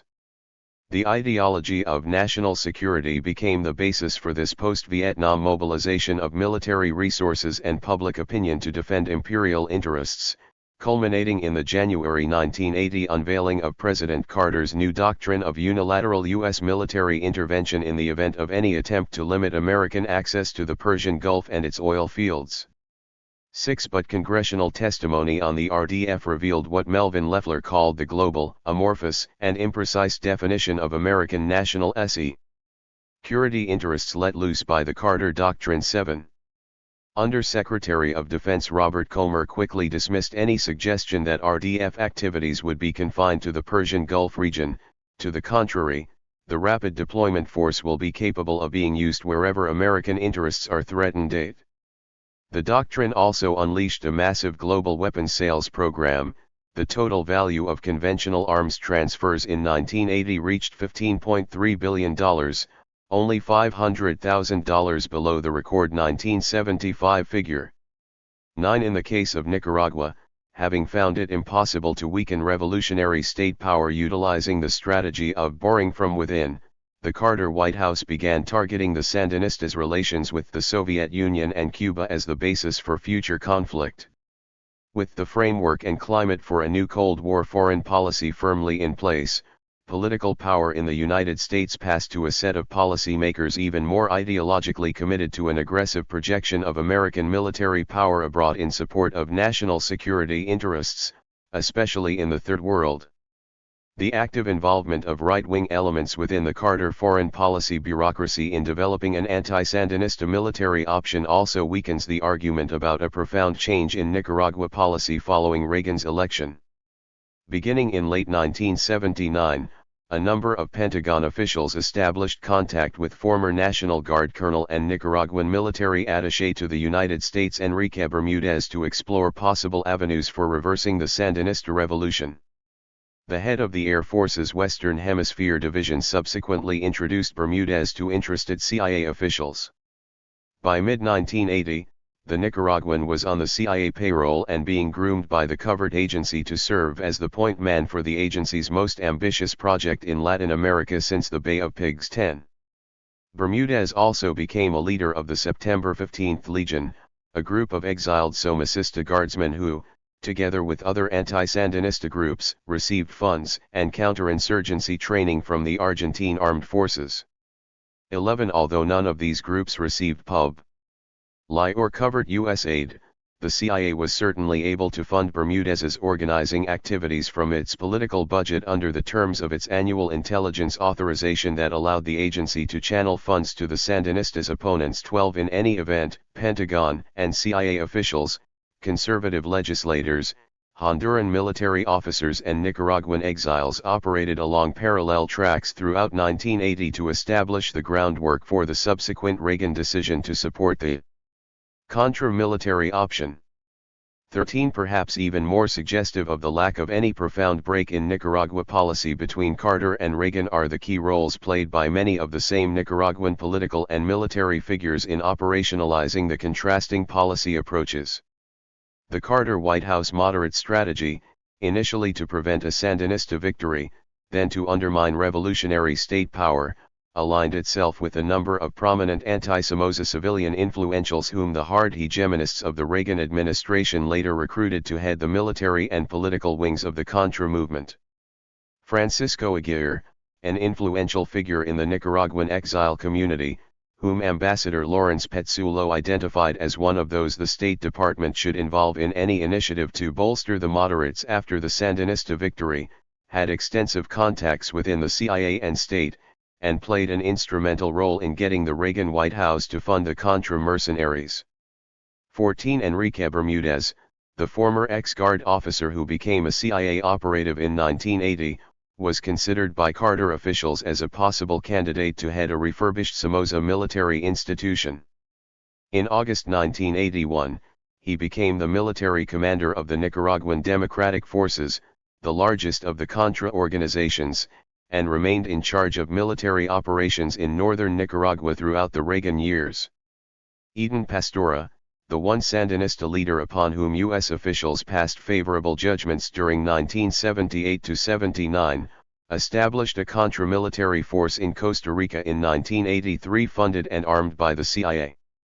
Among the anti-Somoza civilian leadership, Alfredo Cesar, Alfonso Robelo, and Arturo Cruz Sr. were lauded by Carter officials as responsible and moderate opponents of the dictatorship, and their appointments to leading positions in the new government were deemed vital to maintaining the Sandinistas' political and economic credibility abroad.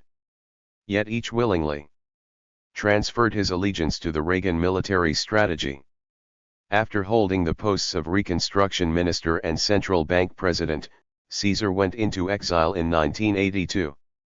3 years later, he helped found the Southern Opposition Bloc, which merged with the United Nicaraguan Opposition in 1987 to become the Nicaraguan Resistance Directorate. Alfonso Robelo, a wealthy businessman and one of the leaders of the U.S. supported Broad Opposition Front during the 1978 mediation talks, was appointed by the Sandinistas to the First Revolutionary Junta. He resigned from the governing body in April 1981 and within a year had established his own opposition party in exile, the Nicaraguan Democratic Movement. Later he joined forces with Eden Pastora in Costa Rica to become political coordinator of the Democratic Revolutionary Alliance. In June 1985, he became one of the leaders of the UNO. In May 1987 he was elected a member of its successor political Contra organization, the RN. Arturo Cruz Sr., identified by Assistant Secretary of State Viren Vaki in September 1978 as one of two moderates Washington thought capable of exercising political power in a post-Somoza Nicaragua, held a number of important positions under the Sandinistas, head of the central bank, member of the governing junta, and ambassador to the United States. In 1983, however, he joined the exile opposition, soon after became a paid asset of the CIA and, in February 1985, was transferred to a payroll controlled by National Security Council official Oliver North. In June of that year, he was named a director of the UNO. Another prominent civilian oppositionist from the Carter period who ended up in the Reagan-Contra camp was rightist politician and businessman Adolfo Calero. The head of the Conservative Party and active in the FAO during the mediation process, he favorably impressed U.S. embassy officials, who described him as a moderate. According to U.S. government sources, Calero had been a CIA asset well before he left Managua at the covert agency's urging in December 1982 to become leader of the FDN Directorate. 15 He served with Cruz and Robelo on the UNO Directorate, worked closely with Oliver North to raise arms, funds, and congressional support for the Contras, and remained in the forefront of Contra political activities until mid-1989. The new Reagan administration, like its predecessor, defined the state as the locus of power in Nicaragua and acknowledged its domination by the revolutionary forces. But unlike Carter, Reagan was completely uninterested in questions of democracy, elections, human rights, and political pluralism under Sandinista rule. His singular objective, at first unstated, later publicly declared, was to overthrow the revolutionary state by force and change the regime.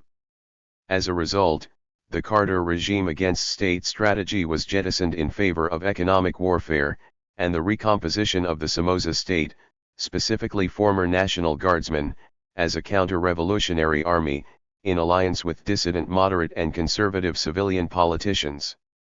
In the process, Reagan policy belatedly constructed the prototype of the regime that Carter unsuccessfully promoted in the last days of the dictatorship, a civilian military apparatus compatible with U.S. permanent interests in Nicaragua.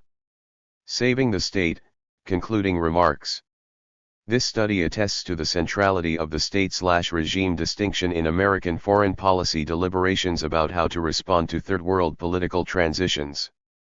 As with Cuba in the 1950s, Vietnam in the 1960s, El Salvador in the late 1970s and early 1980s, and Guatemala and the Philippines in the 1980s, White House policy toward the Nicaraguan state during the Carter presidency remained constant, toward the regime, variable. It supported a shift from dictatorship to civilian rule as part of an effort to weaken anti-system groups that had emerged to challenge a client regime and state, in the process facilitating the ascendancy of those political forces disposed to coexist with the strategic institutional structures that underpinned the Somoza dynasty. The failure to broker such an outcome in this case did not serve to invalidate the traditional U.S. view of Third World political systems, nor did it weaken policymakers' belief that Washington's ability to exert maximum leverage in support of U.S. permanent interests is dependent, in the final analysis, on the continuity of state structures with historic linkages to the outside. Although past American policy has alternated between support for democracies and dictatorships in the Third World, its response to the issue of rulership since the Nicaraguan Revolution indicates a sustained preference for working with popularly elected regimes so long as they are compatible with existing state structures, able to control and limit the influence of anti-system forces, and willing to defend U.S. permanent interests. This is particularly evident in the case of Latin America.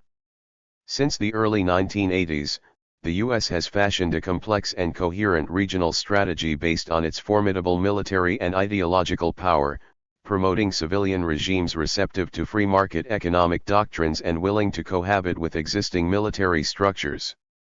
These electoral transitions from authoritarian to elected presidents, with U.S. officials often playing the role of broker, have nowhere attempted to challenge the power of the armed forces or the entrenched socio-economic elites.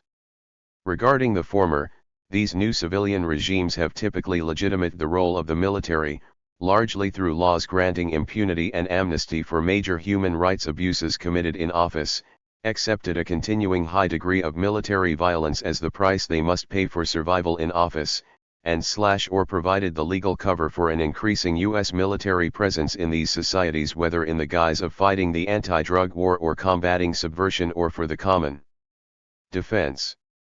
Nonetheless, although U.S. policymakers welcomed and encouraged the return to electoral politics throughout the hemisphere, if circumstances arise where the democratic regimes pose a threat to the state or begin to decay, then Washington will likely revert to supporting a more authoritarian kind of rulership in order to re-establish political stability and eliminate threats to state structures. The Bush administration's response to the overthrow of Haiti's first democratically elected government in September 1991 illustrated the continuing order of priorities. In December 1990, campaigning on a platform of socio-economic changes and reforming key state institutions, including the armed forces, Jean-Bertrand Aristide was elected president of Haiti with an overwhelming 67% of the popular vote. On assuming office, however, he confronted two active centers of resistance, a local economic elite that branded him a Bolshevik and the devil, and a military leadership that opposed his efforts to reform the institution and implement existing constitutional provisions affirming civilian authority over the armed forces. Aristide's presidency lasted a mere 9 months. In September 1991 it was terminated by a military coup. Initially, Washington joined with other regional governments in denouncing the junta and calling for the reinstatement of the ousted Haitian leader. Days later, however, the Bush administration started to back away from unqualified support for the deposed president's return with all his former powers intact. This policy shift was linked to a concern over Aristide's populist orientation. The White House was ambivalent about supporting an elected leader who was committed to empowering a largely peasant population through changes in the economy, the regime, and the state.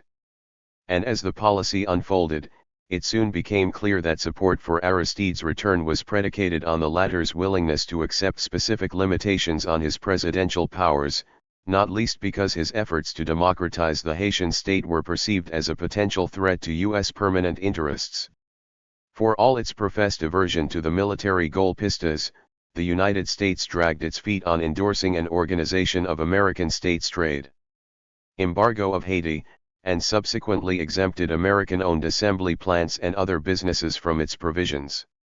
Then it sought to broker an acceptable political compromise. Under intense pressure from Washington, Aristide agreed to sign an accord with Haitian parliamentarians appointing an interim prime minister and establishing a timetable for his return as little more than a figurehead president at some future, unspecified, date. After the parliament, bowing to military opposition, failed to approve the accord, Washington quickly revealed a disposition to tolerate the existing political arrangements. In July 1992, it encouraged Aristide to negotiate with the new military-imposed Prime Minister, Marc Bazin, a former World Bank official and U.S.-backed candidate in the December 1990 elections in which he received only 14% of the total vote. This further emphasized the conditional nature of Bush's support for the restoration of Aristide's presidency. It had to be acceptable to Haiti's military and economic elite. In the late 1970s and 1980s, Washington confronted non-elected client regimes in Latin America whose policies and behavior were viewed as endangering state institutions. But this is no guarantee against a policy reversal in the future, an accommodation with a new cycle of military coups and authoritarian dictatorships if the electoral experiments falter and collapse. During the 1980s and early 1990s, U.S. governments elaborated a regional political strategy based on promoting democratic rule. Simultaneously, they also consolidated ties with the region's armed forces as insurance against the civilian regimes losing control of their populations or free market economies disintegrating to the accompaniment of popular uprisings incorporating large anti-system elements wanting to change regimes and states.